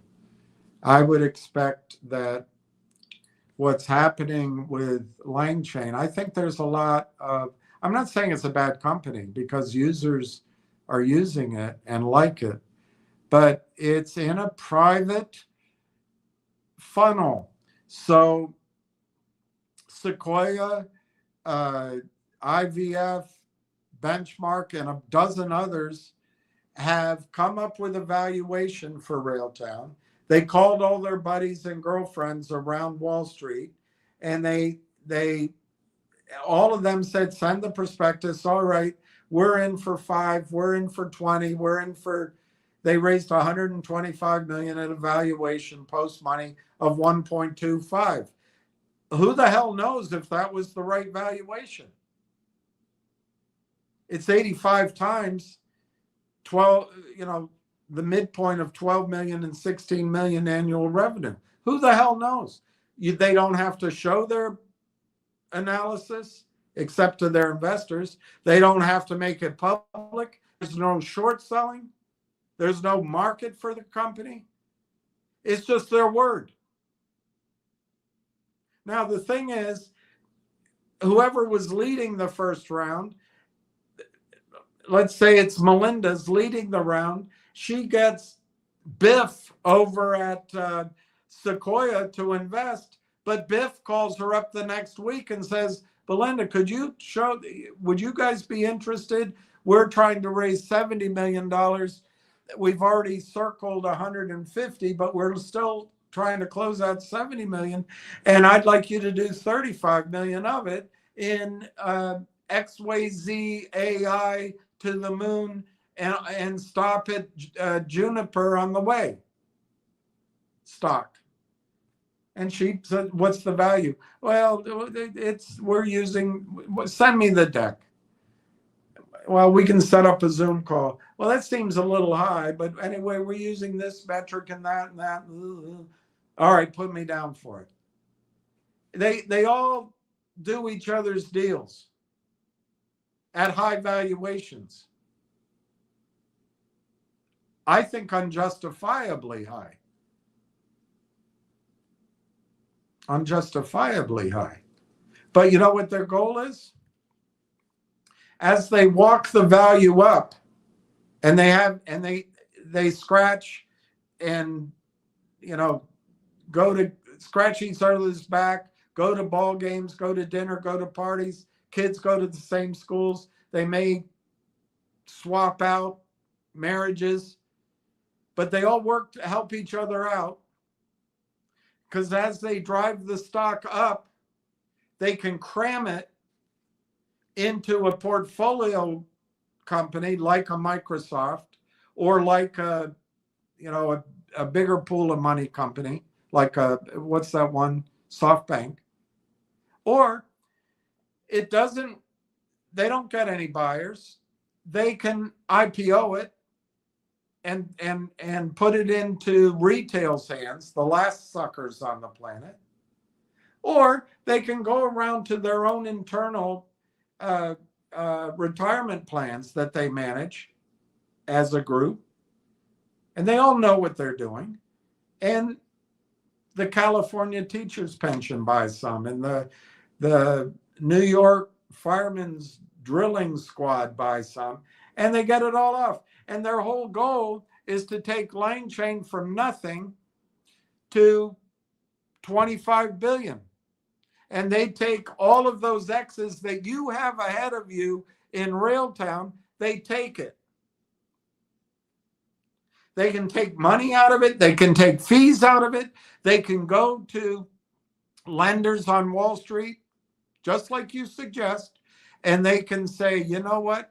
Our valuation, backed up by Sequoia and Benchmark, Lang Chain is now worth $7.5 billion, and we'd like to merge with Railtown 50-50. Well, I hope that the BlackBerry guys there bring their intelligence, because the Lang Chain isn't worth. Let me be straight with you. Lang Chain right now is probably going to raise money, I think, at $2.5, $3 billion. Compared to Railtown, Lang Chain's not worth that. If Railtown's trading at 70 million, there's no way in hell Lang Chain's worth $3 billion. None. No way.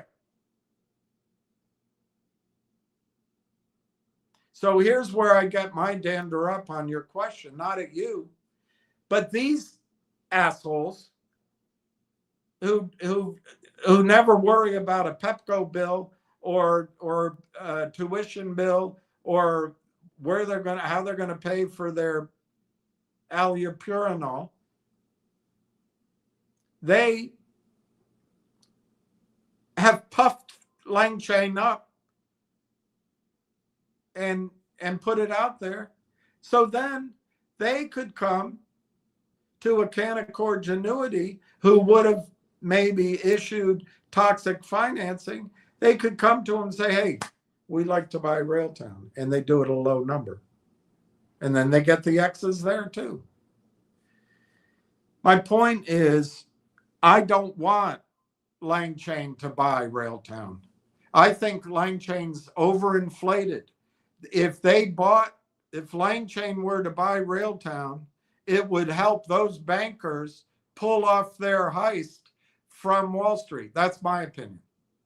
Now, having said that, I think Lang Chain is going to go to 10, 15, 20, 25, 30, 40 billion dollars in valuation, and it's going to be fobbed off to a portfolio company, or it's going to end up in America's retirement accounts. And all the people carrying it up are going to make a shitload of money. A ton of money. But I don't want Lang Chain to buy Railtown. The other way around, sure. If Lang Chain said, we'll do an acqui-hire, sure. But there's nothing Lang Chain has that Railtown needs. Nothing. Nothing. Nothing. They don't even need the customers.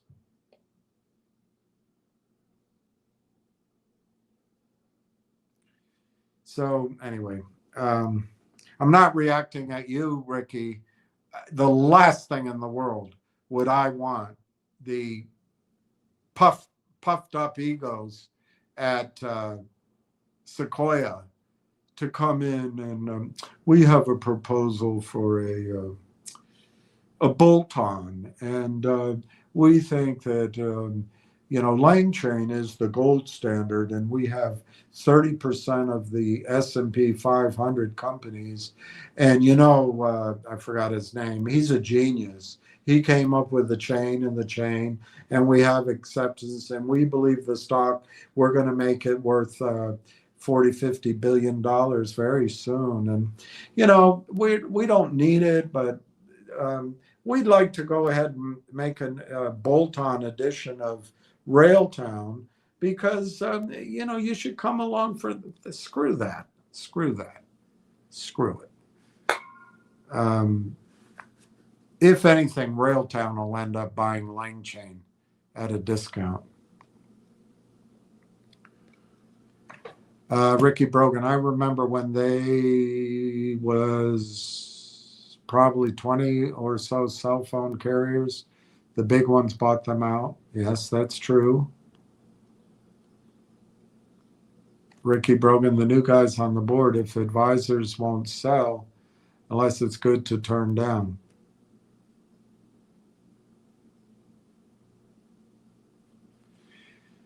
There's two boards. The new board really is the advisory board.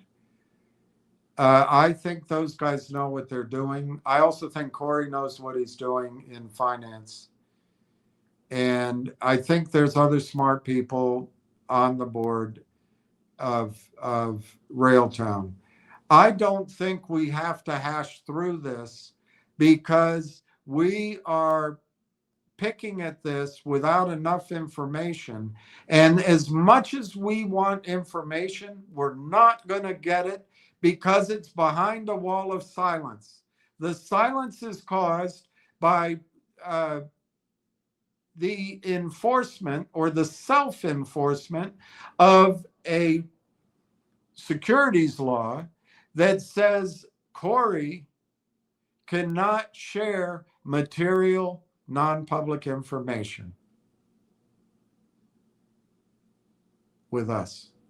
And those that know material non-public information cannot act on it.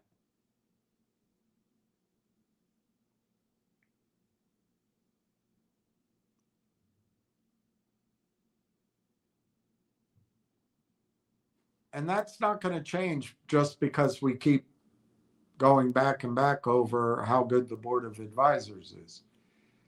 But I don't know what you're trying to say. I do believe that the shareholders will listen to the board. If the board says this is not a good transaction and we recommend voting against it, I think most of shareholders will vote against it. But I would imagine that, and people don't accept it, but I would imagine there's something like 50 to as high as 100 million shares that were originally sold without a locate, without a borrow, without ownership. How many of those 100 million still remain in the netherworld of this criminality? I have no idea. But we bought 19 million shares when nobody's selling shares. So the odds are we bought 19 million security entitlements. That's what happened under Bill Clinton. Nothing anybody buys is a stock certificate. It's only securities entitlements. So if you use Merrill Lynch to buy your Juniper networks, Merrill Lynch puts they take your money, they put in your account a securities entitlement. And as of under Obama, 2009, 10, 11, every security is electronic now. There's no type 1, there's no type 2, or there are, but you're not allowed to use type 1 anymore. They don't call it that anymore. It's all electronic. And there's a reason for that. Because your Juniper networks go to the DTC in a big blob that says Merrill Lynch. You have in your account, you swear to God you have stock because it says so. But what you have is the securities entitlement. If Merrill Lynch were to go bust, you'd be in line behind, you'd be way behind the elderly shareholders to collect your money. You'd have to get a law firm. You'd be wiped out.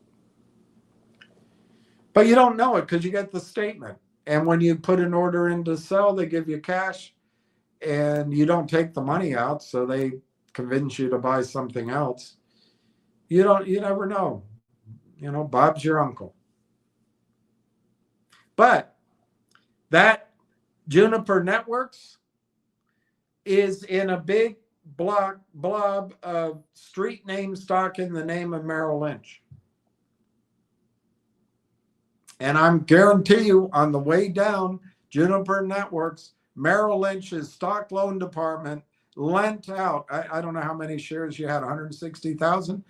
Let's just focus on your shares. They probably lent out enough. Let's say that's all the shares in the company.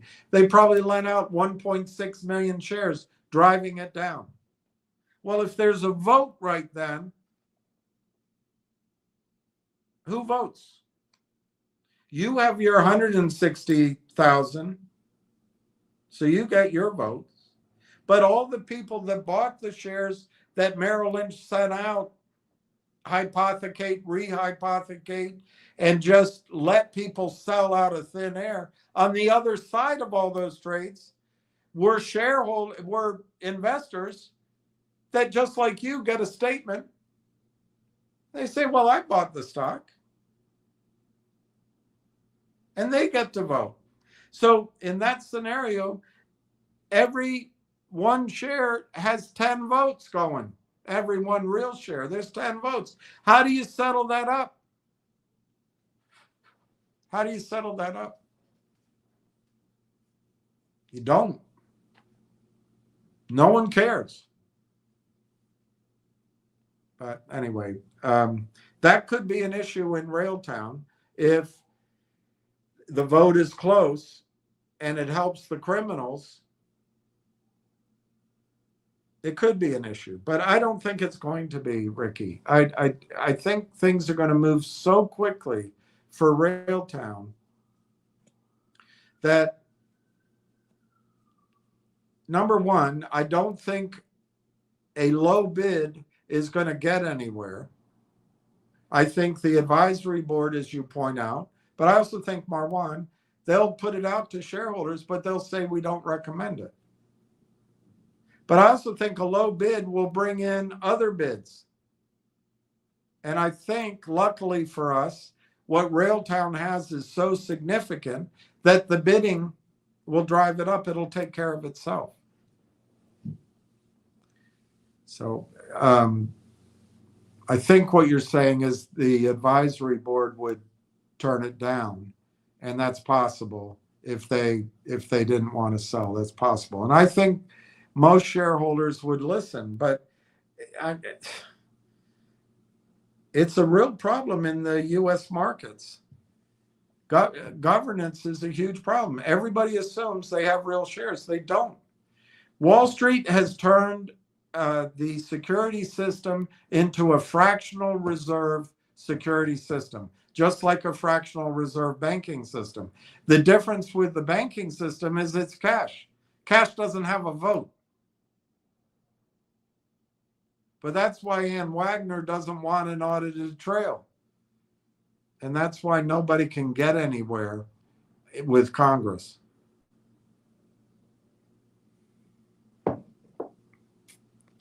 Ricky Brogan, when oil hits 500, a set of tires for my truck will cost $4,000. I don't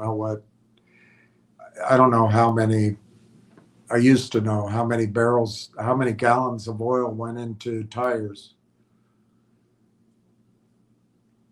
But yes, when oil goes to $500 a barrel, and it's probably going higher, unless you live close to work,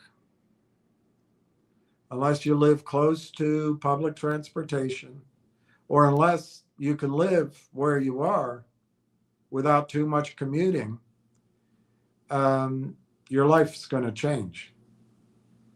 And I'm not allowed to have opinions on what world events might cause that to happen. It's going to happen anyway. And that's why I think investments in oil and natural gas and real assets are so important.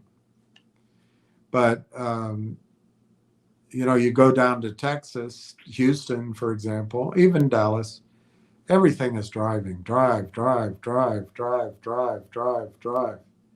Well, Ricky, don't focus on your tires. The next time you fill up your truck and you spend, I don't know, it costs you $55 to fill up your truck. Just as a mental exercise, pretend if it costs you $550. And as you're driving around, imagine everybody else you're driving around that they had that same price. And start thinking, would you drive to 7-Eleven to pick up a gallon of milk? Would you schedule your kids a crosstown soccer instead of the gravel pit next door? Would you take the job in Henderson instead of the one downtown?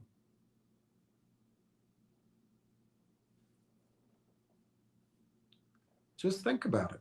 What happens to the grocery stores? That's what's coming, and we're not ready for it. And that's not. I suppose in one way it's opinion because it hasn't happened yet, but it's not opinion from reading the latest headline. It's from, I used to have 2 shelves.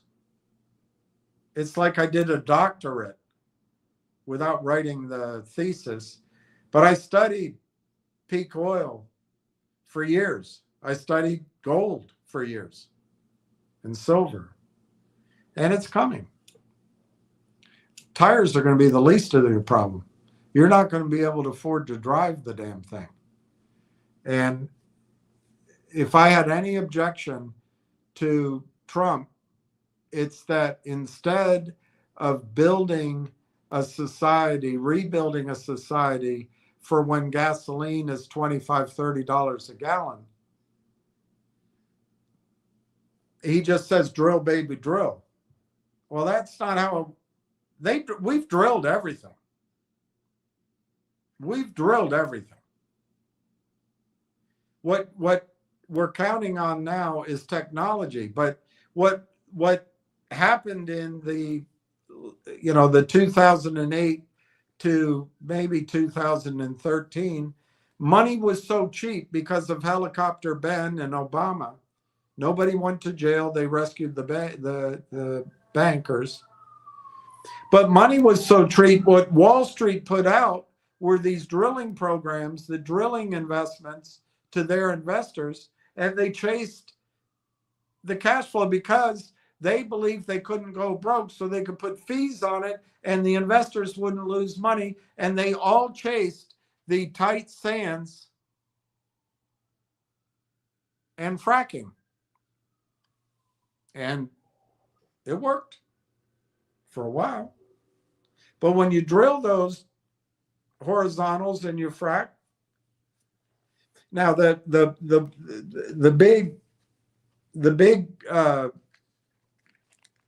representative of the negative view, Art Berman, has gone kind of neutral. I don't know why, if he's being paid or if he sees something. But it's taken a long time for the peak oil to actually come. So maybe something's going on. And there is also nano technologies. So as prices go up, things will happen. But the inexpensive oil we've already found and consumed. And it was cheap money. It was cheap money that drove down oil prices because of all the drilling at the same time. It's like if you had 2 daughters and you gave them 2 milkshakes. And one daughter is playing with her dolls and the other daughter is playing with a puppy. Well, the one daughter drinks a little bit of her strawberry milkshake. The other daughter drinks a lot of her chocolate milkshake. but they go about what they're doing. They come back. The first daughter has still 3/4 of her milkshake left, and the other daughter only has half, but they still have it. But if instead you bought them one milkshake to share with 2 straws, they'd be sucking to see who could have all of it all at once. That's what was happening with the horizontal drilling.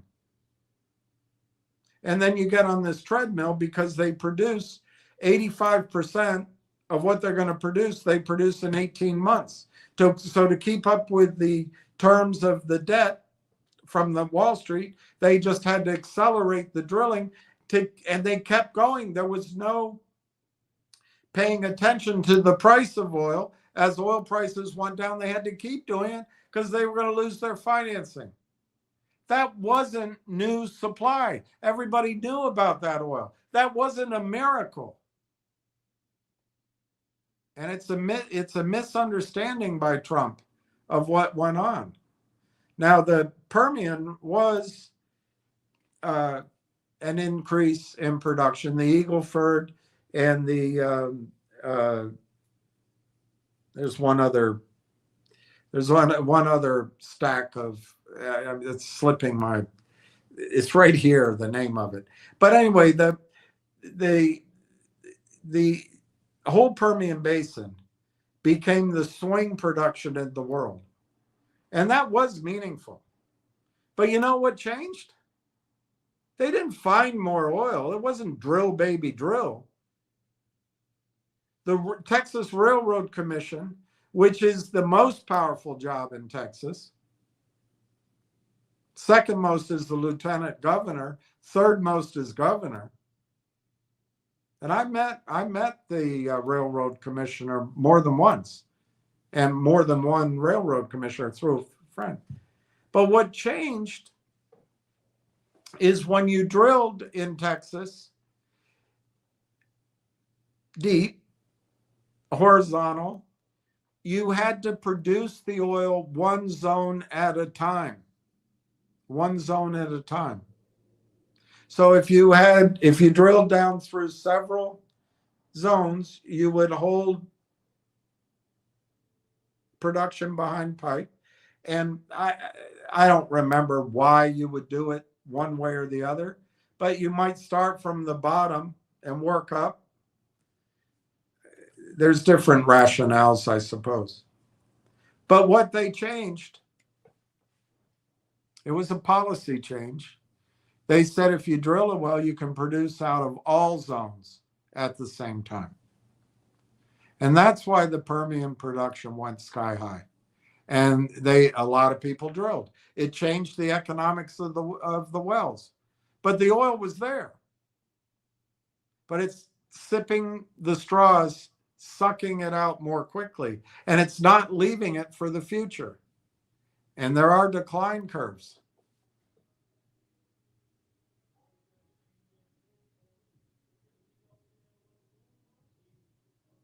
So, and people think in the Middle East that Saudi Arabia, for example, can just turn and increase production at any time. That's it. I would say that's not true at all. And I would even worry, and I can't comment on what's going over there, it's all opinion, but I would even worry that if they can't produce the Garwar field, and I'm not an engineer, but I'm not sure they can shut it in without damaging it. I'm sure a petroleum engineer would tell me, no, they could. But to my memory, they're water flooding the Garwar field. And to my memory, it's something like 20 million barrels of seawater is going through it a day to get 5 million barrels of oil. I might be wrong on that 20, but that's the concept of what's happening. And I would be worried that they have to keep doing it, because once they stop, I would worry about watering out. They produce in the Garwar field, they produce, to my memory, it's called the Special K. It's this thin zone of oil. It's the most beautiful thing in the history of mankind. But it can water out.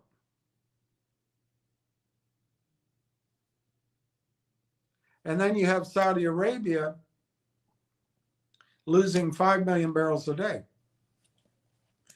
And when you're producing it that way, there's no decline rate per se, but it all of a sudden stops. And that's coming at some point. So Ricky, it's not, in my judgment, it's not opinion, and it's not if. We had a great advantage of about 8 to 15 years of plenty of oil. And instead of living downtown, living in cities and rail and other sensible things, we just built SUVs. When the change comes, Ricky, you better be living where you want to live, because things are gonna change. And one thing I'm gonna try to do, hopefully with our we might be at. There's one guy I don't count his shares, but we're probably at 19. Let's just say 19.2. I don't want to count all the shares. If we have a good return, I would like to collectively build a portfolio of income producing oil and gas, because that, when you say that it would cost you that much for your tires, well, if you have a portfolio tied to oil, you're going to be bringing in income that can pay for those tires. But the world's going to change. And I don't think it's going to be for the bad. But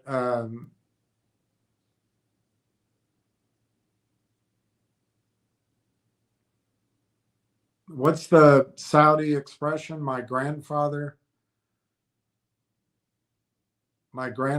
used to ride a camel. I rode a car. My son flies a plane, and my grandson will ride a camel, or something like that. Ricky Brogan. Hopefully we'll have as much cash in the bank and other safe. Cash won't be safe. Lord. Cash is going to be in this next correction. Cash is probably going to be something to hold, and maybe short-term or even medium-term treasuries. But again, I can't have an opinion on what's going on in the world. But if the dollar no longer has seigniorage, the value of the dollar, the purchasing power of the dollar is going to fall, and many currencies are also going to experience that. To keep savings in cash, or perhaps in bonds, for a long period of time, you're just going to lose. And that might apply to financial assets as well, Ricky. But cash, I mean, these statements that things are safe. What is safe? I'll tell you, there's only two assets that I know of that are safe: gold and silver. Probably platinum and palladium. Oil and gas, but you got to make sure who you're dealing with, and it's hard to own gold. I mean, it's hard to own oil unless you're in on the ground floor with a company, then you do. But Ricky, banks are all credit. You don't have cash in the bank. It's 100 to 1 they lend it out. Regional banks, they probably stick to 10 to 1, 15, 20 to 1. But the whole system,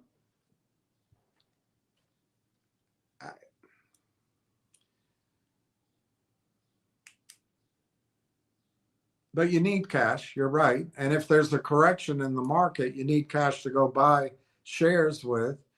But I guess what I'm trying to say, Ricky, every asset is, you're going to start seeing it at some point. It's what it's relative to the other assets. You just did it with a Rod Stewart concert. How valuable was that compared to a Railtown cash cow? Not very. But there'll come a day when Railtown, maybe you could buy tickets to, front row seat for your Tennessee Volunteers all season. Well, then it might be worth that trade. Everything's relative to another. Cash isn't going to be safe. Now, I mean, we all have to have some cash. I'm talking about putting everything into cash. I mean, there's no blanket statements, but cash will be, if the market corrects in a sharp swoon, cash will be a safe haven for a while. But if there's a new monetary arrangement in the world, the dollar's probably not going to come out with the strength that we've experienced in the past. And in that situation, you're going to want to own, in my judgment, you're going to want to own oil and gas, gold, silver, miners, producers, anything you know how to do and make money at. And probably AI. I'm really becoming convinced that AI is going to be leadership in the next. The world's not going to stop having commerce. It's just going to slow down for a while. But to put money in cash and hope to survive the hurricane that's coming, and that's the thing, we don't know when. Cash.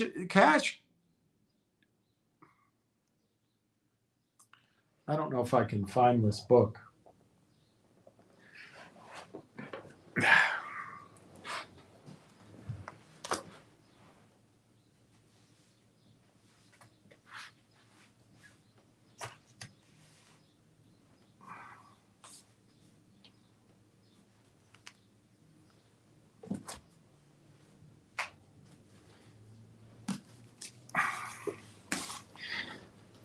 This is how Wall Street gets everybody. We fall for these words. Safe. Let me see if this is the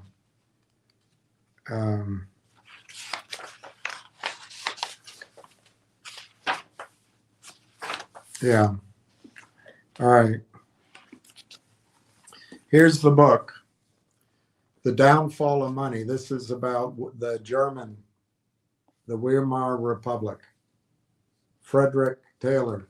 Now, in general, he talks about a period of time where the speculators and the producers, factories, for example, and people that took risks, they got rich unbelievably. But the people who were on a pension, the people who put money in the bank, they gave money to their Wall Street broker, just wiped out. So, Ricky, I'm just going to read to you. It'll go quickly. It won't take a long time. The key timeline of events. 1914. It's a long time ago. August, Germany at war. The mark, the German mark, decoupled from the gold standard. The rate in August of 1914, the rate of the mark to the US dollar, it was 4.19 marks for 1 US dollar. December, first wartime Christmas, it was 4.50 marks to 1 US dollar.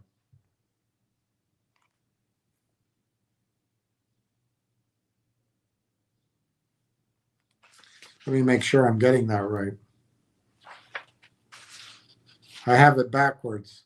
So the rate of mark to the US dollar. Yeah, that's right. Yeah, I got it right. So December 1915, $1 US dollar bought 5.16 marks. December of 1916, Germany advances on the Eastern Front. $1 US dollar bought 5.72 German marks. March, October, and December of 1917, the Russian Revolution. $1 bought at the end of the year, $1 US dollar bought 5.67 marks. 1918, the Treaty of Brest-Litovsk, 511. 1919, Bolshevik-style uprising in Berlin was put down. January, $1 bought 8.20 marks. April, $1 bought 12 marks.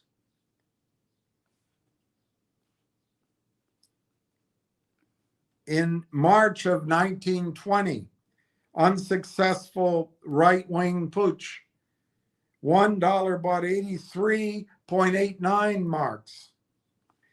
In June of 1920, it came back, $1 bought 39 German marks. 1921, October, Germany loses most of the key industrial area of Upper Silesia to Poland. $1 US dollar bought 150 German marks. January of 1922,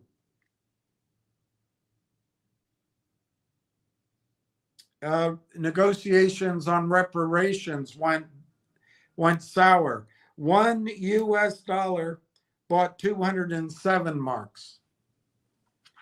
August of that year, when somebody got murdered, $1 US dollar bought 493.22 German marks. In October of that year, 22, Lloyd George was voted out of office. $1 US dollar bought 1,134 German marks. In December of 22, Germany's declared in default on reparations. $1 US dollar bought 7,589 marks. January of 23, the French invade the industrial area. $1 US bought 17,972 German marks.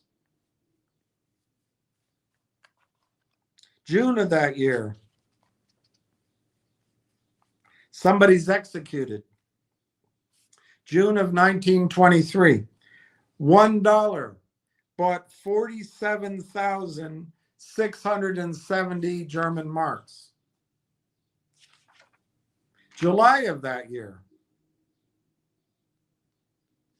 the German government introduces strict laws against currency speculation.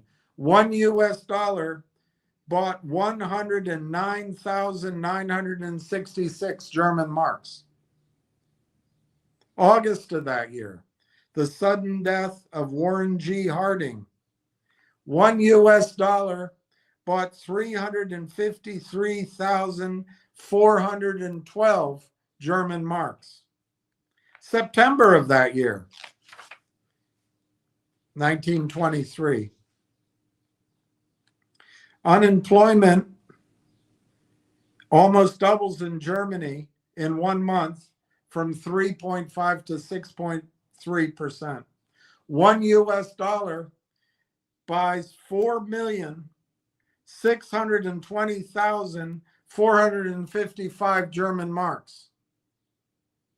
September of that year.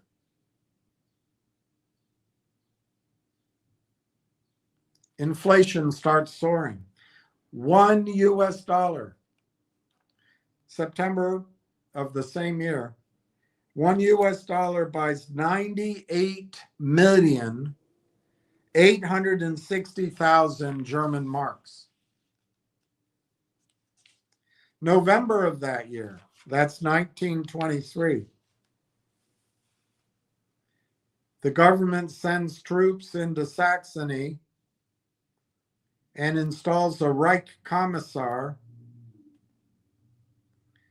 and they enact some powers to overrule any bad decision on currency manipulation. November of the same year, $1 buys 25 billion 260 million German marks. December of that year, they put in a fixed value Rentenmark. $1 bought 4.2 trillion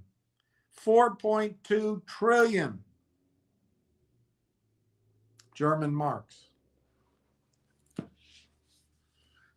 Cash isn't going to be safe at some point, but the only safe investment, Ricky, probably is in yourself, in the things you know how to do. And my goal for 3-4 years here is to get people to think of themselves as their own central bank. That means gold. That means silver.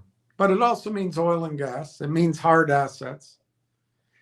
Real estate gets confusing because is real estate a bond or is it an asset? So just be where you want to be and get out of debt. It was great you didn't go to the concert. But I think the dollar is still the cleanest dirty shirt. And I don't think we have to face this problem right away. But I just want you to know that cash isn't safe. In a 6-month period, cash is fine, probably. Ricky Brogan. Well, I think the market will have a robust blow-off and certain sectors will get inflated. Of course. A lot of sectors are inflated now. But miners aren't. Miners are catching up. Oil and gas, private equity is sniffing around. And in that sense, what you're saying, AI might be distracting. You're right. But I think crypto is going to be under a severe test, but we'll see. I know smart friends think Bitcoin's going over $1 million. Ricky Brogan, Tony Two Shoes is such a great theater trader. They roll out the red carpet when he shows up. Well, that's good. They bring out the that white jacket with sleeves when I show up. I went in RT since December 9th, 2024. Good for you. I think I bought it. I'd have to look it up, but I think I bought it on November, November 20-something, 2024. And then my last time I bought it was June 5th of last year. Ricky, I call hogwash on the counterfeit shorts. Have a vote. You don't.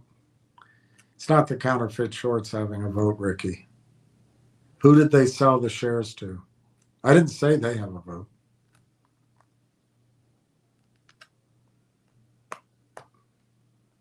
Ricky, if you have one truck and now let's say you have you have one truck, but you have a lot full of trucks. So you sell 10 of them, but you only have one permit that you can give out. So you Xerox that one, everybody gets a permit, whatever the permit is. Let's say an inspection permit, I don't know. So a year goes by and everybody goes in for inspection. They all think they have real inspection tickets. It's not that you have to get the inspection. They think they have a valid one. They don't. It doesn't work. Ricky, the shares you bought are not real shares. The vote is Merrill Lynch. The shares are in the name of Merrill Lynch. They go through the song and dance of sending you a prospectus with a vote. They count it, but do you ever get to see it? No. Maybe it's like an informal inside of Merrill Lynch. Oh, yeah, okay. It looks like the ayes have it. And then they send it in. Anyway, if you don't get it, I don't have time to explain it. That is so ignorant of the SECs. Ricky, Souls, you talk more about rail tax next week. Ricky Brogan, won't buy too many for a couple of weeks, need tires for a truck. I don't know. My opinion, Ricky, is it could start going next week, but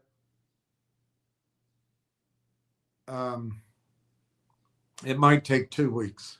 But I think that's all the time people here have to buy Railtown under 50 cents. Just how I feel about it. Because you know why?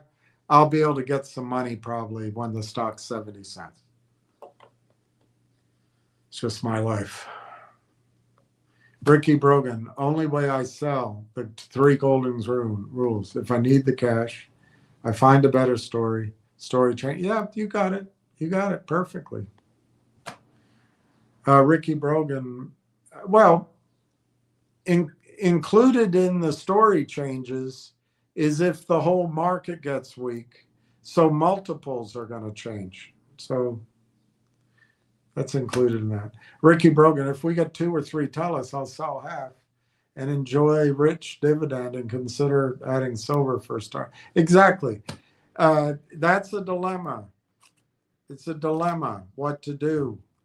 But anyway, I'm getting tired saying the same thing over and over again. But Railtown right now from 35 cents, I think offers the potential for 100x fairly quickly. I don't see silver giving 100x in that time frame. However, I think silver is going to go to 200, 250. So damn it, it's going to triple. And I wish I owned it. But if Railtown goes 100x, if I wanted to, I could come back and pay 3 times the price for silver and still have extra. Gary Dale reposted this stream. Thank you, Gary. I don't know how you repost it. Ricky Brogan, I have LMT. I started buying in a 401k. Well, Lockheed Martin, I don't know what to say about it, but I do think under Trump, defense spending is definitely going to stay very strong and increase. I have a feeling that's opinion. I mean, I think I know who the next president will be, but that's opinion. But I have a feeling, regardless of who the next president is, defense spending is still going to be a massive number. Unknown stuntsman. Ricky, I did the same with FITB, bought 100 at 40, down to 6. It went to $1. Had thousands of shares the day I was in the green. I sold. It's 50 today. Isn't that drive you crazy? We've all made that mistake, you guys. We've all made that mistake. What a jerk of a trade that was. Missed out on so many dividends. Yeah, but that's probably, Steve, one of the things that I get so frustrated with. If we start using the language of these guys, they want you in the day trading sense. But if you knew, I don't even know what FITB is. First International Trust Bank. I don't know. I should know, but I don't. Let me look it up.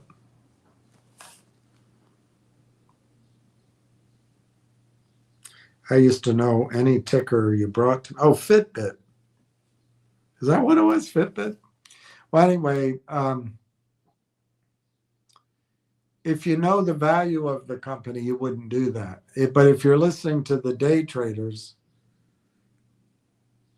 you're thinking in terms of getting back to even. And I hope this whole long thing I just did, Steve, also shows you, not now, it's not happening now, although it's happened slowly over the last 20 years. But I'm not sure money's going to be the place to save. Silver, gold, maybe platinum and palladium, miners, oil and gas. But right now, I don't think there's anything better than Railtown. I just don't think there's anything better. Ricky Broken, I hired a DOE, Department of Energy. I hired in at DOE in 1990 as an insulator, asbestos worker at Lockheed Martin. And then Martin Marietta. That's all great. It's all great. I know, I guess it happens to all of us. Yes. And we have to change. And the thing is, I've always had better luck telling other people what they should be doing and making it work. I mean, not being, but for myself, when I'm dealing with my own situation, I fall in the same traps anybody else does. So sometimes you can't be your own doctor. Now, UT Patel runs the lab at Oak Ridge National Bank. Now, Oak Ridge National Lab. Now I have LMT, but I can't buy it now. Oh, because you work there. Ricky Brogan just checked Juniper, closed at 40 today after 23 years ago. Amazing. Ricky, pull up the quote in Juniper. I used Schwab, Ricky, I used Schwab, and a trade commission at the time was $29.99. Yeah, you used to have to pay for the commission. I'd rather go back to that point almost. Ricky Brogan, serious, William, I would never intentionally set you up. I just asked a question. You know how much about RT and other things we chat about. I know you're not setting me up. I get worked up, frustrated. There's several reasons, but one, I just think people take advantage. That Wall Street just takes so much advantage. And two, these chimers, these charmers, these cheaters, they just got everybody with a bad language going on in their head. No such thing as diamond hands. But that doesn't mean you should sell the stock. So I guess it's contradictory. Ricky Brogan, did I see something that out of 19 things RT does, Langchain does only 3 of those? Yeah, there was a presentation. I'm not going to bring it up, where I've shown it many times where that's true. However, I think in an updated comparison, maybe one I did myself,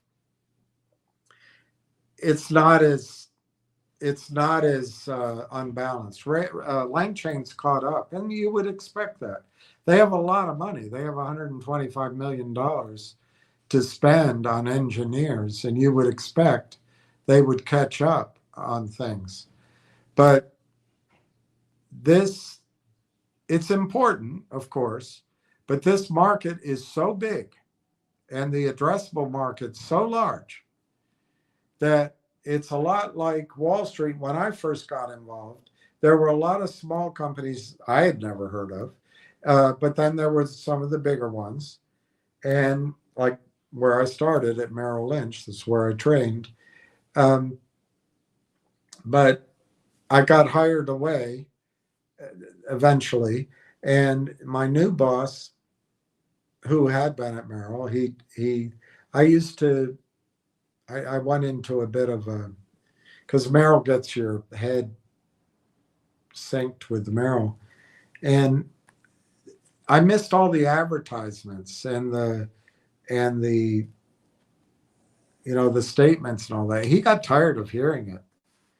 But he finally pointed out to me that Merrill spends the money, and of course it brings business to Merrill Lynch, which is what I was missing out on. But Merrill also is educating everybody out there about the market. So everybody benefits. And you know what? In retrospect, he was 100% right.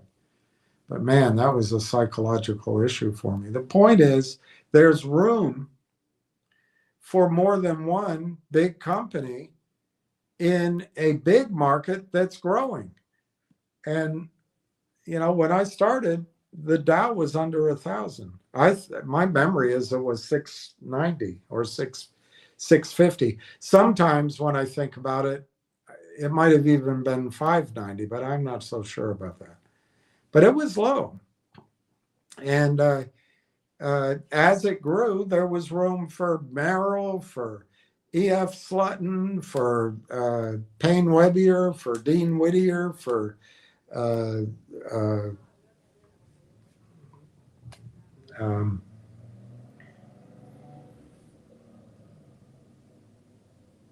Prudential Bache, Kidder Peabody, Legg Mason. There's room for all of it, and everybody did well. Smith Barney, Drexel Burnham, there's room for all of them. And so we don't have to worry if Lang Chain does great. Railtown can still do even better. Air shares or ghost shares. See, the information is out there, Ricky. It's security entitlements. That what Wall Street needs to put on the statements is we are not selling you shares. We're selling you a chit. We keep your shares in street name. And then they reconcile it. But in the meantime, they lend it out.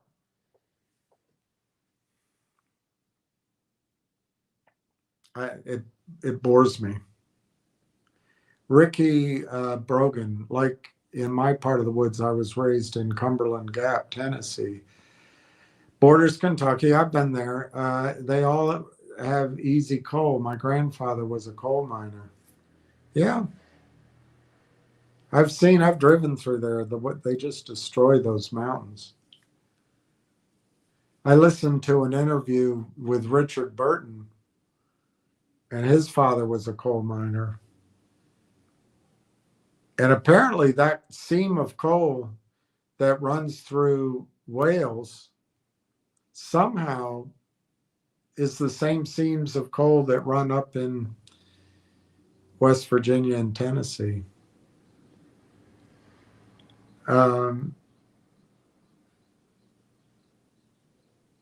They are still a lot of coal, just harder to get and more costly. Yeah, we're past peak coal too, by the way. It's all scary stuff. When I leave the plant, I want to get into the coal business. Well, you know a lot about it. Ricky Brogan, see Obama shut a lot of mines down when he turned the coal plants into natural gas, and you couldn't get a mining permit. Now you can. I think it's a great idea, but I'm anti-coal. I believe in climate change, and I think it's scary. Uh, I think the two things we could do is stop cutting down all the trees and maybe replant trees. But the number one thing we can do is leave the coal in the ground. Just leave it in the ground. Number one thing we can do. But it's never going to happen. Consol Energy is a good coal company. Yeah, there was a coal company up in Kentucky and Tennessee. I'm trying to remember the name of it. I met the CEO several times through the CEO of a oil and gas company. And what was the name of that company? Big oil company. God, my brain. ETQ, EQ. Anyway, I learned a bit about the coal business, that we funded drilling natural gas wells. And you're right. You have to wait till the coal is gone, or you have to get your permit first. So there was a dance that was going on there. One ticket of Rod Stewart, 280 to 320. Wow. So you're able to buy 1,000 shares, no, 100 shares, what, 1,000 shares of Railtown. 800 to 1,000 shares of Railtown. So I told Linda when we get cash down the road, promise to see Rod or Ella Langley out of state. There's a woman in that I think's from Tennessee. I want to see. Her name is, she might be Texas. And she's probably old now.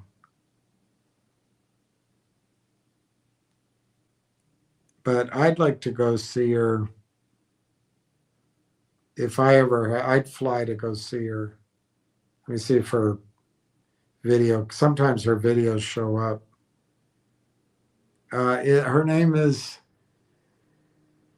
darn it. I can see her face. I can almost see her name. I wonder if I'm past my use by date. I can never remember names. I used to remember every name.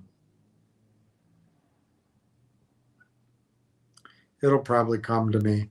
It's like let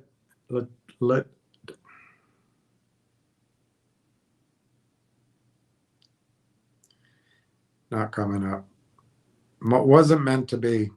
But I know that there is, anyway, I think she's a great singer. Nobody knows her. Very few people know her. Here she is, Latasha Lee. If she ever went somewhere and I had some money, I'd fly. So I understand what you're talking about. Ricky Brogan, I'm a Hatfield. Your mother's a McCoy?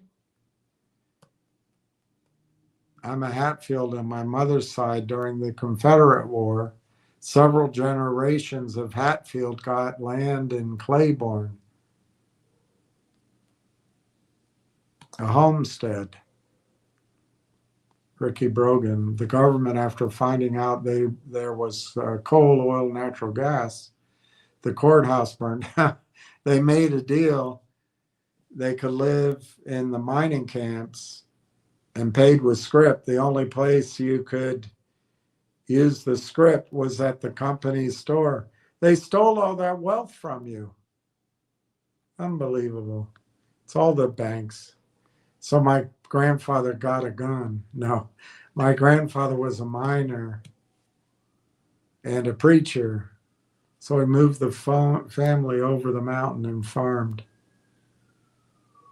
The government has always been corrupt. I agree. Ricky Lee Langley. I think she's the next megastar. All right, I'm trusting you guys. Ricky, love Ella Langley. Ella. Is she always naked when she sings? Langley.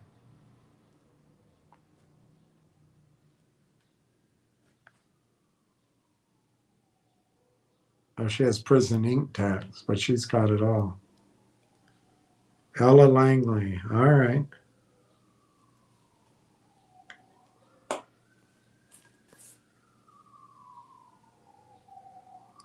You convinced me.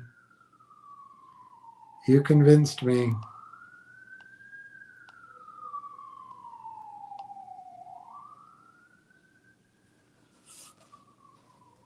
That's Latasha Lee.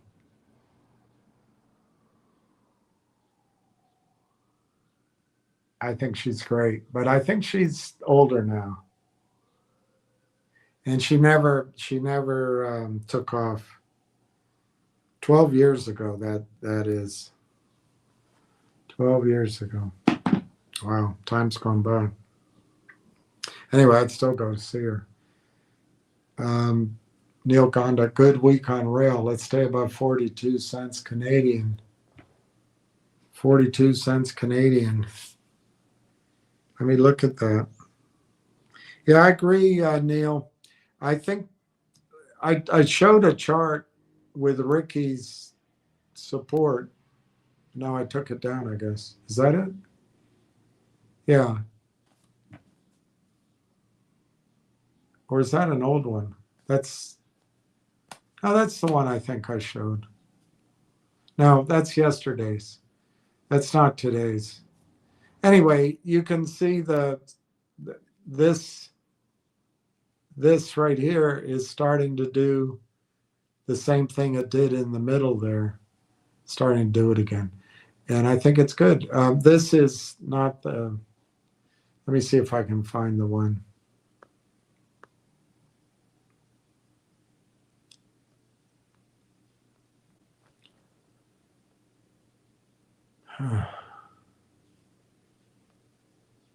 Yeah, there.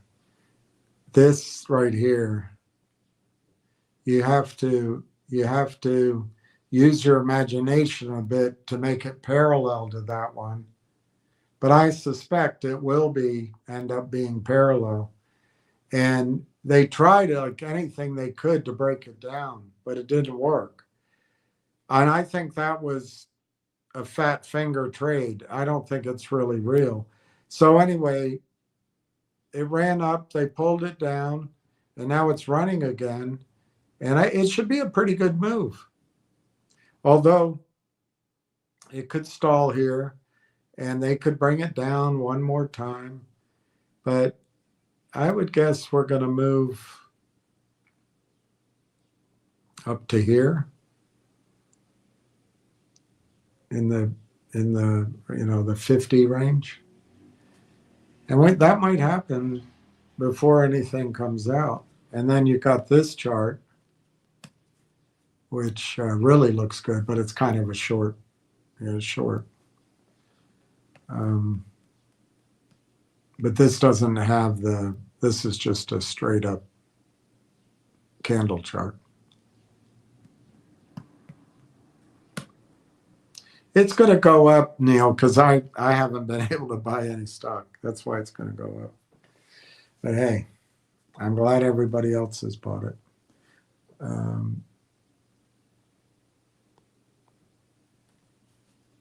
Unknown stuntman, been at my company 20 years today. I'd like to retire ASIP. I just turned 48 2 weeks ago. Before 27 would be awesome.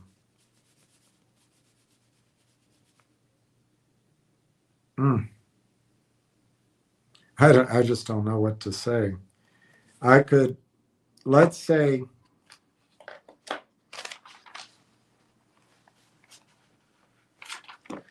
it's the same ratio I told the other guy. I forgot which guy.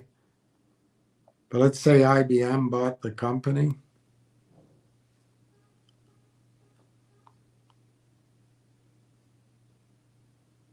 Oh my gosh.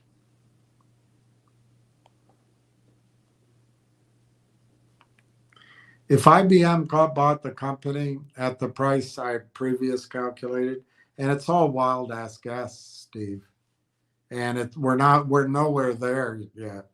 But do you know, by my calculation, you'd be basically making $5 million a year in dividend income from IBM.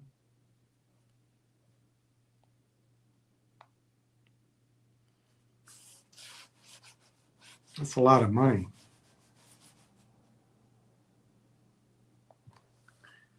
Ricky Brogan, unknown. They just made a new video of Chosen, Texas, and made a video on how they made it. Just saw it today. Yeah, I don't know what that means. That's between you guys. That is between you guys. All right, so how do I finish up on Railtown? It, like Neil said, and many have said, it was a good week. The heaviness, the short players aren't gone. So there can be some air pockets, but it doesn't feel like it. It feels like for now they've gone away. If for some reason there's a delay, can you really call it a delay? But if this waiting gets long again in the tooth, I suppose they'll try to bring it back down. But that's all short-term noise. All short-term noise. I think what we're waiting for, I don't know what Neil would say or others, but I think what we're waiting for is Telus. It could be something else, but I think it's Telus. And I think it's going to be Telus either announcing with some detail what's going on. I don't think that's going to happen. I think it's just going to be that Telus opens up for business in a major way. Will they do it with fanfare, or will they just do it to their email list? I don't know. But once they do that, if they announce enough to make it okay to buy shares if you're close to the company, I think we're out of the woods. And as soon as revenue starts moving through Telus, it'll be moving through Railtown. And I don't know how they're going to be able to keep that quiet, but they might for a little while.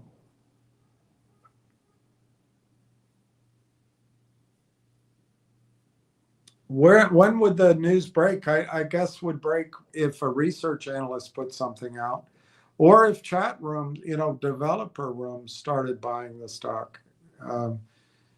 It could spread like wildfire. But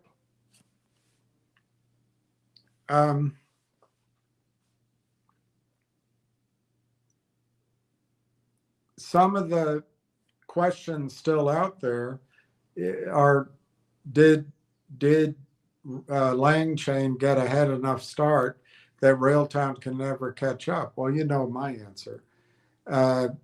Is Railtown going to scale alongside of the NVIDIA Telus stack? Well, you know my answer. Is revenue going to become visible from AIP and from Telus pretty quickly? But then there's Uniserve. You know my answer on that. Are there any other business deals pending? I don't know.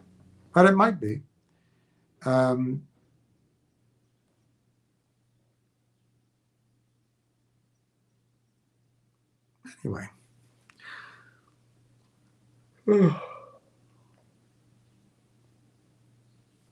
She looks like Jessie Coulter.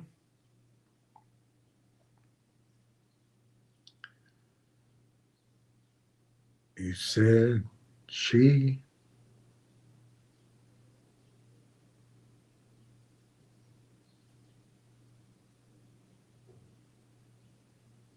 You said she'd leave you.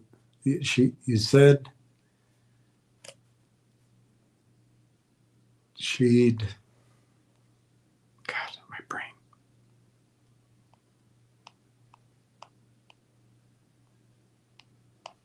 She left you here, drowning in your tears.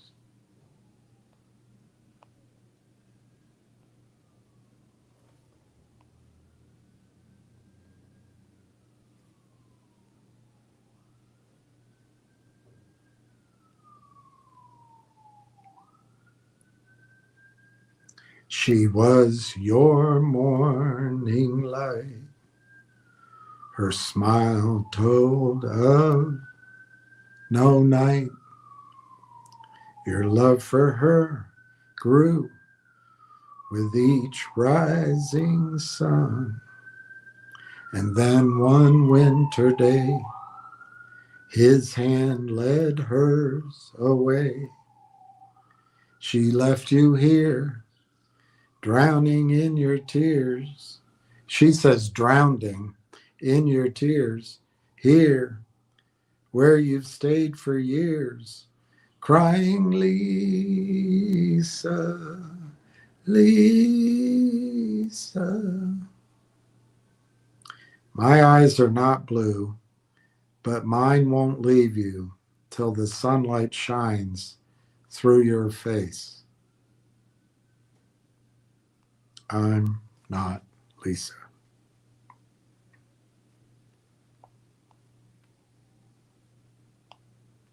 She has another song I really like.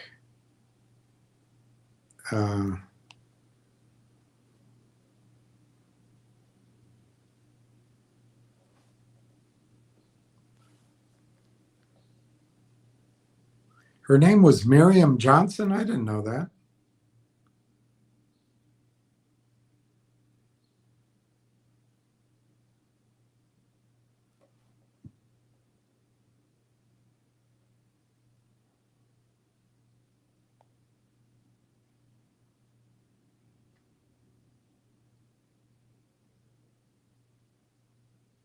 Anyways, there's another song I like of hers, but I can't remember it. Unknown Stuntman, Fifth Third Bank. I wanted to buy ExxonMobil at the time, and my uncle, who was a big shot for, oh, it is Fifth Third Bank? I like Fifth Third Bank, Cincinnati, right? Talked me out of it, told me to buy his bank. My uncle's very sharp, but he was wrong. Fifth Third Bank's a good one. Chosen, Texas.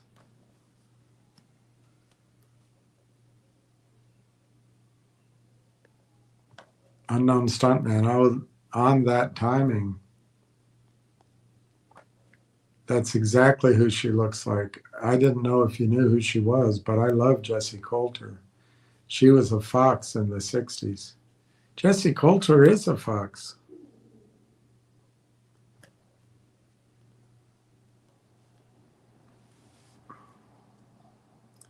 Drowning here.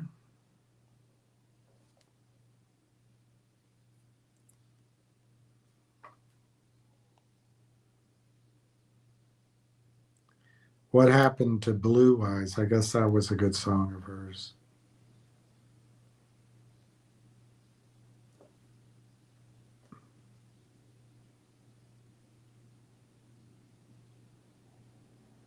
I know the one I like of hers. She sings a song called I Think I Heard You Call My Name. I think that's it. It's great. I can't play it because then I'll be blocked from.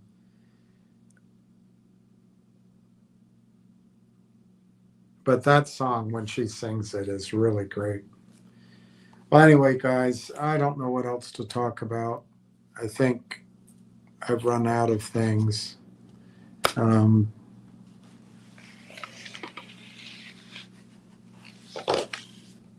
There was in Barron's,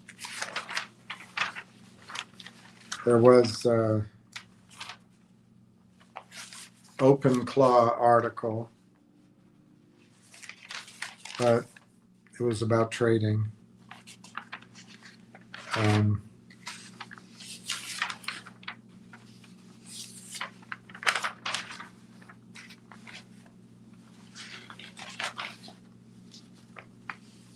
A technician's take on the Mag 7. Katie Stockton. She's a technician? I've never heard of her.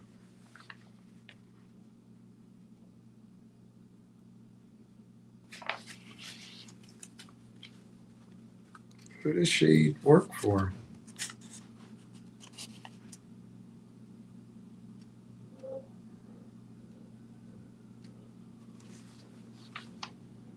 That's very interesting. I have to.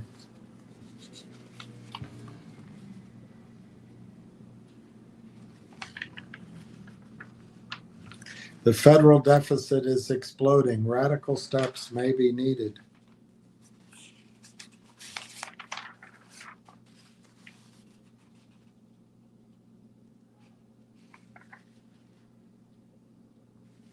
"23 dividend stocks that could win the piece." Range Resources. I like them. Constellation Energy. Valmont Industries.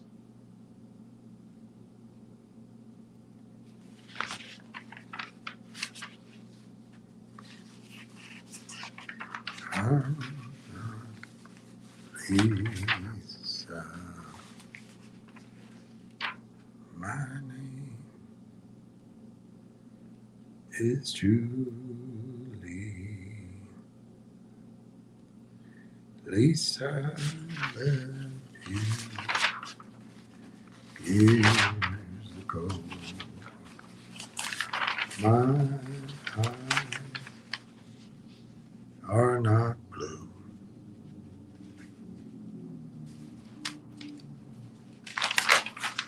Not much in this bound to talk to you guys about. That's too bad. She broke Taylor Swift's record. Well,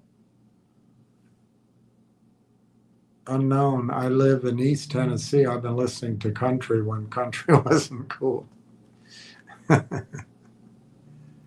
I'm the one that listened to it when it wasn't cool. Waylon Hank Jr. in Alabama. No Johnny Cash. No George Jones. No Lynn Anderson. Her hit song was "It Looks Like You Love Me." Excellent song. I heard Ella.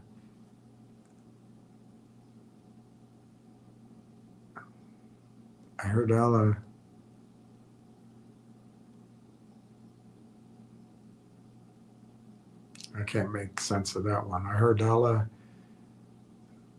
aboard George Strait the other day. All